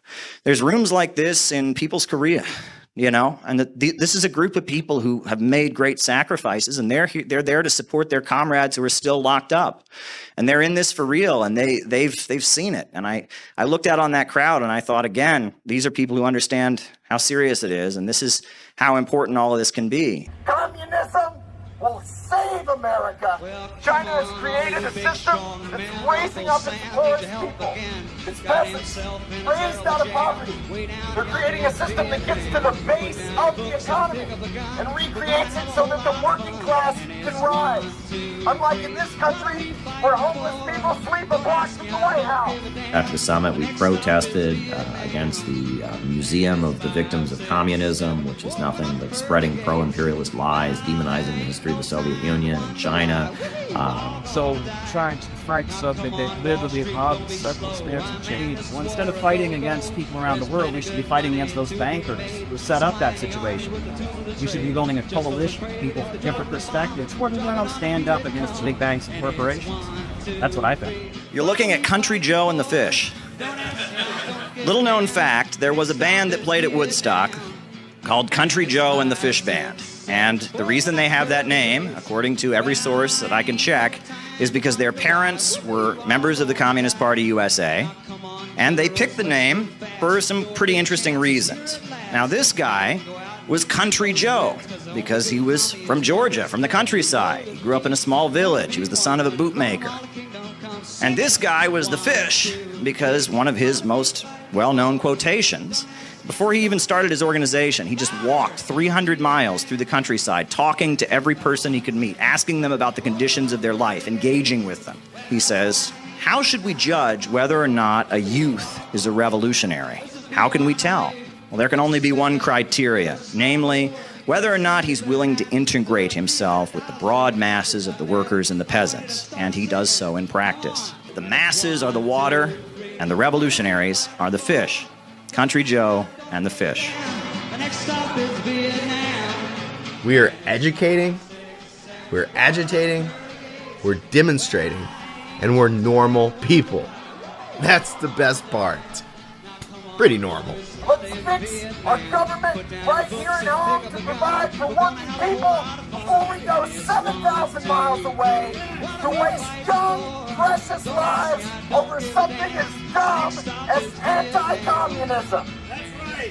Afterwards, a few of us went to New York City to protest against Tsai Ing-wen, the Taiwan president. All the polls show the American people don't want a new war. The American people are sick and tired of our money being wasted on bombs and weapons and destruction, provoking a war with China, provoking a war with Russia, while our dreams are derailing, people in the United States are suffering. Tsai Ing-wen came to the United States to beg for more weapons and to demonize China.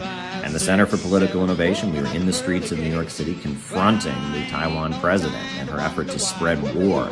China is not our enemy. China is not our enemy. China is not our enemy. Get out of our country. Stop trying to sell war in our country. Stop trying to sell war in our country. We don't want a new war with China. We love America and we don't want a new war with China. China is not our enemy. Stop trying to sell war. Get out of our country. Stop trying to sell war.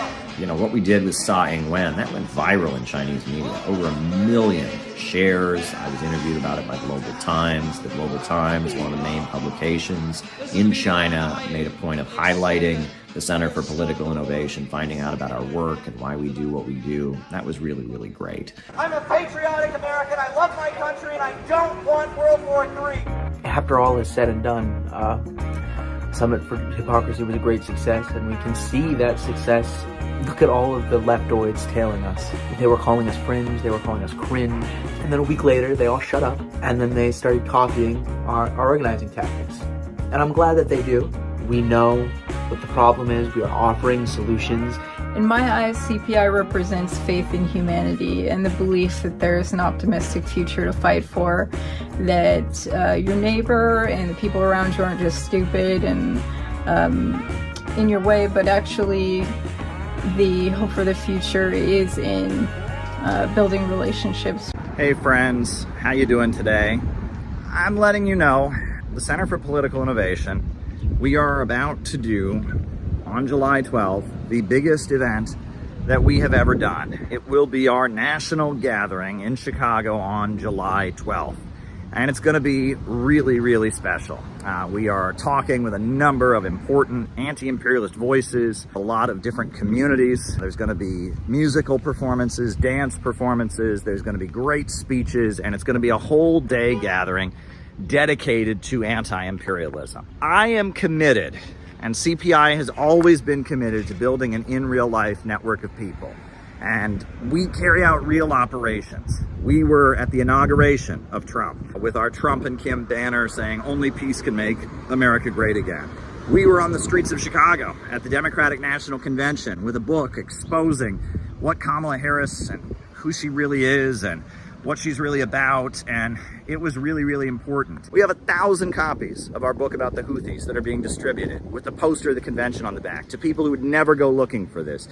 We are putting door hanger flyers on doors of people, again, that would never go looking for this. We're not performing and trying to make ourselves feel good. We're actually trying to build a network of people that can be anti-imperialists in America. And it's not easy to do. It's very difficult in these times to build a real in-life organization. People have their issues. We live in a very strange time, but we have to do it. And we are committed to continuing this project. This video is basically me telling you we need your support. In order to pull off our convention that includes our 7-day program for our members around the country to come to Chicago, includes our huge convention on July 12th, where we're gonna fill up the Midwest Convention Center, in order to have an effective national planning meeting and gathering in Chicago the day after on July 13th. In order to do what we need to do, we need to fill up that auditorium and we need money. And there's really no way around that. We need you to donate to the Center for Political Innovation. We have set up a GoFundMe, and a lot of people have already contributed. We already raised a couple $1,000, but it's not enough.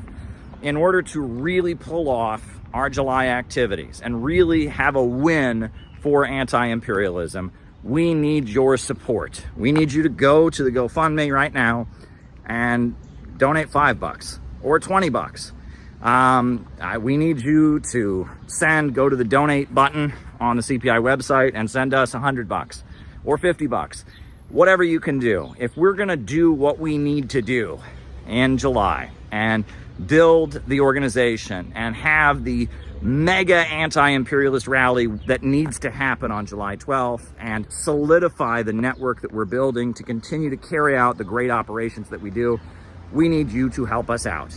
Every cent that we raise goes into building this group. I'm lucky I have a paycheck with everything that's going on. I'm surviving, and I have consistently put a huge amount of the money that I have, my own resources, my own funds, into CPI because I believe in it, because it needs to happen, because this organization is necessary. I'm looking at what I've got and my own resources and my own bills and all of that, and I'm looking at what's already been paid for, and it's not enough. I mean, it's just not enough. I can't just pay for everything myself. We have membership dues and other things, but we need a special gift. We need a special gift to make July happen. We need you to give us a special contribution so that we can make sure the July events go smoothly, that the housing for the people coming in out of town is covered, that the speakers that are being flown in, their airfare is properly covered. We need you to make a special one-time gift to make this July gathering, this anti-imperialist summit that we are organizing. We need you to help us make it happen and help us make it a success. Small gift, big gift, whatever you can do. We need you to help us with it. But you know what? I'll just say this. If it's a matter of send us a gift or come, we'd rather you come. We'd rather you be there. It's much more important that you be there on July 12th. If you can't afford to give us a gift, but you can afford to come to town, if there's one event that you come to this year, make it July 12th. CPI, Center for Political Innovation, we're doing something that nobody else is doing, and we're doing it right.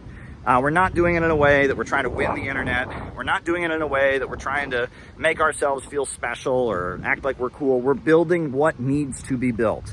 We are building the real connections. And if you can understand why what we're doing is so important, if you can understand why anti-imperialism is the future, but we have to break out of the narrow niche circles and internet culture and get to the masses of people with real outreach. If you can understand that, please give us a gift. We're trying to build an actual movement to win new people to anti-imperialism and continue to carry out operations to change the conversation in America so that we have a country where there's a mass movement demanding justice for working families and an end to these wars, that we're saying no to World War III, we're saying no to the emerging low-wage police state. That's what we urgently need. So if you can help us in any way, send us a gift. If you can be there on July 12th, be there. This is the biggest endeavor CPI has ever done, and it's going to lead to even bigger things. We don't back down. We don't go away. If we were going to back down, we would have done it a long time ago. And if we were one of their plants or one of these fake anti-imperialists, they would be making it a lot easier for us. We have been facing a lot of challenges, but we continue to achieve great victories. So we need your support. Please send us a contribution. Please be there on July 12th at the Midwest Convention Center in the Chicago area. It's right near the O'Hare Airport. It's going to be awesome. We need you there. Thank you.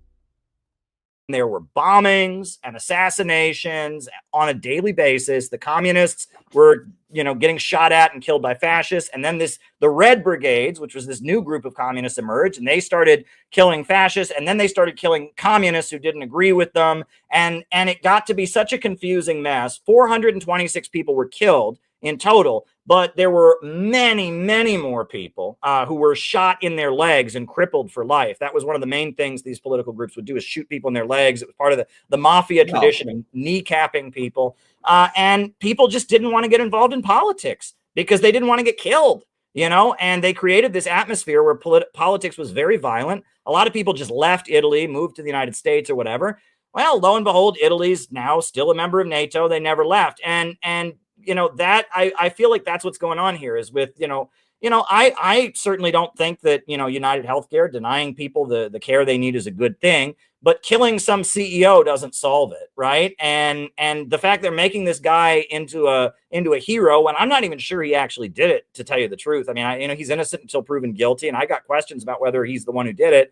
But now they're glorifying going and lighting cars on fire or blowing up cars or harassing people who own certain cars. If I had to look, I own a lot of products by people I disagree with. If you went through my wardrobe and gave me the politics of every clothing brand I own, I mean, this is ridiculous. The idea that we're doxing people who own Teslas, right? We're giving the home address and names of people who own Teslas away. We're, celebrating going to Tesla stores and firebombing them. And this is craziness. And this is not healthy. This is not healthy, and it's not going to lead to a good situation. What we need, and I might sound like a broken record because I say this so often, we need a movement. We need a group of people who can come together, who can work together to teach, did I say teach, not pander to what people already believe, but teach them something that they didn't know and help them understand the world and bring them into the process of working together and building a community around trying to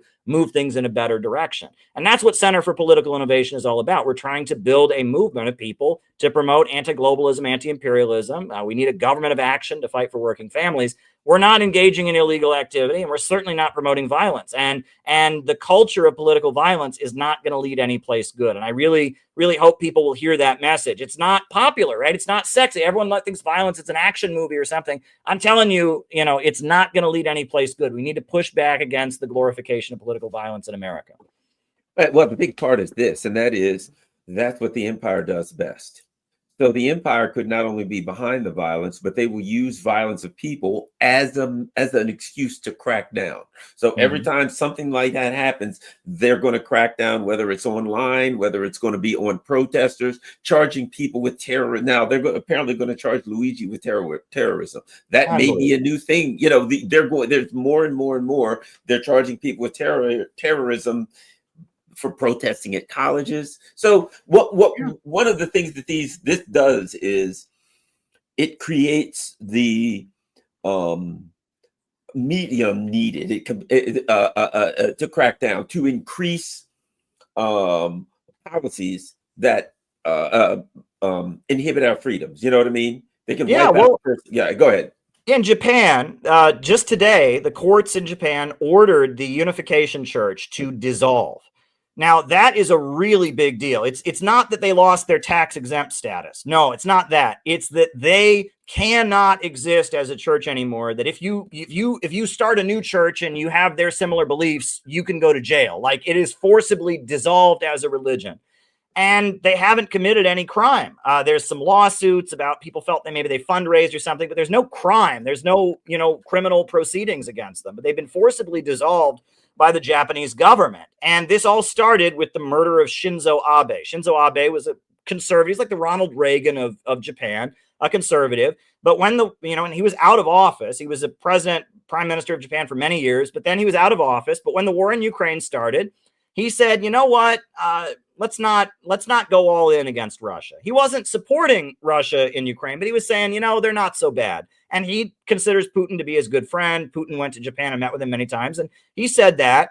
And then he was killed. And it was like a month into the Ukraine war. And this is a former prime minister, a well-loved leader of Japan.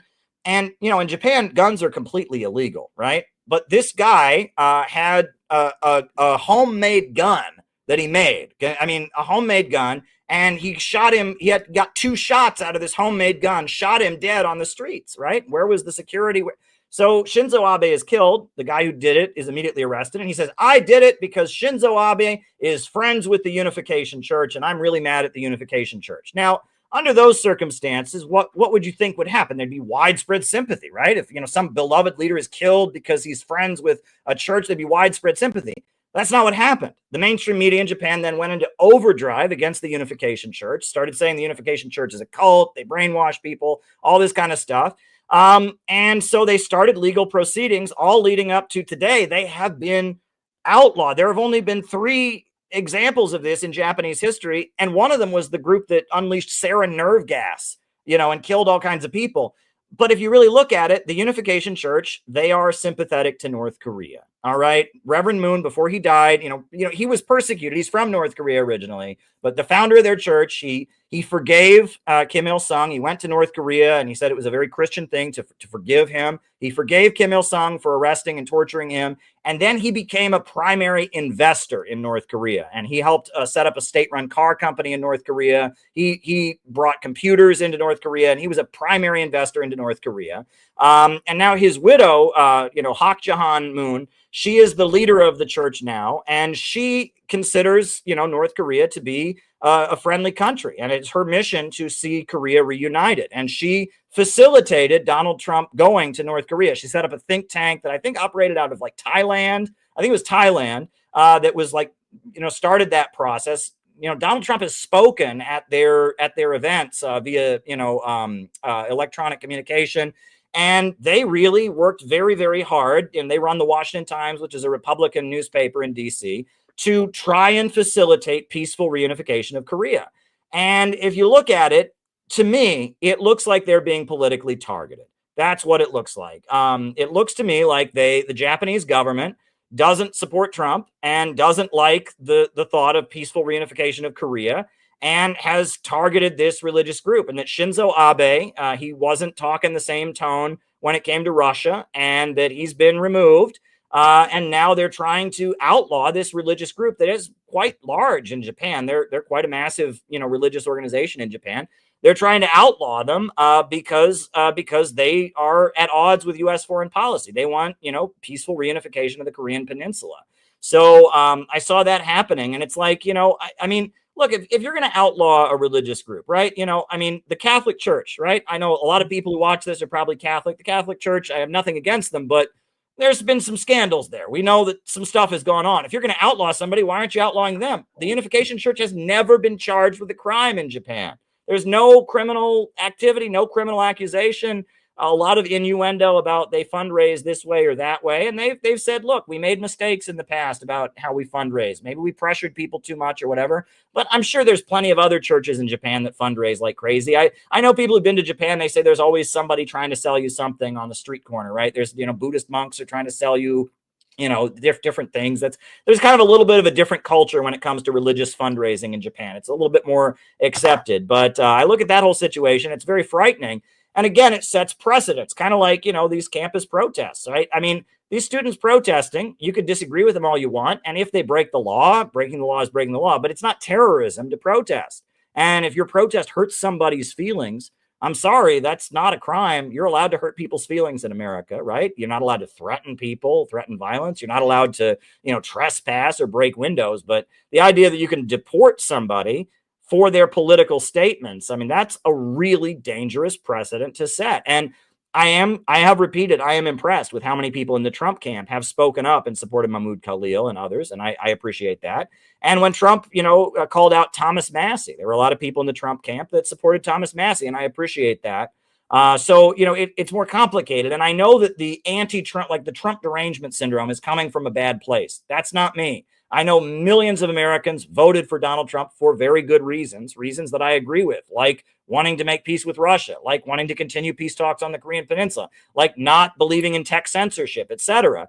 But that said, there are things happening that the Trump administration is doing that I'm not thrilled about. And, at the end of the day, we have to avoid the blue team, red team mindset. And that's part of the whole, the danger of years of lead, political violence. I'm not on the blue team or the red team. I'm on the freedom team. I'm on the working families team. I'm on the anti-imperialism team. And, if we can get some move in a good direction in one way, if we can get move in a good direction in another way, I'm for it. But, the red team versus blue team mindset, that's what leads people to support bad things. If it wasn't for the fact that there was crazy over-the-top Trump derangement syndrome, Trump supporters wouldn't be supporting what Donald Trump is doing right now around the deportations. But now they feel like they're so under attack by the bad team. Well, if he's pushing back against people on the bad team, they support it. When you might have did that. Now, briefly, how would you sum up what the Weatherman SDS is trying to do and what you think of what they're trying to do? I'd say that basically they believe that white people need to learn how to struggle. That they believe that these white workers need to learn how to struggle through confrontations. I'd have to say that basically I believe that this is incorrect. I believe that white workers have been struggling. They're some of the most violent people in the world. I believe that what they need is they need a redirection in their ideology and in their politics. They need to know who to struggle against. The workers need to start to begin to learn that their job is to struggle against the bosses. And until they do this, then struggle is incorrect. It's like no struggle at all. We say that if you don't struggle correctly, you shouldn't struggle. But you should struggle. We said dare to struggle and you dare to win, dare not to struggle, and you don't deserve to win. But we have to struggle properly. What about the special approach of Weatherman, which seems to be violence? Well, you see, I don't think it's really violence, you know what I mean? I think it's just a lot of folly, it's a lot of child's play. I think that to have violence, you've got to be able to cope with violence, you know what I mean? And that's what the Black Panther, see, the Black Panther Party, a lot of people say we're violent. We're a self-defense organization that believes that the people should be educated to what's going on. Yes, we do defend our offices and we do defend our homes. This is a constitutional right. Everybody has, there's nothing funny about that. The only reason they get mad at the Black Panther Party when they do it is for the simple reason that we're political. And they don't want to admit this. There are a lot of young organizations around, but we're a political organization. We're an organization that understands that politics is nothing but war without bloodshed, and war is nothing but politics with bloodshed. That it's just like you stretch something, and it goes, you can stretch things, they'll go into being another thing. If you stretch politics so long, it'll be war, and that's where we're at. Well, then why do you feel it's so important for the Black Panther Party to disavow any real link with the Weathermen SDS? I think it's important because there are a lot of people that watch the Black Panther Party for examples. They observe us and participate with us. And if we can be connected up with this, then it would be very unadvantageous to the people and very unadvantageous to the struggle, in that people that claim to be revolutionary would be going down roads that they think might be revolution, but in fact they're not roads to revolution. They'll be going east when their intentions are going west. And also it's important because the chairman Bobby Seale is in town, and he's being tried by this fascist judge Adolf Hitler Hoffman, you know, and he's being tried without a lawyer. And we've got to bring all of the attention and focus on this trial that we possibly can, so that people can understand that these people are more capable of building gas chambers than Hitler ever was capable of building gas chambers. And we're going to have to get together. We're going to have some anti-gas chamber marches, and some anti-fascism marches, and some anti-Hitler Hoffman marches, and some anti-Mussolini Attorney General Mitchell marches, and some anti-Daley and some anti-Hammerhead marches. These are the things we're going to have to do. The people need to be educated. If they're educated, we can resist and we can stop this fascism. Okay. All right. Thanks for giving us the second shot. Okay. Good. Okay. I'm going to explain what needs to be explained, what used to be considered Marxism 101, about why it is that our Western capitalist economy is crashing and burning. And in order to do that, I'm going to have to do some math. And I hate math. Do you know why I hate math? Because I grew up in America. I went to public school in the United States of America, so I am going to, at risk of embarrassing myself, because math was never my best subject, I am going to do some mathematics here on the board for you to explain the problem. We very much enjoyed Caleb's speech. So if you are creating a product, right, if you're a factory owner, you're making a product, you are going to need the material through which that product is made, the manufacturing materials. So that'll be A. The simple equation you put forward to explain the crisis of overproduction and the falling rate of profit. And you're probably going to need to transport the product to where it's sold. That's B. It broke down where your money goes. You're also going to have to pay your labor costs. Labor costs are represented by C. Explanations of those concepts that people are able to understand. Then when consumers purchase the product, they're going to pay a final price. And that final price is D. However, there's a problem with that. I like the fact that he framed it that way to make it very clear. Which is that the capitalist can't change how much A costs. He can't change how much B costs. So the profit of the capitalist can only be extracted from the value put into it by the worker. And this is the basis of Marxism, the understanding of surplus value. I've never seen it explained so simply anywhere. I've never been able to explain it that simply. So C, the labor value, is divided. You have C1, which is what the worker actually gets paid, and then you have C2, which is the profit that the capitalist makes. And it all adds up to D, which is the final cost of the product. Now, the way people in the United States who talk about Marxism generally talk about this is they say, well, this is unfair. They say the worker is not getting paid the full value of his labor. But they're missing one of the most important points, which is not just that it's unfair and then people argue, well, what about the employer? He put up the money, doesn't he deserve to be? That's all a distraction. Because the important thing to understand is this.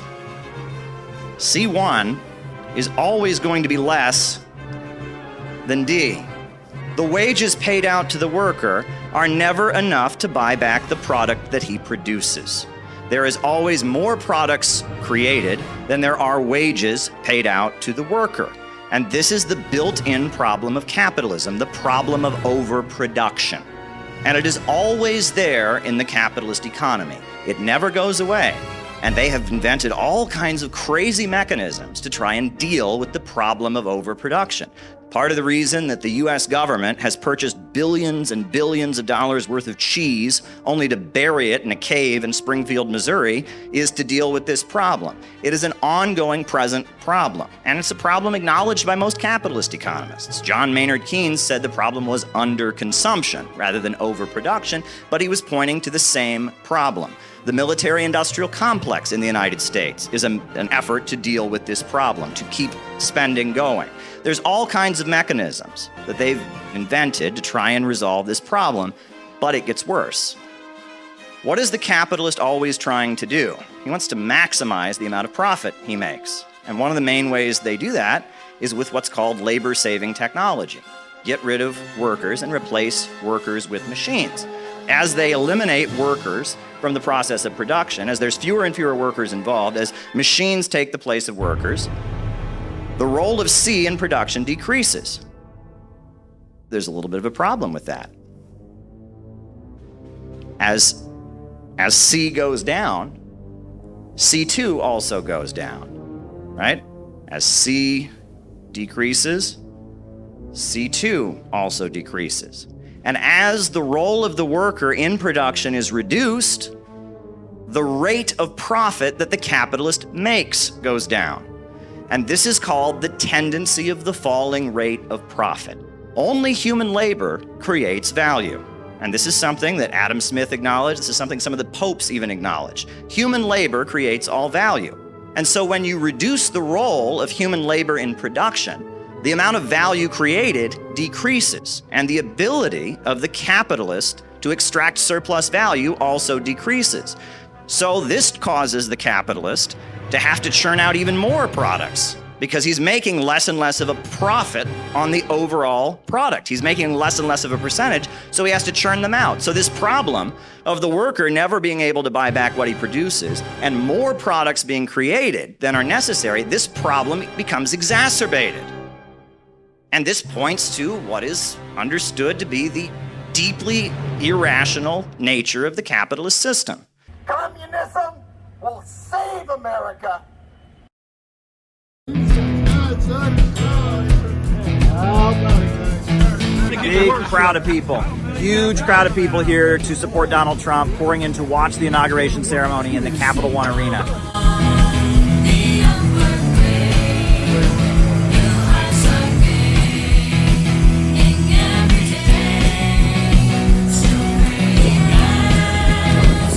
Yeah, we set up here, over there.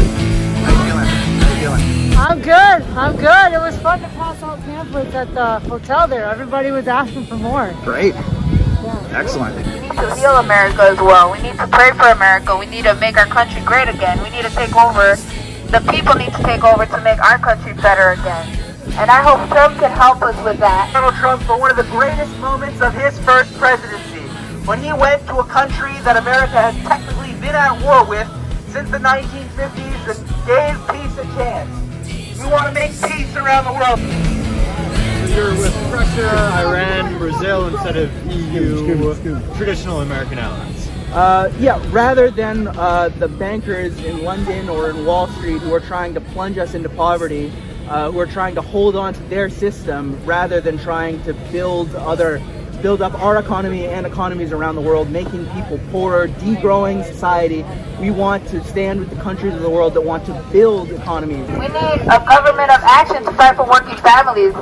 If he could come and set a peace treaty with Israel and Gaza, they can stop massacring and genocide the Palestinian people, I will call him the greatest president in history. I think that Donald Trump is the man to bridge the gap between China and North Korea and Russia and the U.S. I hope he is. I mean, when he was in office the first time, he did an amazing thing by visiting North Korea. That was awesome. However, I really didn't like what he did when he murdered Qasem Soleimani, the Iranian leader. I thought that was a huge blunder. It almost brought us to the brink of World War III. And so I'm concerned. I hear a lot of good things coming out of Donald Trump right now. And the fact that the TikTok founder is at the inauguration right now, the fact that he brought peace. Biden was always saying he wanted a ceasefire, but he wasn't able to make it happen. Biden was weak, but Trump was able to force Netanyahu to accept a ceasefire deal. But I'd love to see, production happen in America again. I'd love to see, solid jobs, right, that aren't these sort of like financial information things, but it's really a a stable, solid thing. We want to hire the China Railroad Company to build high-speed rail across America. We want to work with Russia. We want to build railroads from Alaska across the Bering Sea, etc. Because there's nothing for us to gain in trying to prevent these countries from joining with the world economy. And I think it should be a partnership. We should hire American workers. We should hire American companies, and it should be a joint operation. For example, nuclear power. I'm a big fan of nuclear power, right? If we're going to get off of fossil fuels, we're not going to get off it with windmills and solar panels. We need to go to something higher, and China is leading the world in fusion energy research right now. That's why China just got helium-3 from the moon, is because they want to do fusion energy research. It would be good for Americans to be able to trade with them. And if we want the situation in those countries to get better, we should want to trade with them, because there's nothing for us to influence them by trying to beat them down and tell them that they're doing things wrong. We've seen that doesn't work. Kamala wasn't a good choice, you know what I'm saying? And then they play the identity politics too much. That's really getting played out in 2025. Identity politics, trying to play the white and black game, divide and conquer. You know, we live in the internet state. That's played out. That's very played out. We need a more stable economy and society that's good for families, right? That's good for business, and not one that is just, you know, totally chaotic. Maybe joining the BRICS economy, not trying to keep them in poverty. Keeping them in poverty keeps Americans in poverty. We need to be building the economy of the world. This idea that smaller is better, and that it's better if we have less, and we just got to go back to nature and all that. That's pessimistic, horrific Malthusian thinking. Growth is the answer. Human beings are always inventing and reinventing our way we've interacted with our environment. Ants have been making their ant farms the same way for thousands of years. Beavers have been making their beaver dams the same way. But just 5,000-6,000 years, human beings have gone from hunter-gatherers in the woods to space travel and iPhones. Human beings are amazing. We have creative power that is amazing. And now is not the time to be pessimistic. We need to believe in growth. So you're not concerned about climate change or anything like that? I think climate change is certainly a concern, but the answer is to go higher, right? If fossil fuels aren't working out, we need to get something better than fossil fuels. The answer is not to go backward. Human beings never go backward. Should we let Iran get the nuke? Iran has said several times that they do not want nuclear bombs. Do I think that they should be allowed to have peaceful nuclear energy? Absolutely, and they've been completely compliant with nuclear non-proliferation treaty. Unlike some of our allies like Israel. They're trying to arrest Donald Trump, all the fake charges, indictments on him, the attempt assassination. I think all that plays with the common people. The common people ain't stupid. And then, we love to turn fake news. I never heard a president describe the news like that. The overwhelming majority of the American people do not want a new war. Yet the criminals like Biden and the neocons, etc., have been trying to push for wars around the world to hold on to their dying system. Only peace will make America great again. People are not fooled. They got fooled with Obama. Most of my people say, oh, you fooled me with Obama. You won't fool me again. It's like when they interview Kamala and she goes, what are you going to do different from Biden? And she says, nothing. Like a total softball. It's like, oh yeah, no, I'm not going to change anything. So people are like, yeah, no. Who will help to dismantle the deep state that is oppressing not only Americans, but the people of the world. We need to be developing our economy, not tearing it down with degrowth and destruction. Only peace will make America great again. If we were still burning wood to heat our homes, we would have deforested the planet many, many times over. But we don't. Now we started burning coal, now we burn fossil fuels. We're reinventing our relationship with nature. That's the nature of humanity. The neocons who are in opposition to Trump, the John Boltons, etc., they have said that, if Trump comes into office, that'll be the end of NATO.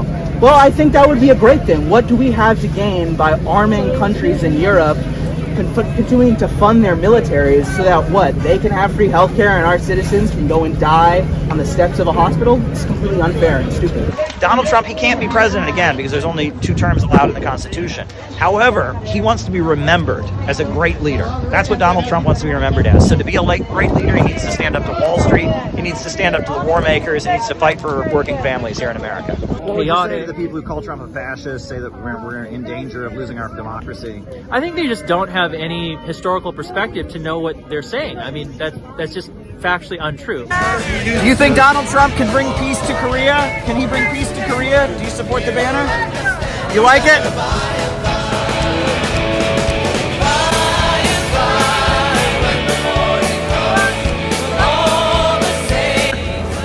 hope that President Trump can contribute to denuclearize North Korea and talk to Kim Jong-un and have some, the conversation, and then bring the peace on the Korean Peninsula. Yeah, you're happy to see this? Yeah.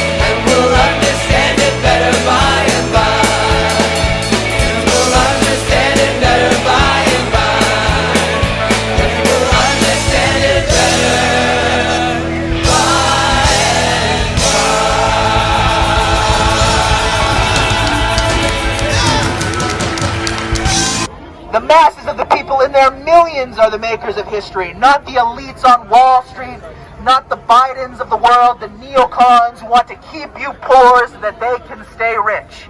Only peace will make America great again. Create an atmosphere where people feel that they're under attack. That's when people start, compromising their principles, right? And that, when it's a fight, when it becomes a fight for your life, you go for the jugular. It shouldn't be a fight for your life. We need to hold on to principles, right? I am all about concepts. I'm all about principles. I'm all about educating and learning about how the world works. I'm not all about fandom. And my friend Peter Coffin, he has written a lot about fandom. Fandom is, are you on the blue team or the red team? Do you like this person or that person? And fandom depoliticizes people, right? And I want to politicize people, right? I feel like people are largely asleep in our society, right? I talk about living biologically. A plant is alive, but it doesn't make choices. It doesn't think about things, right? Your dog or your cat is alive, but they're really not making choices. They're just kind of going along with things. But human beings, we are alive. We are awakened, right? And we can wrangle with big questions. We can say, why are we here? We can make decisions, and we can wrangle with things. And that's what it means to be human. And I seek to awaken people from just living in the biological sense to be truly human, to engage with the world around them, to wrangle with big questions, and to take action to change the world. That's what it means to be a human being. And so I don't want to do anything that will reinforce keeping people asleep, keeping people in the red team, blue team mindset. Yeah, I'm with you, and I think that now we're navigating in a new place when it comes to domestic policy. And again, a big part of it, I think, was the Ukraine conflict. The Ukraine conflict, the neocons really came to their prominence in the Democratic Party. Really, I mean, Hillary really tried to shove them in, and then once Biden got there, they were at their absolute prominence, and that's when they're going to do wars all over the place. And now we're seeing the results. It makes sense of these two things. 27 to 29% approval rating for the Democrats right now, right? And AOC and Bernie's out doing some fake, oh, look at us, we're bringing the Democrats back in. Oh, we got to get back in here so we can get back at the, this guy. Your thoughts on that state right there, and the AOC Bernie thing now, after everything that's happened and all the positions that they've taken? Well, I have to laugh because it's like, the reason that I think, even though, yeah, they're getting big crowds, they're the only Democrats anyone wants to listen to. Let's be real, right? They're the only Democrats anyone wants to listen to. They believe what most Democrats believe, which is we should have health care, we should have education. But the only reason they're getting so much play right now is because it's not an election year. And like, we know that the elections are over. There's no danger of them saying that. And that when the elections roll around, they can forget about everything that they said. Right. And they can just, roll it out. I know there's this woman who's running for Congress in Chicago. I forget her name, but she's a TikTok influencer. She's 26 years old, and they're rolling her out, and they're trying to make it look like a grassroots campaign. This is just but it's so obviously from above. It's being advertised in all the mainstream outlets, and she's making all these videos. She's 26 years old, very good looking and all of that. But it's, again, people want, generally, I've always said that, if you go through the history of the United States, our two major parties, the Democrats' advantage has always been that more people agree with them. in always throughout U.S. history. They've always been the party that more people agree with. The Republicans' weakness has always been that they're kind of, fanatical. They're kind of extreme, and that most people don't agree with them. The problem is that the Democrats, while more people agree with them, they don't trust them. And they are the party of corrupt urban political machines. And that's what they've always been, going back to when Tammany Hall started, and after the American Revolution in New York City, and every urban city center in the United States, Rizzo in Philadelphia. Who was the guy in St. Louis? That organization. I'm talking about. There was a guy. I don't. If I told you his name, I can't think of it. But at any rate, and somebody probably said in the chats. Yeah, and you had you had Mayor Daley in Chicago, and the Democrats are the party of the corrupt urban machines. Republicans are the party of the rural folks, right? Of the rural people. It started with the Free Soilers that were supporters of Abraham Lincoln, that were opposed to slavery. And the Republicans have always been kind of a fanatical party. They were a left-wing party back in the age of Lincoln. They became the conservative party years later, but they're the rural party, and the Democrats are the urban party. The Democrats were the party of the Jim Crow South. Then there was the flip, and then, but regardless, Democrats are the party of corrupt urban political machines. Republicans are the party of rural fanatics. And people just don't believe the Democrats. And the Democrats have just done everything they can to reinforce that stereotype.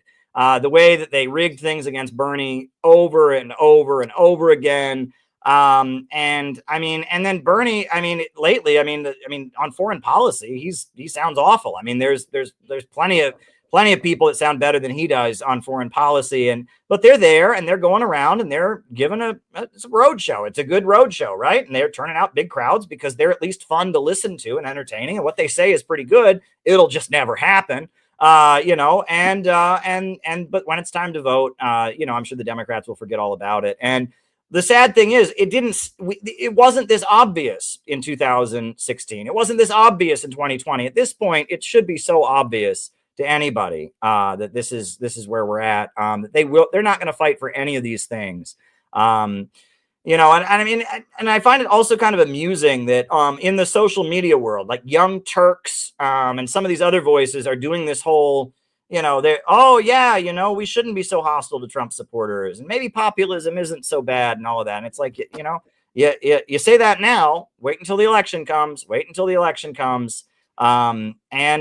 then the Republican Party is in a weird spot too, because Trump is doing things that I think a lot of Trump supporters don't want, right? And I will say this: getting rid of all these federal employees, it's gonna have economic consequences. DC is already suffering because people don't have money to spend. Federal employees are getting laid off, and people are looking at the stock market and they're saying there's a meltdown coming. And that could be a moment where the Democrats are able to oust Donald Trump, right? If the economy crashes and Donald Trump can be the fall guy, it was Elon Musk and Donald Trump who did this, they can oust them, and that would be a really scary situation, because they'll come in there and it'll be open season on anyone who has anything critical to say of U.S. foreign policy, etc. Though at the same time, if there's an economic meltdown, which I think is very possible, it could be on the horizon, and Donald Trump swings into action and does some dramatic moves that actually improve people's living standards, he'll be unstoppable at that point. He can do whatever he wants, right? If the stock market crashes and a bunch of people lose their jobs and he hires them, he uses the Pentagon's money to hire them to start building highways and bridges or something like that, he's going to be very popular and very well loved. And honestly, an economic meltdown could be Trump's moment to really shine. But he would. Great. But, yeah, well, we're here. This is a great rally, isn't it? It is, in fact.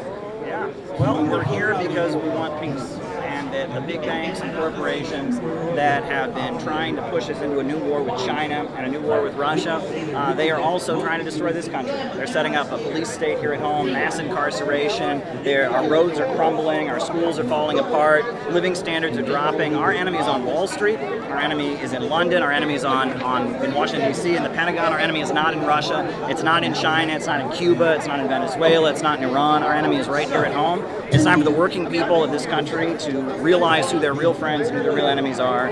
We need to fight for peace, jobs, democracy, and equality. That's what I'm here to say today. What about you? What I'm here to say today is, How did this stop? This was a great moment. June 30th, 2019. The leader of People's Korea and the leader of the United States shook hands. They met, the first president ever to visit the Democratic People's Republic of Korea. We had Donald Trump trying to make peace with a country that is still technically at war with the United States. Donald Trump was trying to open the door to peaceful reunification of the Korean Peninsula. There would be hope to bring the troops home from South Korea. There would be hope that there could be denuclearization, that North Korea wouldn't feel threatened anymore, that there could be no more bombs and weapons, and the people of Korea could reunify. And Donald Trump going to People's Korea was sabotaged. It was sabotaged by John Bolton and the neocons, the same forces that got us into Ukraine, the same forces that are escalating and pushing buttons against China and Taiwan on the Taiwan Strait, the same forces that want World War III sabotaged the peace process on the Korean Peninsula. We're here to say, finish what Trump started. We want peaceful reunification of the Korean Peninsula. We want U.S. leaders and the leaders of People's Korea to sit down. We would like to see trade between the United States and People's Korea. We would like to see those railroads in South Korea that have been built. We'd like to see them in action and see the Korean people trading with each other. We don't want war. We don't want money wasted on international confrontations. And we also don't want a police state. And at the same time that the big bankers who control Joe Biden, the Silicon Valley monopolists and fascists, the same forces that control Joe Biden, are waging a war not just around the world, but against the American people. They are driving our country into poverty. Our trains are derailing. People are breathing in deadly chemicals. The water is not properly purified. Jobs are falling apart. Schools are falling apart. It's a nightmare. They have waged a war against us.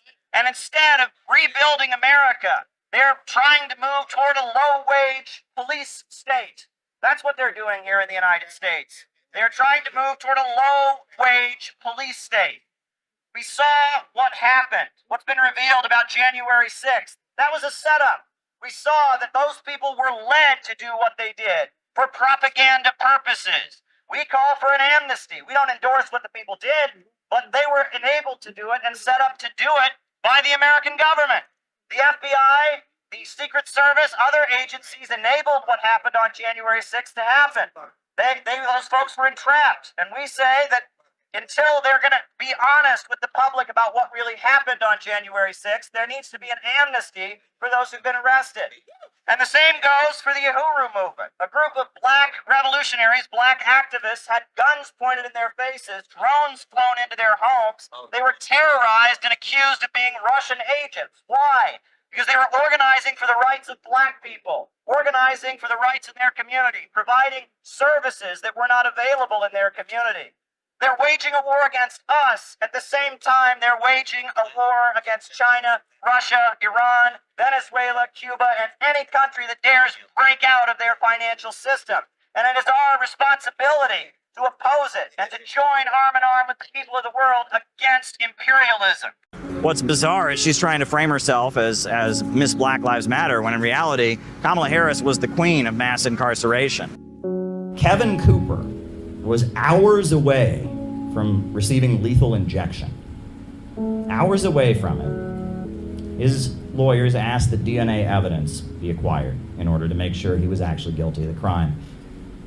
And Kamala Harris's office tried to prevent DNA evidence from being acquired. They wanted Kevin Cooper to be executed, but the governor of California disagreed. They acquired DNA evidence, and the execution was stopped. The New York Times tells us that she feels really bad about it, for whatever that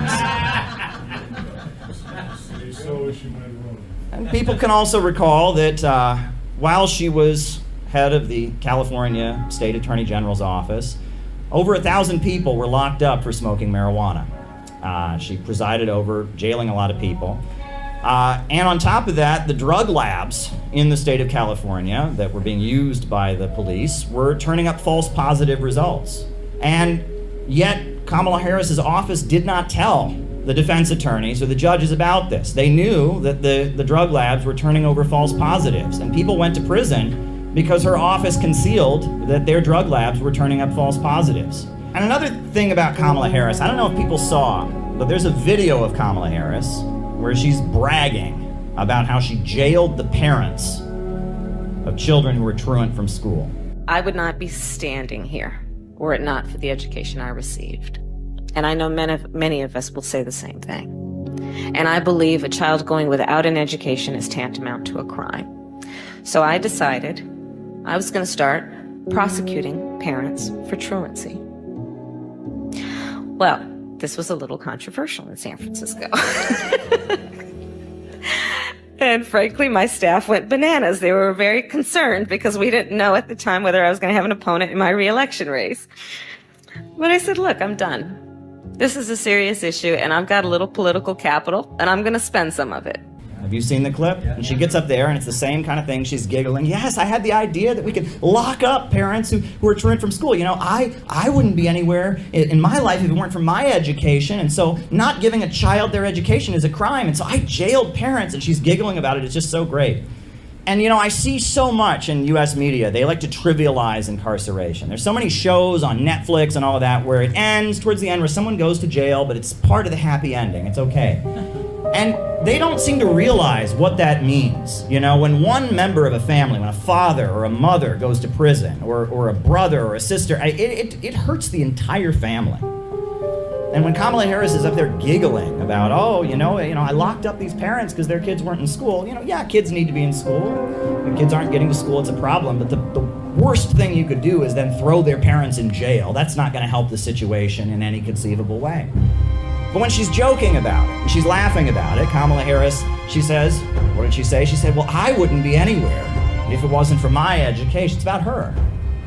The big line when she was calling out Joe Biden, when she was trying to contend with Joe Biden in the presidential election, what did she shout at Joe Biden? She shouted, that little girl was me! You know, there was a little girl in California who was part of the second class to integrate her public schools. And she was bused to school every day. And that little girl was me. And then her campaign started churning out T-shirts with the face of 10-year-old Kamala Harris on them. Do you remember this? Yes. It's almost like she wants us to vote for her because she was once a 10-year-old child. I mean, that's what it sounds like. What's particularly interesting is, you know, you remember when Barack Obama was running for president. We knew everything about Barack Obama. We knew all about Barack Obama's pastor. We knew about Barack Obama's father from Kenya. We knew the school he went to in Indonesia. But Kamala Harris, barely anybody knows anything about Kamala Harris. Well, Kamala Harris's mother, who's now deceased, was from India, was a cancer researcher. And Kamala Harris's father, Donald Harris, was a Marxist economist and is a Marxist economist, a professor at Stanford University. He was an advisor to the government of Michael Manley in Jamaica. And he and Kamala are estranged from one another. He did not attend Kamala's inauguration as vice president. They're not on good speaking terms. But the more you look at it, it's very clear that Kamala Harris sees herself as a victim. The way Kamala Harris speaks, the world has been unfair to her. And she blames Donald Harris for that to some degree or other. We don't know why. We also, there's rumors, we don't really know what happened when she was in Quebec. We just know she never talks about the years that she spent in Quebec. But Kamala Harris thinks that she is a victim.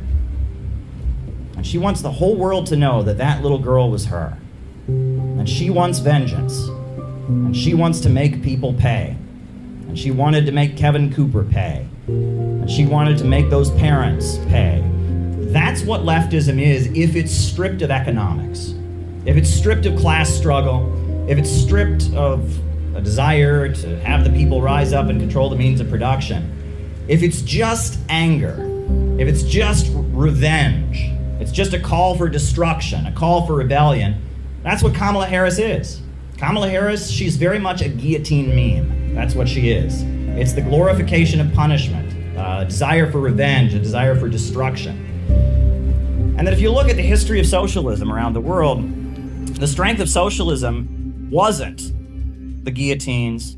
It wasn't the firing squads. It wasn't the persecution. That's not what people remember the strength of socialism being. They just did a poll. 75% of Russians say that the Soviet Union was the best time in their history, but they're not thinking that because of executions. This was from a PBS documentary. They interviewed a woman named Tatiana Fedorova. Stalin set a task.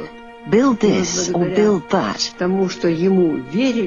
And thanks to the fact that people trusted him and this enthusiasm of young people, it was possible. Remember, this was a country where people were illiterate, lived in virtual darkness, wore birch bark shoes. Even now, I think it's like something out of a fairy tale. How was it possible at one of the most difficult times to raise these great construction sites? It was only possible through the unity of the people and the love of the people for their idol. And the reason Stalin remains wildly popular in Russia, it's not because he executed people, it's because he mobilized them to build that country up from nothing. This was a country... He built some of the world's largest power plants, he wiped out illiteracy, and he built a modern industrial country. He raised millions of people up out of poverty. And then they fought off the Nazi invaders, and then they rebuilt the country again, and a few years later they were the first country in outer space. And the strength of socialism was not that it punished people and that it persecuted people, but rather that it enabled people to go out and build and construct. I've said to many people, I'm not a socialist because I want to destroy America. I'm a socialist because I want to save America. And we have to save America from the horrors that are being unfolded by an irrational system where profits come before people. I want to save America. I want to build a better world. If all the apparatus they've created for destroying people, for imprisoning people, for breaking people psychologically, could be utilized to build and to construct. The popular power were put in control of the means of production and control of the state apparatus of the United States, we could build something very, very beautiful. They want you to be mad at Russia and China instead of the looters that are sitting not very far from here off Wall Street, who are actively getting bailouts in the billions, arguably even in the trillions, for their gambling debts. That's what we're here against, and that's why we're taking a stand for freedom of speech, because they're going after the Yahoo movement and anyone who stands against the imperialists, because they know we're a real threat and that's rising. They know we authentically represent the American people. They know that the American people are ready for a change and ready for an end to the wars. And that's why they're cracking down on our First Amendment. They're cracking down on our Fourth Amendment. They're cracking down on all of the civil liberties we know and love. I have a slide. You better pray to the Lord when you see those flying saucers. It might be the coming of Judgment Day. It's a sign, there's no doubt of the trouble that's about. So I say, my friend, you better start to pray. When you see your saucer fly like it coming through the sky, you should realize the price you'll have to pay. You better pray to the Lord when you see those flying saucers. Might be the coming of Judgment Day. Now many people think the saucers might be someone's foolish dream. Maybe they were sent down here from Mars. If you just stop and think, you realize just what it means. They're more than atom bombs, they're falling stars. And though the war may be through, there's secrets and trouble brewing, and those flying saucers may be just a sign that if peace doesn't come, it'll be the end of some. So repent today, you're running out of time. They're a terrifying sight as they fly on day and night. It's a warning that we'd better mend our ways. You better pray to the Lord when you see the flying saucers. Might be the coming of the Judgment Day. Get your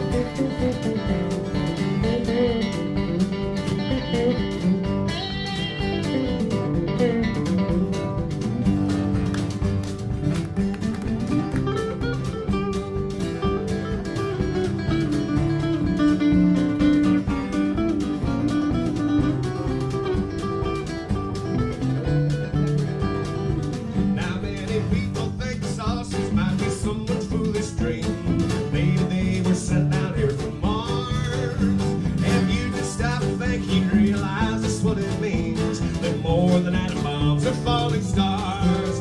And though the war may be through, there's this sense of trouble brewing, and those flying saucers may be just a sign. And if peace doesn't come, it'll be the end of soon. So repent today, you're running out of time. There are terrifying sight as they fly all day and night. It's a warning that we better mend our ways. You better pray to the Lord when you see those flying saucers. Might be the coming of the judgment day.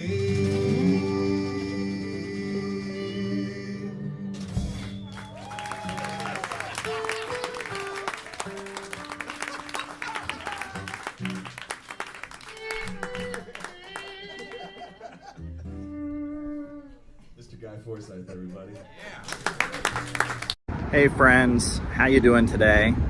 I'm letting you know, the Center for Political Innovation, we are about to do, on July 12th, the biggest event that we have ever done. It will be our national gathering in Chicago on July 12th.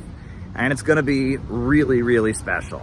We are talking with a number of important anti-imperialist voices, a lot of different communities. There's going to be musical performances, dance performances, there's going to be great speeches, and it's going to be a whole day gathering dedicated to anti-imperialism. I am committed, and CPI has always been committed to building an in real life network of people.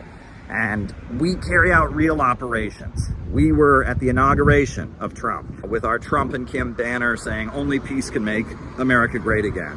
We were on the streets of Chicago at the Democratic National Convention with a book exposing what Kamala Harris and who she really is and what she's really about, and it was really, really important. We have 1,000 copies of our book about the Houthis that are being distributed with the poster of the convention on the back to people who would never go looking for this. We are putting door hanger flyers on doors of people, again, that would never go looking for this. We're not performing and trying to make ourselves feel good. We're actually trying to build a network of people that can be anti-imperialists in America. And it's not easy to do. It's very difficult in these times to build a real in-life organization. People have their issues. We live in a very strange time, but we have to do it. And we are committed to continuing this project. This video is basically me telling you we need your support. In order to pull off our convention that includes our 7-day program for our members around the country to come to Chicago, includes our huge convention on July 12th, where we're gonna fill up the Midwest Convention Center, in order to have an effective national planning meeting and gathering in Chicago the day after on July 13th. In order to do what we need to do, we need to fill up that auditorium and we need money. And there's really no way around that. We need you to donate to the Center for Political Innovation. We have set up a GoFundMe, and a lot of people have already contributed. We already raised a couple $1,000, but it's not enough. In order to really pull off our July activities and really have a win for anti-imperialism, we need your support. We need you to go to the GoFundMe right now and donate $5 or $20. We need you to go to the donate button on the CPI website and send us $100 or $50, whatever you can do. If we're gonna do what we need to do in July and build the organization and have the mega anti-imperialist rally that needs to happen on July 12th and solidify the network that we're building to continue to carry out the great operations that we do, we need you to help us out. Every cent that we raise goes into building this group. I'm lucky I have a paycheck with everything that's going on. I'm surviving, and I have consistently put a huge amount of the money that I have, my own resources, my own funds, into CPI because I believe in it, because it needs to happen, because this organization is necessary. I'm looking at what I've got and my own resources and my own bills and all of that, and I'm looking at what's already been paid for, and it's not enough. I mean, it's just not enough. I can't just pay for everything myself.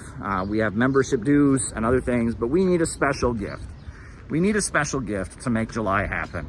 We need you to give us a special contribution so that we can make sure the July events go smoothly, that the housing for the people coming in out of town is covered, that the speakers that are being flown in, their airfare is properly covered. We need you to make a special one-time gift to make this July gathering this anti-imperialist summit that we are organizing. We need you to help us make it happen and help us make it a success. Small gift, big gift, whatever you can do. We need you to help us with it. But you know what? I'll just say this. If it's a matter of send us a gift or come, we'd rather you come. We'd rather you be there. It's much more important that you be there on July 12th. If you can't afford to give us a gift, but you can afford to come to town, if there's one event that you come to this year, make it July 12th. CPI, Center for Political Innovation, we're doing something that nobody else is doing, and we're doing it right. We're not doing it in a way that we're trying to win the internet. We're not doing it in a way that we're trying to make ourselves feel special or act like we're cool. We're building what needs to be built. We are building the real connections. And if you can understand why what we're doing is so important, if you can understand why anti-imperialism is the future, but we have to break out of the narrow niche circles and internet culture and get to the masses of people with real outreach. If you can understand that, please give us a gift. We're trying to build an actual movement to win new people to anti-imperialism and continue to carry out operations to change the conversation in America so that we have a country where there's a mass movement demanding justice for working families and an end to these wars, that we're saying no to World War III, we're saying no to the emerging low-wage police state. That's what we urgently need. So if you can help us in any way, send us a gift. If you can be there on July 12th, be there. This is the biggest endeavor CPI has ever done, and it's going to lead to even bigger things. We don't back down. We don't go away. If we were going to back down, we would have done it a long time ago. And if we were one of their plants or one of these fake anti-imperialists, they would be making it a lot easier for us. We have been facing a lot of challenges, but we continue to achieve great victories. So we need your support. Please send us a contribution. Please be there on July 12th at the Midwest Convention Center in the Chicago area. It's right near the O'Hare Airport. It's going to be awesome. We need you there. Thank you.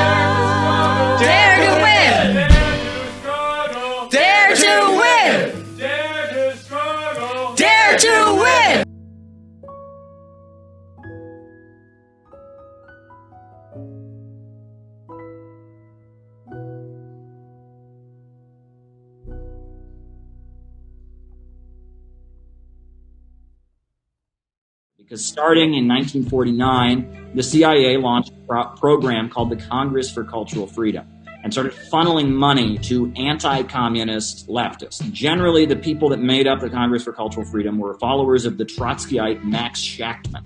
And Shachtman, after World War II, his followers, one of them being Irving Kristol, who is the father of neoconservatism, started working for the CIA. And Irving Kristol was actually the director of the CIA's Congress for Cultural Freedom program, where they started covertly giving money to leftists in order to put out an anti-Soviet message. The magazine Partisan Review, which was purported to be a communist socialist magazine, and it was all over the college campuses. Every campus you went to, you could find Partisan Review, and it was this subversive communist magazine, except it like every issue was devoted to exposing the Stalinists. And a lot of what was done in Partisan Review magazine was equating the Soviets with the Nazis, right? And saying that it's basically the same system. And direct CIA payments to pay for their operations were supplemented by the Ford Foundation and the Rockefeller think tanks and other things. And various left-wing academics were getting subsidized by getting paid lots of money to have their articles appear in this magazine that was everywhere.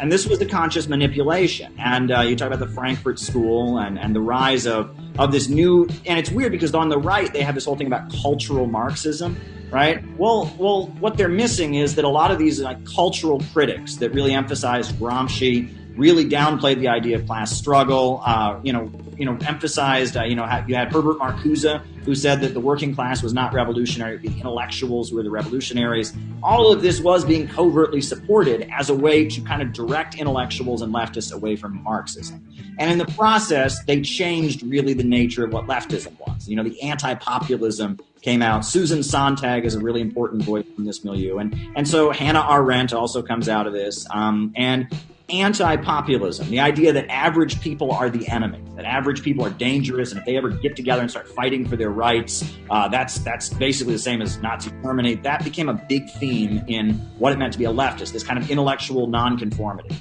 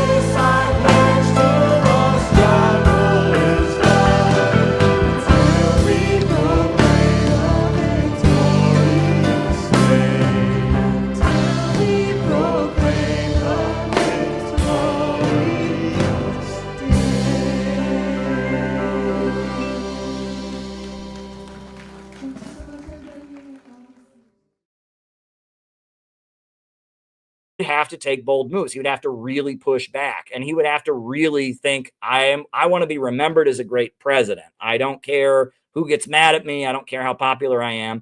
And in a way, it could be a great moment because Trump could do almost anything, but then it could also be a very bad moment because Trump could do almost anything. Right. You know?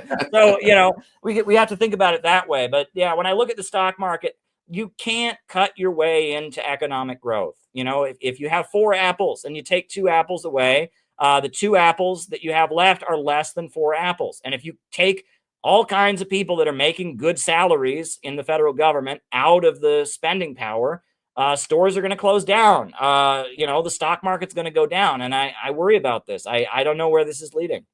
Yeah, I think Musk is like the worst thing happening to Trump, in my opinion. In a number of reasons. Your thoughts on Elon Musk?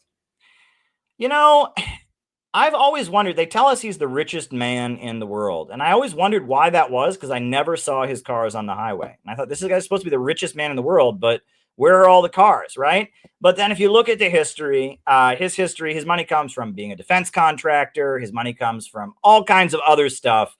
Tesla is the brand that he wants to be associated with, but he's a billionaire who's been involved in all kinds of things. I do want to tell people, though, that there's a couple layers to this. First of all, they say he's the richest man in the world. He's not the richest man in the world. In fact, he's so poor, he has to keep his money in his own name. And that, when they publish lists of the richest people in the world, that's all a facade. When there was a member of the Rockefeller family who I think was being confirmed to be like vice president during the 1970s. And all the smartest journalists in America started trying to investigate how much money does he have. And they couldn't figure it out. And there's a great book called The Rockefeller Syndrome by Ferdinand Lundberg that goes into great detail. They couldn't figure out how much money he had because it was tied up in so many different trusts and foundations and all. The Rockefellers, their amount of money they have is so much more beyond anything we can even calculate. These people are like rich on a level we can't even imagine. If you talk about the DuPonts, the Carnegies, the really old money that is tied in with banks and oil companies and all of that. These are people that have absolutely no idea how much money they have. They have never thought twice about spending a dollar. I mean, they wake up every day and other people are managing their money. This is something we can't even imagine. Elon Musk, on the other hand, he's somebody who's a functionary in this imperialist machine and all of this. And he very much is a public face. He's somebody who's rolled out for the public. And what Elon Musk is, if you read Ayn Rand, right? You read Atlas Shrugged or there's The Fountainhead, right? They have these characters, these self-made men, these industrialists who are innovative and don't listen to anybody and are purely selfish, but that's what Elon Musk wants you to think he is. And he has spent, a lot of money has been spent, not just by him, but by media outlets and others, to create the image of this kind of ubermensch, innovative captain of industry. He's supposed to be Stark. Tony Stark. He's Tony Stark. He's John Galt, and he's that. And he's like the fantasy of what people in business school want to become. People that are getting their BMA and are reading those Ayn Rand novels. That's what they fantasize about being about. And it's about, there's a certain layer of the tech bros that have kind of the very libertarian mindset. They believe they're smarter than everybody else. That we have a society that rewards the stupid and all of that and rewards the weak, but they're so smart and no one understands them because they're so smart and maybe they'll die and the world won't get their greatness. It's this kind of very individualist, loner, mindset of superiority. And he's there to pander to that mindset. He's the mascot, let me say, for that. And really what he's engaging in is called austerity, where you cut government spending, you get rid of the jobs of government employees and all of that. And what that's really about is that the economy is getting worse and the rich don't want to pay for it. They want to make us pay for it. So they're cutting back. And what they're doing is they're replacing a lot of government jobs with automation.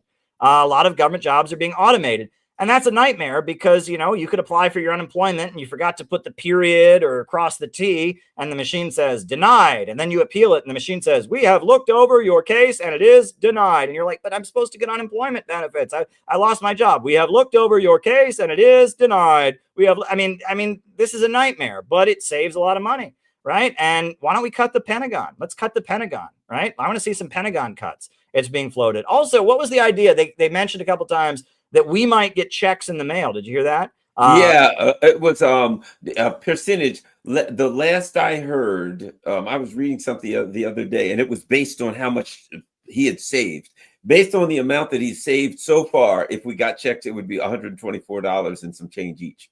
Oh, well, that'll save the economy. This is ridiculous. They had to fire all of these people that were like paying for their families and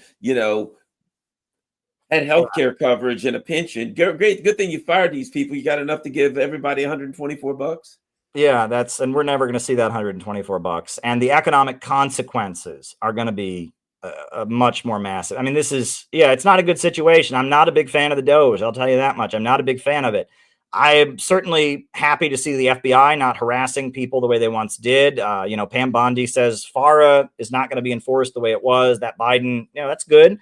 The Department of Homeland Security, basically the looking into peace activists and others who are, as potential terrorists, that's being, scaled back. I like that. I'm not a big fan of USAID. There you go. But other than that, I don't know. I will say this though, USAID, one story that Peter Coffin has dug into, and I wrote this book, Bread Tube Serves Imperialism, that Jimmy Dore had me on to talk about and all of that, where I said that a lot of these social media influencers who were talking about socialism and communism, that they were being backed by the intelligence community, most likely. And I said that because I had one bit of information, which is there was a guy who was advising them, who is, somebody who's got intelligence connections. That's all I had. And then after I wrote that, Gray Zone found smoking gun. They found British intelligence was paying Abigail Thorne. And then ContraPoints, who's one of these people, she did a special with Hillary Rodham Clinton and Chelsea Clinton. And it was all about how great she was at deprogramming, conspiracy theories and all of this. And then apparently they were all being paid by a corporation called Nebula. And a guy on the board of it was a USAID employee. Okay, so it was like I was so more right than you could possibly imagine. This book, I was like, I just had the tip of the iceberg. I just knew about one guy advising them. And I said, this looks like intelligence to me. It was absolutely intelligence. And the idea that maybe the government won't be funding people on the internet to, try to nudge Bernie Sanders supporters to support war with Russia or something. Again, not opposed to that. And there is a huge amount of U.S. government meddling in politics. And with the FBI suppressing the Hunter Biden laptop story and all of that, all of this stuff is going on. And there's all kinds of nefarious activities going on. And, that's worth pointing out. And the idea that people being mad about police brutality, people being mad about social media censorship, people not wanting us to spend billions of dollars in Ukraine, that's all a big conspiracy from Russia. Give me a break, right? And the American government and the mainstream media, and I will add the British government and the NATO establishment, they are all over American politics, nudging people in a certain way, reinforcing things. Did you hear the latest one was the soda thing? Did you hear about that? No, vaguely. Tell me about it. Right. So I guess Donald Trump made a rule that you can't use your SNAP, your food assistance card, to buy soda. Right. Now I drink soda, but is it good for me? No. And I guess, if you got kids and you're a low income family, maybe you should be eating something healthier. I mean, okay. I don't really feel strongly either way about the policy. But there are a number of social media influencers that spoke up and this is so wrong and all that. Well, it's been revealed they were all getting paid by the soda companies, right? And we've got receipts now that various influencers who were just so mad about this new regulation and all of that, well, the soda companies wrote them a nice check to do that.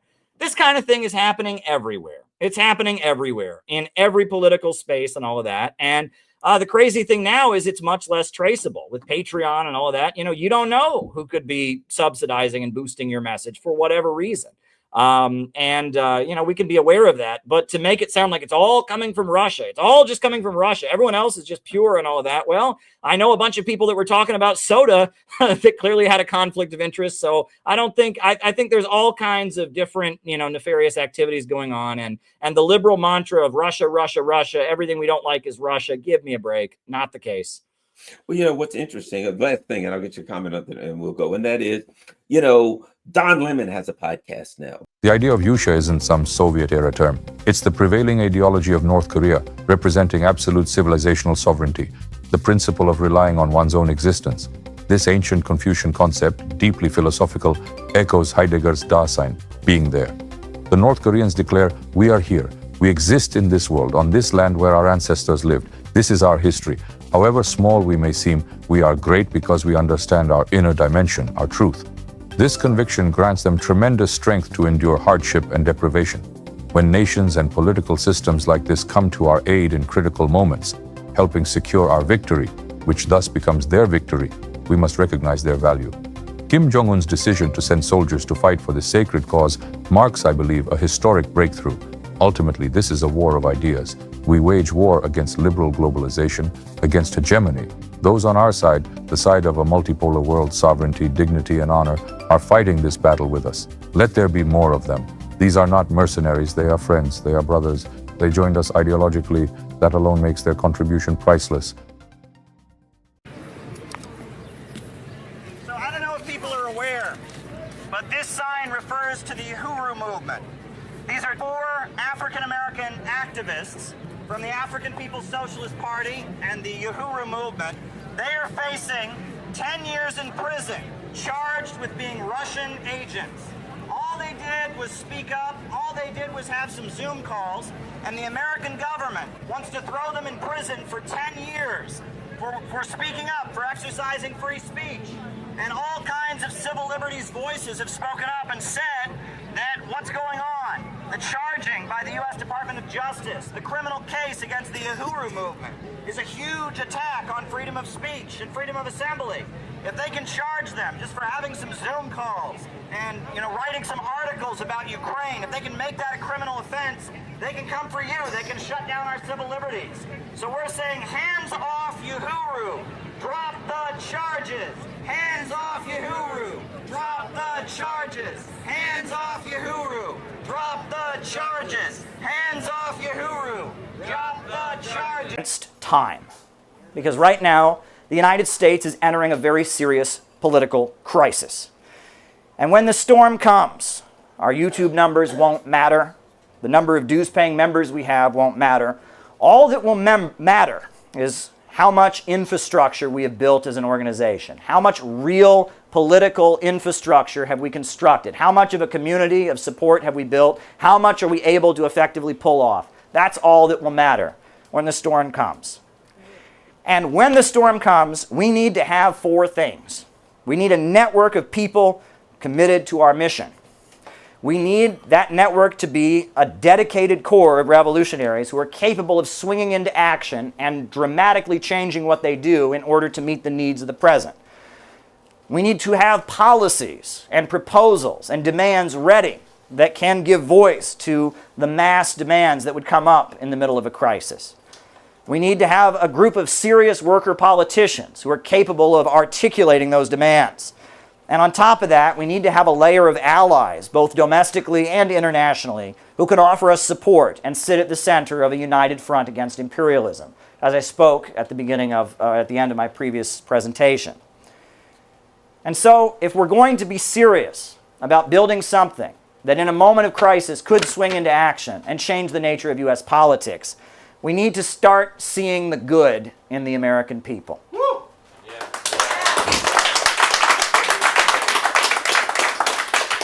A lot of evil things in the United States. We talk about the Atlanticist pathology.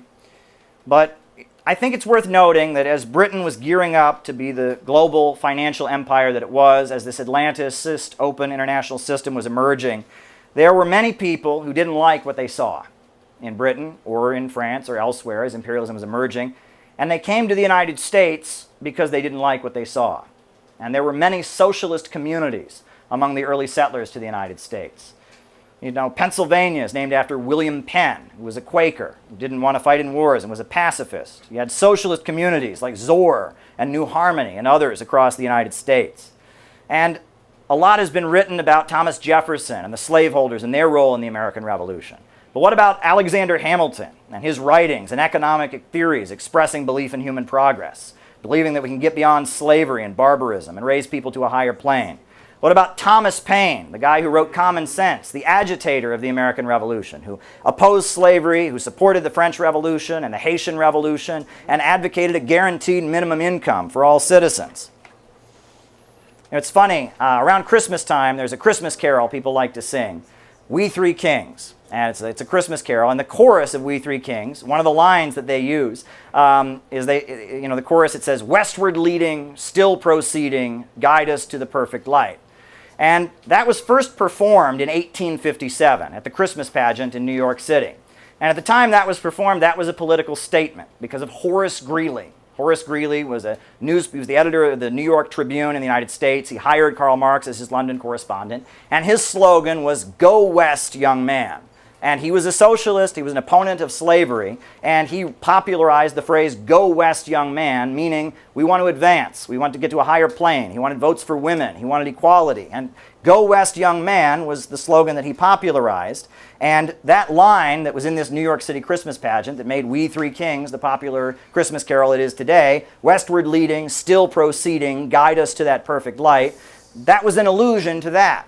And it was pointing toward the eventual formation of the Lincoln Coalition. Before the American Revolution in the United States, they had what was called the Great Awakening. And it was across the United States, people were realizing that something was wrong in the United States. And you had a lot of pastors, Jonathan Edwards and others, who were going up and down the United States preaching about, get right with God and repent of your sins, etc. And then before the U.S. Civil War, as we were gearing up for the Lincoln Coalition to be formed that eventually led to the Civil War, you had the Second Great Awakening. The Second Great Awakening in the United States. And of course, it expressed itself in terms of religion. But the Second Great Awakening had a huge influence on U.S. culture. I don't know if people are familiar with the American tradition of tent revival pastors. People know about that. They set up the tents. That comes from the Second Great Awakening. If people have ever heard the hymn Amazing Grace, that comes out of the Second Great Awakening. Mormonism, Seventh-day Adventism, and many of the religious groups of the United States come out of the Second Great Awakening. And what was the Second Great Awakening about? It was about redemption, right? Amazing Grace. The story is the guy was a slave trader, and there was a storm, and he feared for his life. And then, after the storm was over, he repented from being a slave trader, and he turned the slave ship around and repented from his sins and turned against slavery. And we know the song John Brown's Body, right? That eventually became the Battle Hymn of the Republic. Yeah, we know about that. But you'll notice that John Brown's Body, originally the tune of John Brown's Body comes from "Hey Brother, Will You Meet Us?" which was a tent revival song. Hey brother. Transport. Colonel. Well, I had an idea you'd show up. Well, when I heard you was back, I just busted right in. I'd have been so if you hadn't. Come on, sit down. Where was it last time, Manila? Oh, Colonel, you forgot. China, the Yancey Patrol. Right. Well, you know, Transport, I wasn't on the river long. Yeah, I know. And me and the rest of the old gang could hardly believe it when we heard you quit the Marines. Well, I felt bad about that, but I had to do it that way. I can talk about it now. You know where I went? We heard you were sick and went back to the States, but that didn't seem like you. Must have been a couple of Army guys. Where did you go, Colonel? I joined the Chinese Army. Are you kidding, sir? And not even the Chinese Marines. What for? Well, I could see this war with Japan coming. You didn't have to look far for that. I realized that our first line of defense would be China.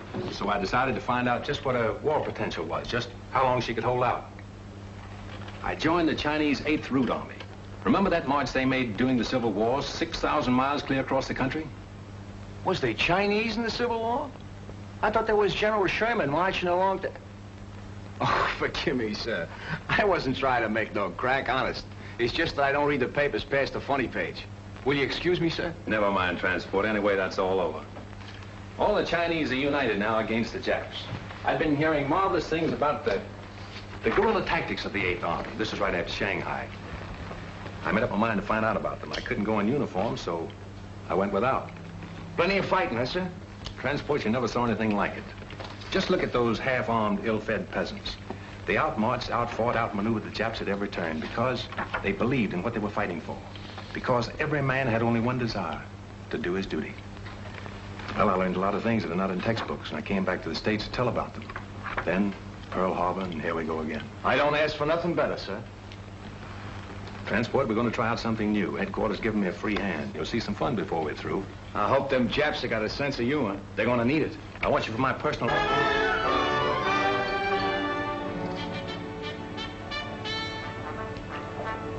Hey, attention! Sir, the battalion is formed. Take your post. At ease. Sit down, boys, and make yourselves comfortable. The smoking lamp is lit.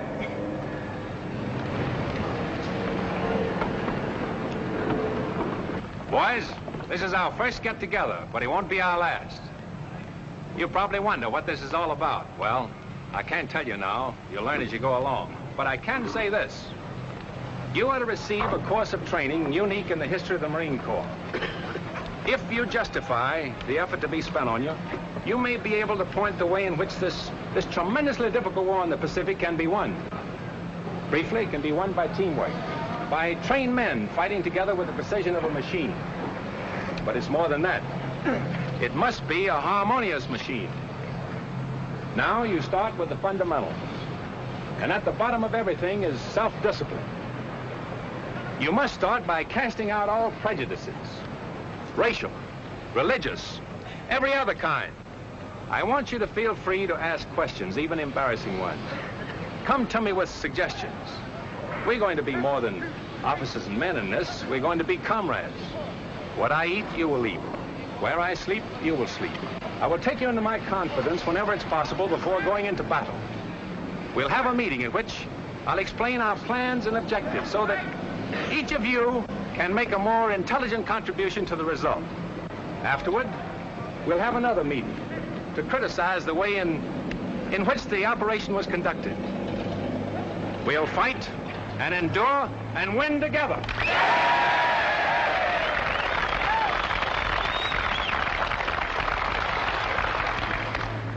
Ahead of you lies a hard road. You'll often have bad food and very little of that. Many times your bed will be a muddy ditch. You'll march until you think you're exhausted and then be called on to start out again. To carry you through the rough spots before you, teamwork is needed. You'll have to help each other. The Chinese have a word for it. It is gung-ho. Gung to work, ho harmony. I propose it as our motto. Gung-ho. Come on, now give it to me. Pearl Harbor is history now by 2 months. From 15,000 volunteers, the Colonel has accepted about... Hey friends, how you doing today? I'm letting you know, the Center for Political Innovation, we are about to do, on July 12th, the biggest event that we have ever done. It will be our national gathering in Chicago on July 12th. And it's going to be really, really special. We are talking with a number of important anti-imperialist voices, a lot of different communities. There's going to be musical performances, dance performances, there's going to be great speeches, and it's going to be a whole day gathering dedicated to anti-imperialism. I am committed, and CPI has always been committed to building an in real life network of people. And we carry out real operations. We were at the inauguration of Trump with our Trump and Kim banner saying only peace can make America great again. We were on the streets of Chicago at the Democratic National Convention with a book exposing what Kamala Harris and who she really is and what she's really about, and it was really, really important. We have 1,000 copies of our book about the Houthis that are being distributed with the poster of the convention on the back to people who would never go looking for this. We are putting door hanger flyers on doors of people, again, that would never go looking for this. We're not performing and trying to make ourselves feel good. We're actually trying to build a network of people that can be anti-imperialists in America. And it's not easy to do. It's very difficult in these times to build a real in-life organization. People have their issues. We live in a very strange time, but we have to do it. And we are committed to continuing this project. This video is basically me telling you we need your support. In order to pull off our convention that includes our 7-day program for our members around the country to come to Chicago, includes our huge convention on July 12th, where we're gonna fill up the Midwest Convention Center, in order to have an effective national planning meeting and gathering in Chicago the day after on July 13th. In order to do what we need to do, we need to fill up that auditorium and we need money. And there's really no way around that. We need you to donate to the Center for Political Innovation. We have set up a GoFundMe, and a lot of people have already contributed. We already raised a couple $1,000, but it's not enough. In order to really pull off our July activities and really have a win for anti-imperialism, we need your support. We need you to go to the GoFundMe right now and donate $5 or $20. We need you to go to the donate button on the CPI website and send us $100 or $50, whatever you can do. If we're gonna do what we need to do in July and build the organization and have the mega anti-imperialist rally that needs to happen on July 12th and solidify the network that we're building to continue to carry out the great operations that we do, we need you to help us out. Every cent that we raise goes into building this group. I'm lucky I have a paycheck with everything that's going on. I'm surviving, and I have consistently put a huge amount of the money that I have, my own resources, my own funds, into CPI because I believe in it, because it needs to happen, because this organization is necessary. I'm looking at what I've got and my own resources and my own bills and all of that, and I'm looking at what's already been paid for, and it's not enough. I mean, it's just not enough. I can't just pay for everything myself. We have membership dues and other things, but we need a special gift. We need a special gift to make July happen. We need you to give us a special contribution so that we can make sure the July events go smoothly, that the housing for the people coming in out of town is covered, that the speakers that are being flown in, their airfare is properly covered. We need you to make a special one-time gift to make this July gathering, this anti-imperialist summit that we are organizing. We need you to help us make it happen and help us make it a success. Small gift, big gift, whatever you can do. We need you to help us with it. But you know what? I'll just say this. If it's a matter of send us a gift or come, we'd rather you come. We'd rather you be there. It's much more important that you be there on July 12th. If you can't afford to give us a gift, but you can afford to come to town, if there's one event that you come to this year, make it July 12th. CPI, Center for Political Innovation, we're doing something that nobody else is doing, and we're doing it right. We're not doing it in a way that we're trying to win the internet. We're not doing it in a way that we're trying to make ourselves feel special or act like we're cool. We're building what needs to be built. We are building the real connections. And if you can understand why what we're doing is so important, if you can understand why anti-imperialism is the future, but we have to break out of the narrow niche circles and internet culture and get to the masses of people with real outreach, if you can understand that, please give us a gift. We're trying to build an actual movement to win new people to anti-imperialism and continue to carry out operations to change the conversation in America, so that we have a country where there's a mass movement demanding justice for working families and an end to these wars, that we're saying no to World War III, we're saying no to the emerging low-wage police state. That's what we urgently need. So if you can help us in any way, send us a gift. If you can be there on July 12th, be there. This is the biggest endeavor CPI has ever done, and it's going to lead to even bigger things. We don't back down. We don't go away. If we were going to back down, we would have done it a long time ago. And if we were one of their plants or one of these fake anti-imperialists, they would be making it a lot easier for us. We have been facing a lot of challenges, but we continue to achieve great victories. So we need your support. Please send us a contribution. Please be there on July 12th at the Midwest Convention Center in the Chicago area. It's right near the O'Hare Airport. It's going to be awesome. We need you there. Thank you.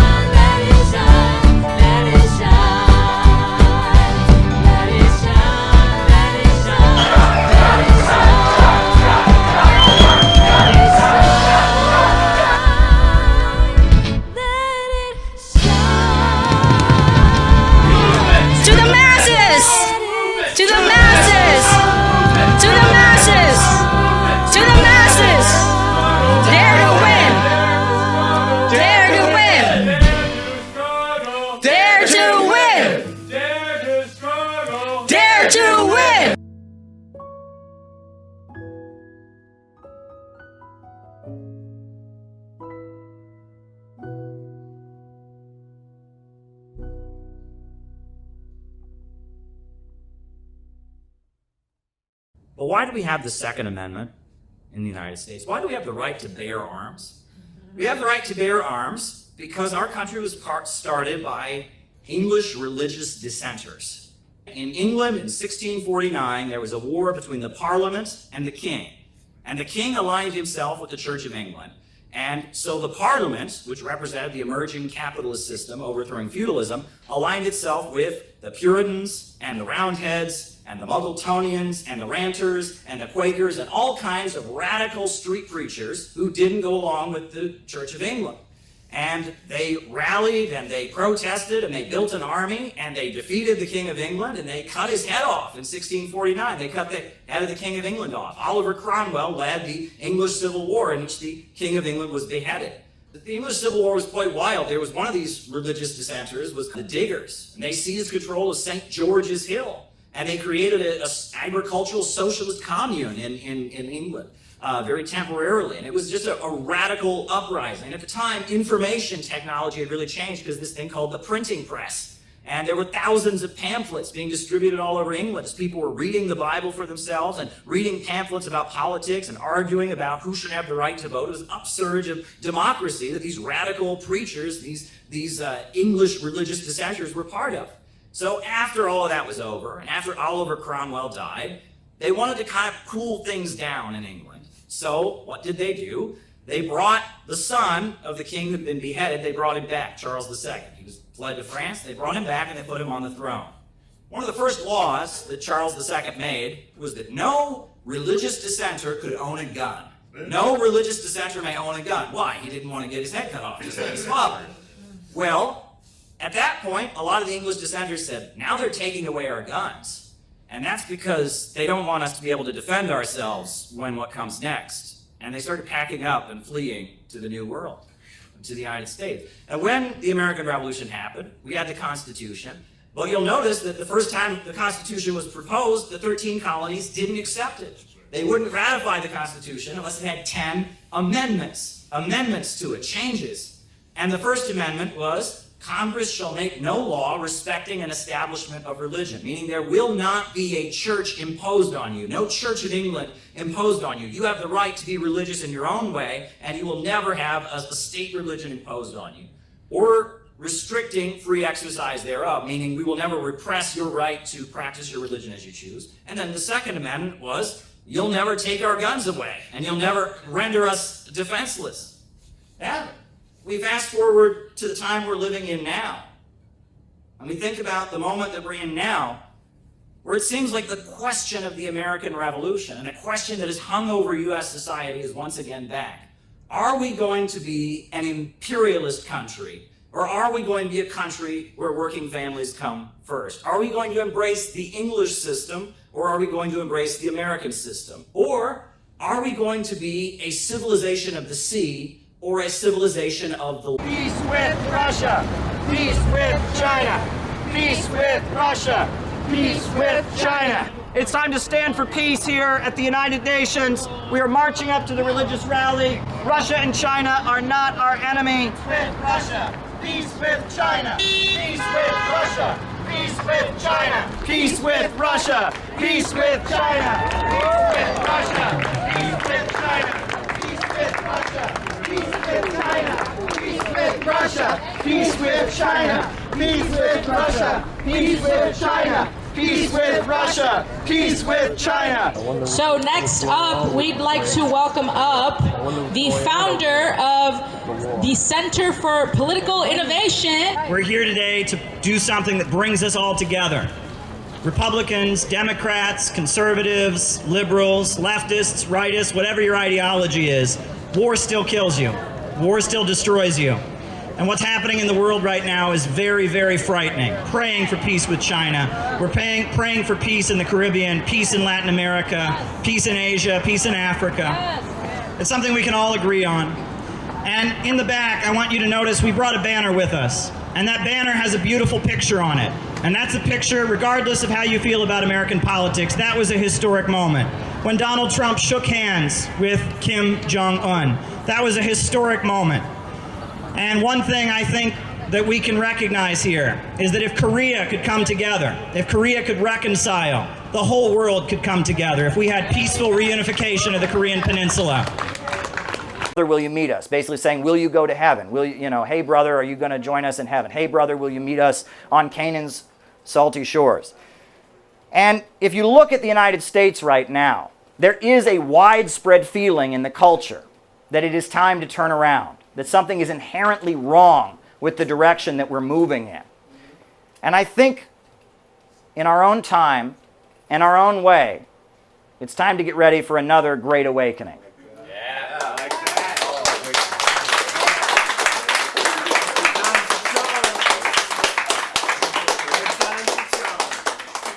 Now, obviously, this wouldn't be a religious movement because politics is expressed differently nowadays, right? We're a much more secular society. But at the same time, it's very clear there's a broad feeling among the population that something is inherently wrong. There's a broad feeling that evil is all around us. And there's a broad feeling that we need to challenge the rich and powerful. We need to call them out, and we need to stand for something higher than ourselves. And the moment has come for a kind of spiritual and political awakening that can lay the basis for the fight ahead. And my belief is that the Center for Political Innovation can play a role in carrying out this third great awakening, this great socialist awakening of the broad masses of American people as we move toward the revolutionary crisis that is to come. They talk about all this great replacement stuff. There's been a lot of talk about it as a result of these mass shootings. And these white supremacists, they make it about race, right? They say that, oh, they're trying to replace the white people. Well, they've been trying to go after the black people for years and years. Look what they did at Hurricane Katrina. Look at mass incarceration. And they're trying to get rid of other communities too. It's not racial. There's no great replacement in terms of race. It's not about trying to get rid of whites and replace them with blacks or trying to get rid of blacks and replace them with whites. What's going on right now is that they are trying to eliminate all of us because they don't have room for us at the assembly line. Their capitalist system doesn't have room for us. Their capitalist economy is crashing, and we stand outcast and starving amid the wonders that we have made. And so among the broad masses of people, black, white, Asian, Arab, Latino, there is an understanding that they are trying to eliminate us. They have a plan for exterminating us. And also among the broad masses of people who don't have political education and don't have consciousness, there's an understanding that we will not be canceled, and we will fight back, and we will live.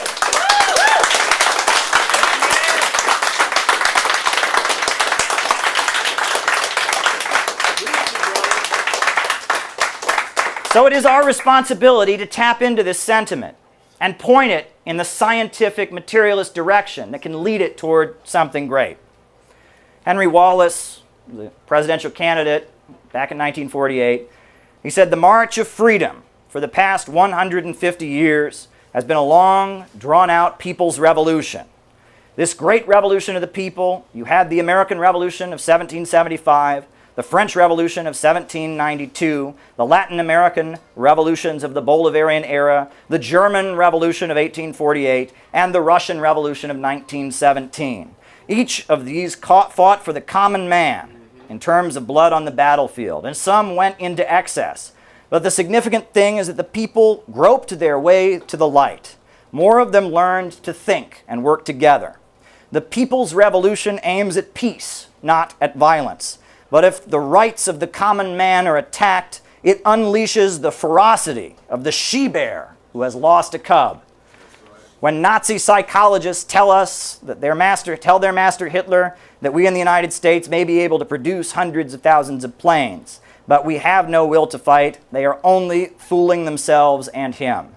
The truth is that when the rights of the American people are transgressed, as they have been transgressed, the American people will fight with a relentless fury that will drive the Teutonic gods back cowering into their caves. The god of Damarong has come for Odin and his crew. The people are on the march toward an even fuller freedom than the most fortunate people of the world have hitherto enjoyed. The people's revolution is on the march, and the devil and all his angels cannot prevail against it." That's Henry Wallace. Yes. The storm is coming. The day will come when everyone realizes it's time to turn the ship around, or we're going to be sailing off of a cliff. And when that moment comes, we must have the apparatus to take the wheel for ourselves and lead the country out of troubled waters. Thank you very much. CPI, CPI, CPI, CPI, CPI, CPI, CPI, CPI, CPI, CPI, CPI, CPI, CPI, CPI, CPI, CPI, CPI, CPI, CPI, CPI, CPI, Dare to struggle! Dare to win! Dare to struggle! Dare to win! Dare to struggle! Dare to win! The camera's right there. Get in the Come on, get in it. the camera. Get Yeah. in front of the camera. Yeah. To the masses! Out of the movement! To the masses! Out of the movement! To the masses! Whatever you want to call it on a YouTube show. The fact that regular old, people that have been on here for several years, like you and I, and a lot of other people that have been doing this thing for a while, and we get on and set up that we think we're, not real like celebrity figures or anything, but that now all of these people are leaving traditional media, some by choice, some getting fired, and all of them are like, I know. There were these two guys that were the most boring human beings on earth. They had a show on NBC. It was something in Heilman and I can't remember the name, but they're just like the two most boring liberals you'll ever see, right? Okay. It was a horrible show. It lasted no time flat. And then one of them has a YouTube show that's every bit as boring, right? And I'm like, the other thing I think now is one way or another that probably the alternative media sphere is being flooded by posers. People trying to come in and pretend like they're out of the media, or as you said, money's being pumped all over the place. All that USAID money and stuff, they didn't stop it because they don't want to do the regime change thing anymore, because it's just not working. And they'll take that money and then say, hey, you know what? We can take 20% of that and pump it into social media influencers and fake social media guys and fake YouTubers or whoever saying what we want, and get more from that than we could from USAID, because people kind of are hip to the whole fake protest thing. Well, there's a couple layers to this.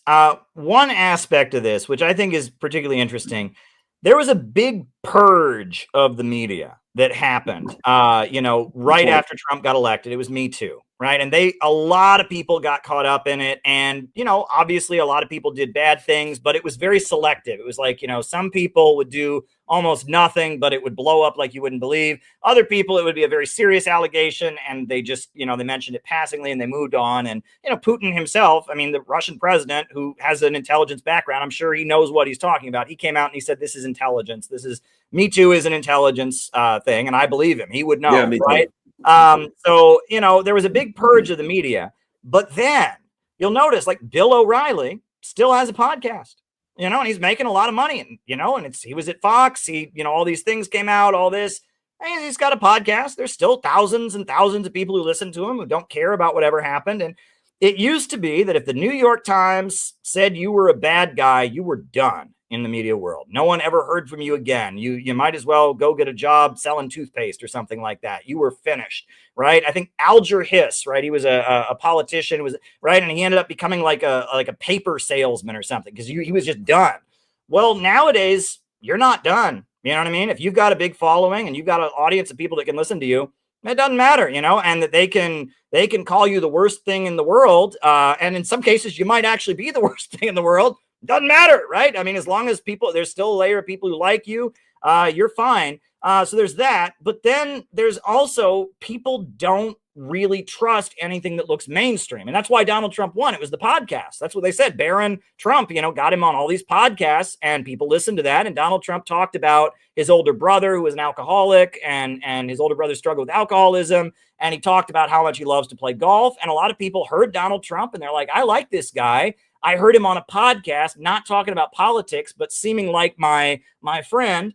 And they tried to do that with Kamala Harris, and oh boy, it was a disaster. No personality whatsoever. They paid Oprah like tens of millions of dollars to sit down, and she was sitting there cringing the whole time, like, is she really this bad? And that's why Trump won. It was the podcast sphere that won, because people saw Trump in kind of edgy, underground, alternative spaces, and he seemed like a friendly human guy, and that's how he won. So people want something that seems like it's against the establishment. So when you talk about, alternative media is being pumped full of different things, what I tell people now more than ever, don't get caught up in a fandom, right? And I see, and you and I, we live and breathe this. There is a whole lot of people that are in this alternative media world who it turns into personalities fighting with each other.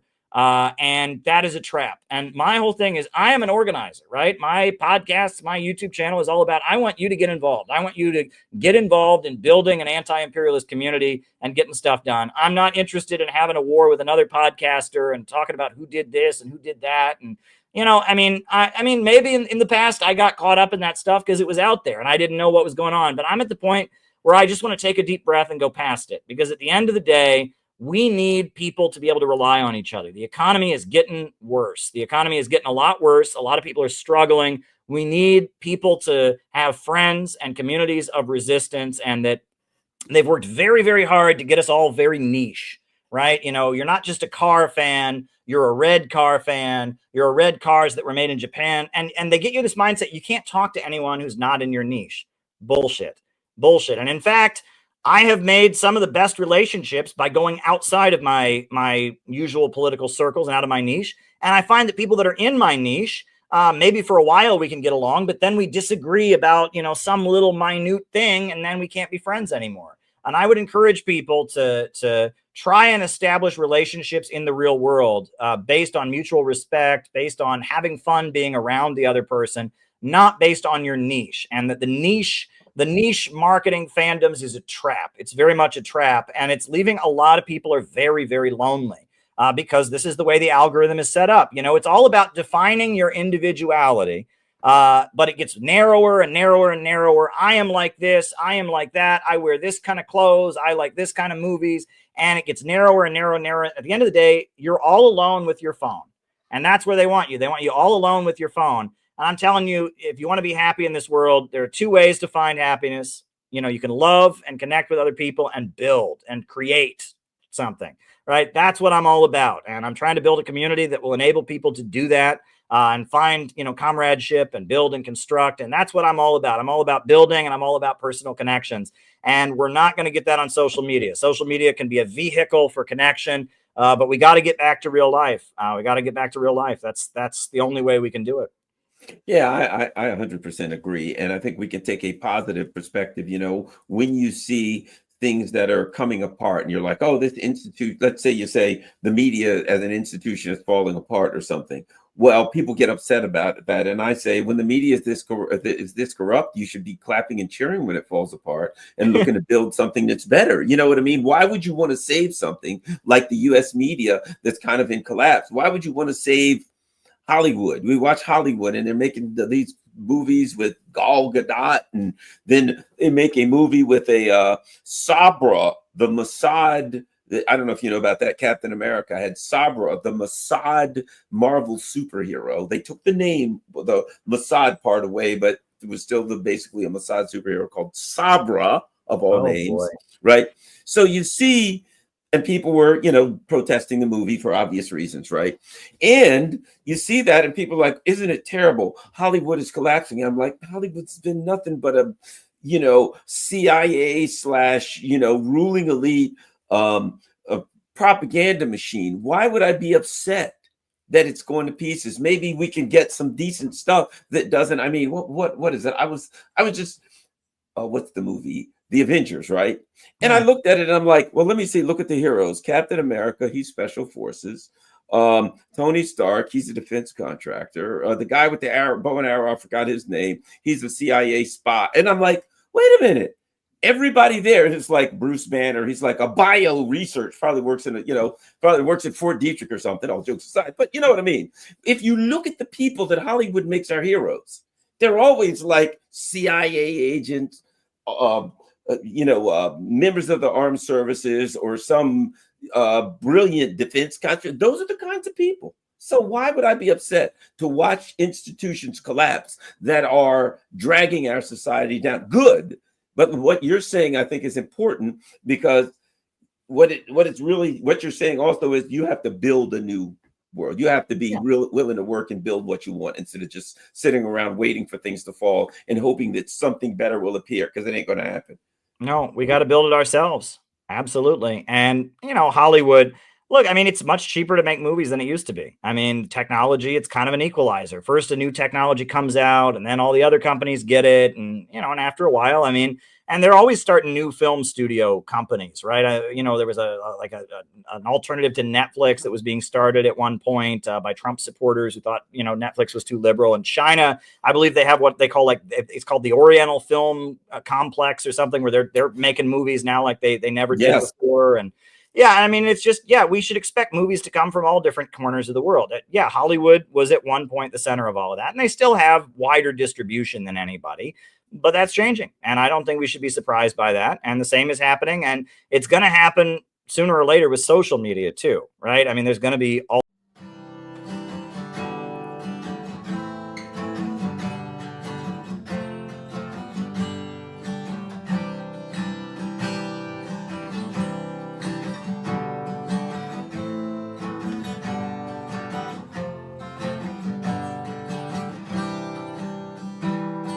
Sunlight beaming forth in the east from the fatherland, bringing tidings of a new world to families in the field. Let us hasten to send the news all throughout the world.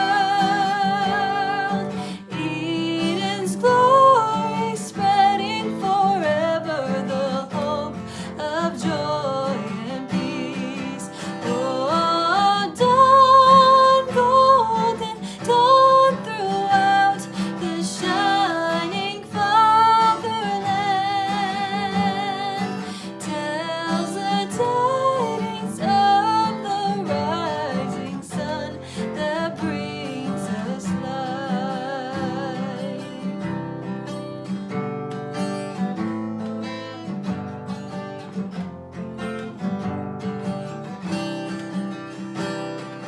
Harvest quickly, men of the fields, hasten to harvest now.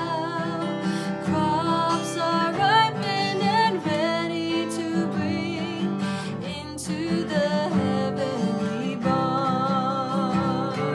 Saints and angels and heavenly hosts gather to speed the task. All will share the harvest of joy at the banquet of our Lord. Oh, dawn golden, dawn throughout the shining fatherland, tells the tidings of the rising sun that brings us light.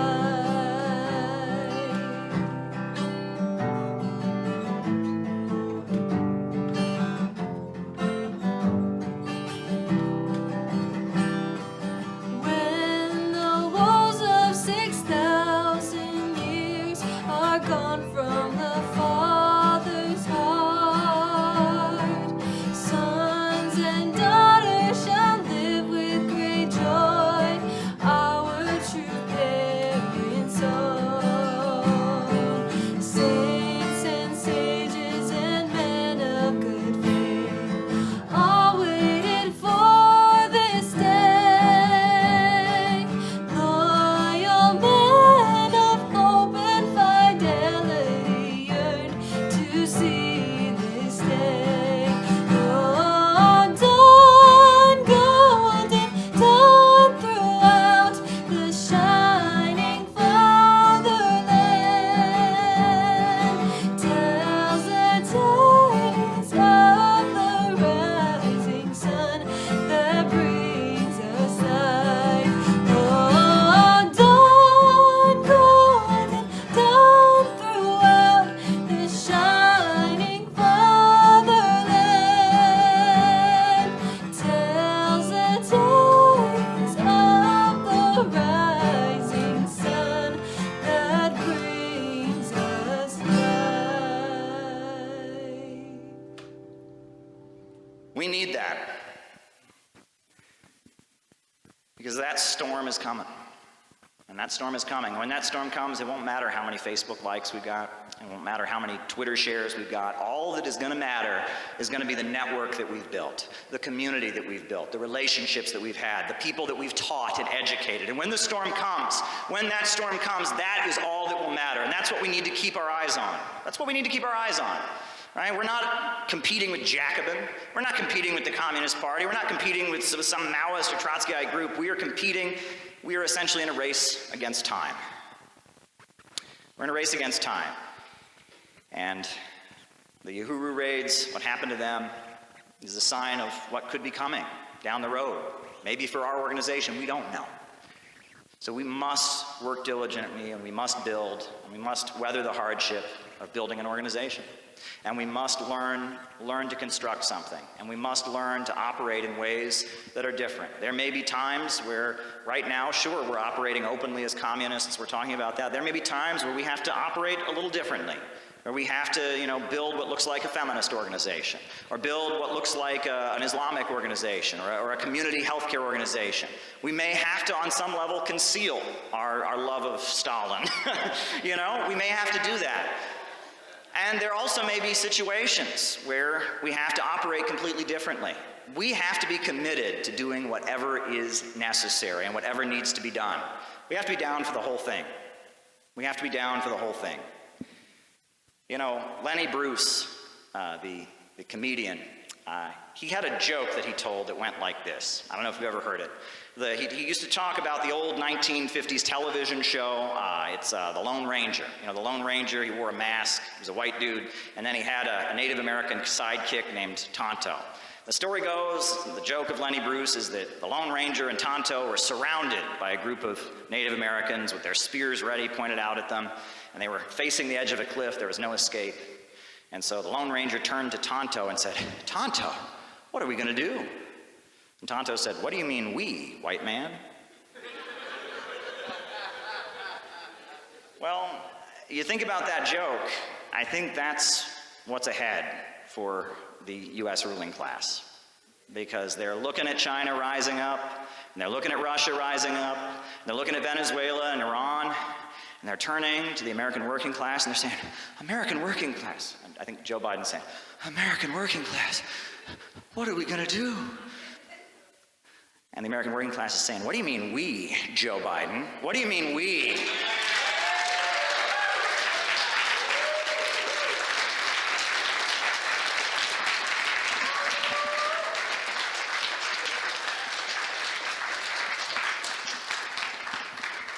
I get back to that quote from Marx about how the only way they can resolve the crisis is with enforced destruction of productive forces, the conquest of new markets, more thorough exploitation of the old ones, paving the way for extensive and more destructive crises. And I hear that, and I'll say one thing to the ruling class of the United States. You're not going to degrow us, and you're not going to cancel us, and we are going to keep organizing and fighting back and resisting, and we are going to build this organization, and we are going to lay the foundations for a whole new America to be built. That is what we are going to do. We are going to stay strong. We are not going to surrender.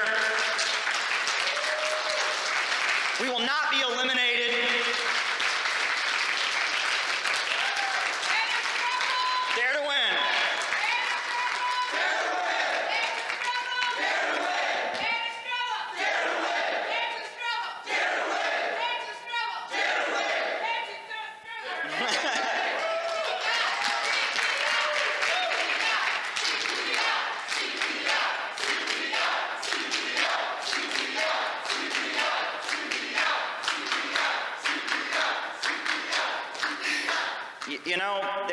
They talk about these mass shootings that have happened, and one theme in these mass shootings they talk about is this so-called great replacement theory, right? This idea that, it's a white supremacist conspiracy theory. They're trying to eliminate the whites or something like that. And this is being promoted. And I'm sure there are a lot of people of color that hear that and say, "Are you kidding me? They've been trying to eliminate us for years."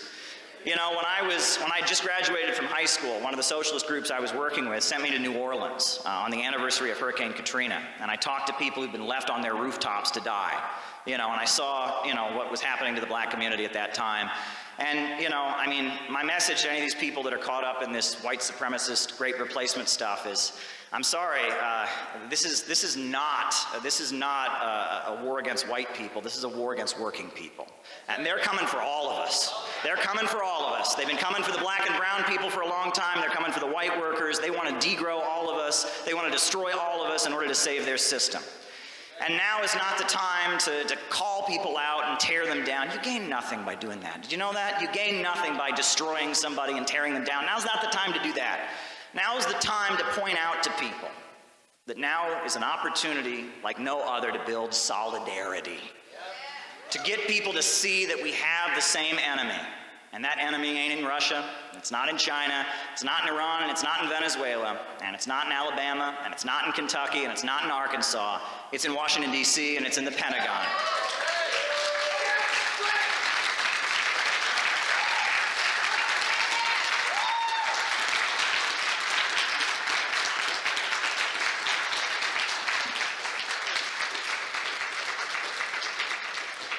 And that's really all I got to say for tonight. So I think Paul is going to play us a song. Then we'll have a brief Q&A discussion, and I think then we're going to be done. So Paul is going to play a song, and I believe, Paul, if I'm correct, your song is going to be in honor of Fred Hampton and John Brown, and so people are going to hold the pictures again while you play it, right? Am I correct? All right, go ahead. It's not going to be Twitter and Facebook forever, right? And that's why TikTok has scared them so much. But it looks like TikTok is here to stay. Donald Trump, brought TikTok back and all of that. And I mean, it looks to me like we just need to understand that that technology. It's like you can't put a baby back in the womb after it's been born, right? It's there, and that this technology is going to be out there, and people are going to utilize it for different purposes. We're entering an age where intellectual diversity is greater than it's ever been. There's going to be more opinions, more views out there than ever before, and that's a good thing because human beings are thinking creatures. Right? It might be a little bit of an adjustment because we don't always agree with each other, and there's going to be more disagreement and more conflict. There's going to be less privacy, et cetera. But it's just a new ballpark, and we're going to have to operate within this new ballpark and figure out how to do the most good in the new context. And I'll say this: getting canceled is now part of everyday life. Kids are canceling each other in school like crazy, and if you look at some of these films that I've seen come out, they did a film about the Clinton scandal, and it really just focused on Monica Lewinsky getting canceled. And I watched this, and I'm like, oh, that's because this is becoming like a common experience, right? Is that people, all their friends on social media start attacking them, or their relatives start denouncing them, and that's certainly not healthy, but that's just something that so many people are dealing with, and that's why. Donald Trump banked on that. People voted for him because they said he's being canceled. I've been canceled by my family members. I've been called a racist. I've been called a Nazi. People have smeared me, and people sympathize with it. And people don't like this kind of tech culture where we've gotten in this position. Let me say this: there are so many YouTube videos out there. Like the common script for a YouTube video now is like, well, I found out about this thing. And this thing is actually a scam. And I investigated it. And I didn't know if I should go forward with it. But I talked to my grandmother. I talked to my kids. And I just felt I had to expose this scam. And so I made this video. And it's like, everything's not a scam. Sometimes things are a raw deal. But there is like a legal understanding of what might be. And we're just getting in this culture where everyone wants to get points for exposing something. Everyone wants to get points for tearing somebody down, calling somebody else out. We're all sick of it. We're all just kind of sick of it. We want to get along. We want to forgive. We want to have connections anymore. And the culture of call out, tear down, expose, it's just gotten to be too much. People just don't want that anymore. It's just gotten to be too much. People are tired of it. There's an old episode of The Twilight Zone that I reference a lot, right? Where it's like the aliens come to the planet Earth, and they give all this medical technology, and the human life expectancy doubles, and they wipe out world hunger. And so, and they ask the aliens, why are you doing this? And they have a book, and it's called To Serve Man, To Serve Man. Right. And so then they're going to take them back on the spaceship. Right. And they're going to take them home, and they're getting on the spaceship. And then this woman has been translating the book, and she runs up to the line of people that are on the spaceship. It's a cookbook. It's a cookbook. Right. And that's like, we've got a culture. Everything is a cookbook. Right. And I think that was a political message because 1962, 63 is when that came out. The Chinese Communist Party, their slogan is serve the people. So that was clearly an anti-communist message, right? It's that communists want to give you healthcare and education. They really just want to eat you for dinner, right? But it creates a mindset where you can't really, people are reciprocal. People do have empathy for other people. People do nice things. Everything's not a cookbook. And people don't want to live in a world where everything's a cookbook. You know what I mean? People do want to see the goodness. And even if you don't agree with what somebody does, the good intentions behind what they're doing, even if they're doing something you think is wrong, maybe they're doing it for reasons that you can respect. Maybe they have values that you can respect, even if they act them out in a way that you don't think is helpful, and that, the whole thing about walk a mile in somebody else's shoes, right? That's a big thing, right?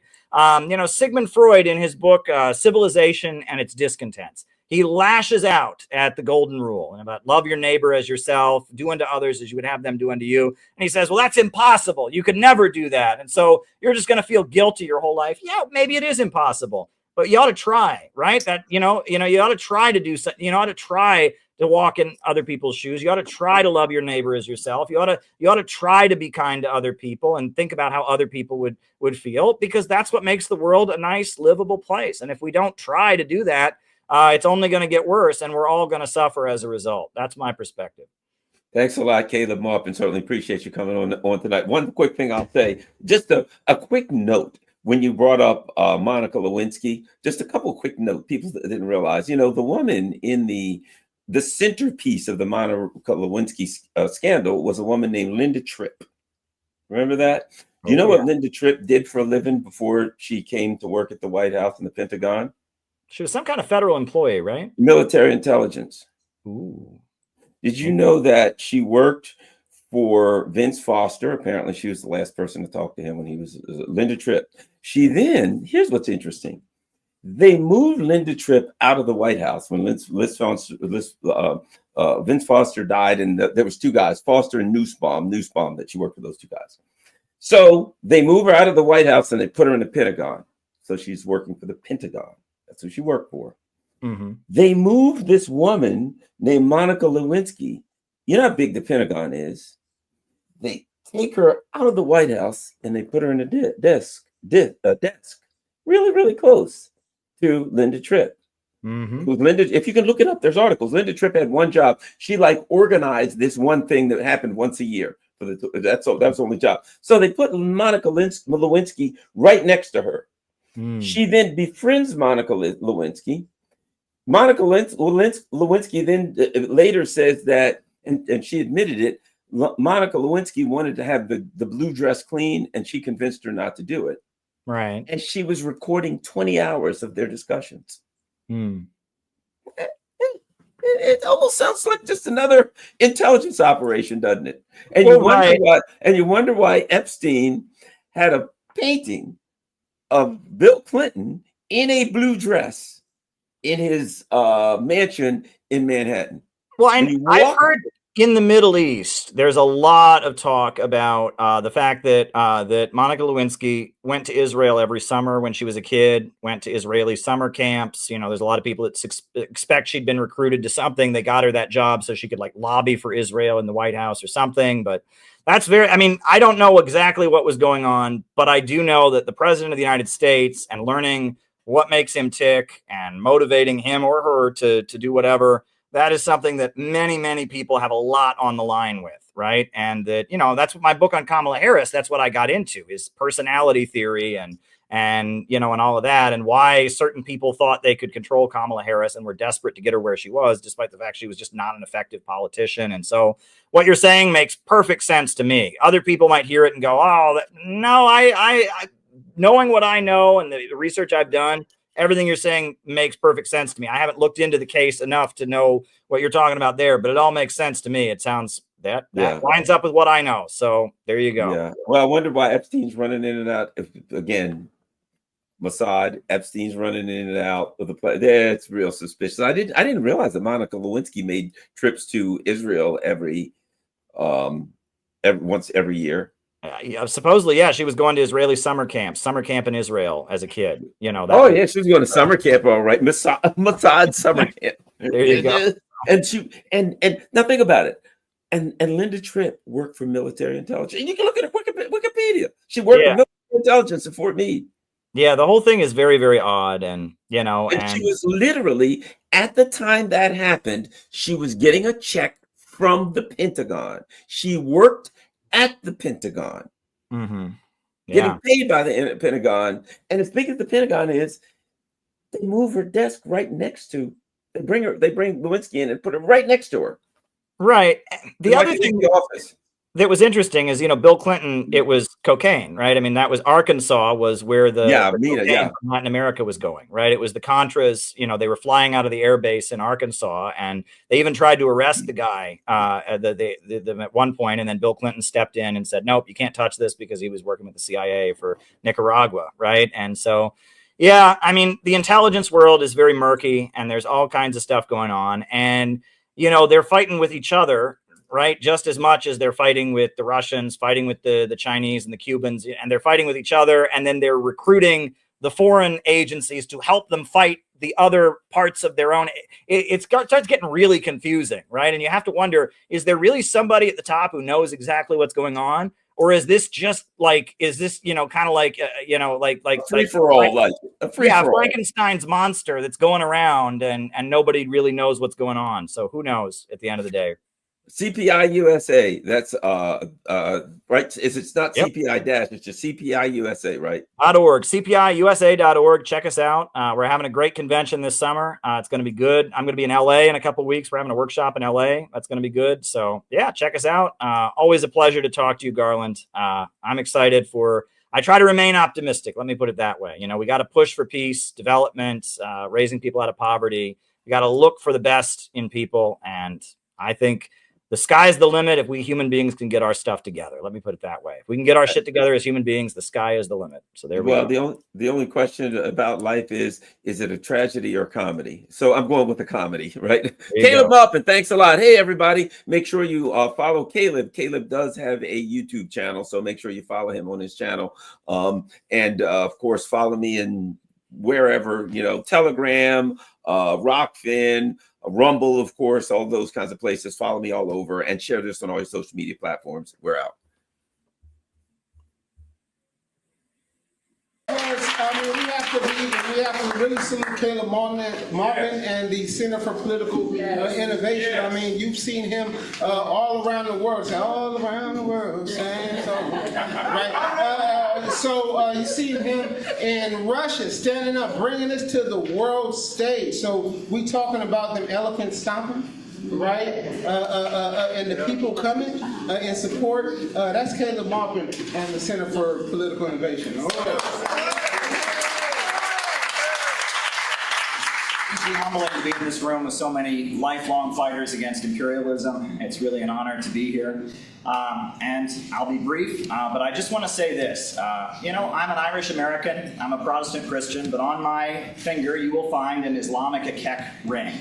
The reason that I wear that is because when I visited the Islamic Republic of Iran in 2015, I learned the origin of this, and that apparently the temple at Mecca, before it was conquered by Islam, was full of idols. And so the Prophet Muhammad, his followers smashed the idols. And he wore a piece of one of the idols on his finger to commemorate the victory of the one true God over falsity and idolatry. And when I heard that story, I was forced to think of what I read in the work of Thomas Carlyle, the Scottish philosopher. About why it was that so many of the great prophets, Jeremiah, Moses, and so many of them smashed idols. And he said, we don't really believe that ancient people were stupid and they thought they could just carve a piece of wood in their backyard and it would be God. No, originally these idols stood for real truths. But generations went by, generation after generation, and those real truths were forgotten. So the prophets returned to earth to smash those idols, with the truths that those idols once stood for, with the truths and the principles that they once stood for. And so I've always worn this ring since I visited Iran, and I've always looked up to people who I see as idol smashers, as returners to truth, and that's Chairman O'Malley.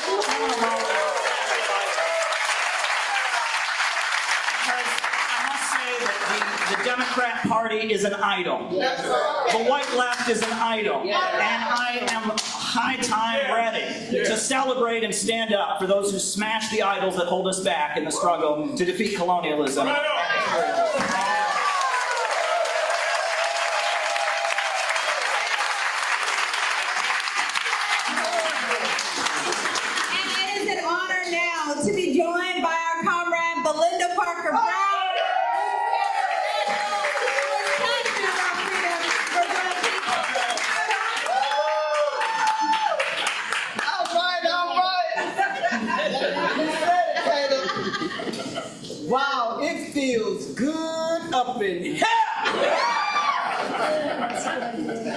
Hey friends, how you doing today? I'm letting you know, the Center for Political Innovation, we are about to do, on July 12th, the biggest event that we have ever done. It will be our national gathering in Chicago on July 12th. And it's going to be really, really special. We are talking with a number of important anti-imperialist voices, a lot of different communities. There's going to be musical performances, dance performances, there's going to be great speeches, and it's going to be a whole day gathering dedicated to anti-imperialism. I am committed, and CPI has always been committed to building an in real life network of people. And we carry out real operations. We were at the inauguration of Trump with our Trump and Kim banner saying only peace can make America great again. We were on the streets of Chicago at the Democratic National Convention with a book exposing what Kamala Harris and who she really is and what she's really about, and it was really, really important. We have 1,000 copies of our book about the Houthis that are being distributed with the poster of the convention on the back to people who would never go looking for this. We are putting door hanger flyers on doors of people, again, that would never go looking for this. We're not performing and trying to make ourselves feel good. We're actually trying to build a network of people that can be anti-imperialists in America. And it's not easy to do. It's very difficult in these times to build a real in-life organization. People have their issues. We live in a very strange time, but we have to do it. And we are committed to continuing this project. This video is basically me telling you we need your support. In order to pull off our convention that includes our 7-day program for our members around the country to come to Chicago, includes our huge convention on July 12th, where we're gonna fill up the Midwest Convention Center, in order to have an effective national planning meeting and gathering in Chicago the day after on July 13th. In order to do what we need to do, we need to fill up that auditorium and we need money. And there's really no way around that. We need you to donate to the Center for Political Innovation. We have set up a GoFundMe, and a lot of people have already contributed. We already raised a couple $1,000, but it's not enough. In order to really pull off our July activities and really have a win for anti-imperialism, we need your support. We need you to go to the GoFundMe right now and donate $5 or $20. We need you to go to the donate button on the CPI website and send us $100 or $50, whatever you can do. If we're gonna do what we need to do in July and build the organization and have the mega anti-imperialist rally that needs to happen on July 12th and solidify the network that we're building to continue to carry out the great operations that we do, we need you to help us out. Every cent that we raise goes into building this group. I'm lucky I have a paycheck with everything that's going on. I'm surviving, and I have consistently put a huge amount of the money that I have, my own resources, my own funds, into CPI because I believe in it, because it needs to happen, because this organization is necessary. I'm looking at what I've got and my own resources and my own bills and all of that, and I'm looking at what's already been paid for, and it's not enough. I mean, it's just not enough. I can't just pay for everything myself. We have membership dues and other things, but we need a special gift. We need a special gift to make July happen. We need you to give us a special contribution so that we can make sure the July events go smoothly, that the housing for the people coming in out of town is covered, that the speakers that are being flown in, their airfare is properly covered. We need you to make a special one-time gift to make this July gathering, this anti-imperialist summit that we are organizing. We need you to help us make it happen and help us make it a success. Small gift, big gift, whatever you can do. We need you to help us with it. But you know what? I'll just say this. If it's a matter of send us a gift or come, we'd rather you come. We'd rather you be there. It's much more important that you be there on July 12th. If you can't afford to give us a gift, but you can afford to come to town, if there's one event that you come to this year, make it July 12th. CPI, Center for Political Innovation, we're doing something that nobody else is doing, and we're doing it right. We're not doing it in a way that we're trying to win the internet. We're not doing it in a way that we're trying to make ourselves feel special or act like we're cool. We're building what needs to be built. We are building the real connections. And if you can understand why what we're doing is so important, if you can understand why anti-imperialism is the future, but we have to break out of the narrow niche circles and internet culture and get to the masses of people with real outreach.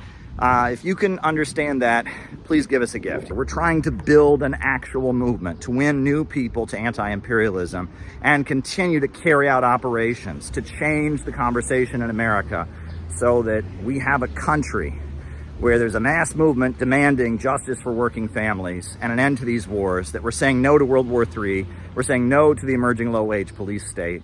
That's what we urgently need. So if you can help us in any way, send us a gift. If you can be there on July 12th, be there.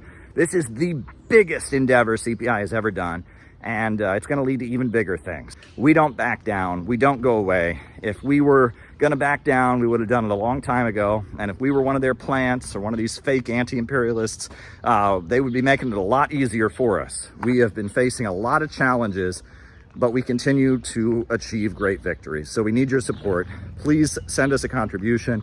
Please be there on July 12th at the Midwest Convention Center in the Chicago area. It's right near the O'Hare Airport. It's going to be awesome. We need you there. Thank you.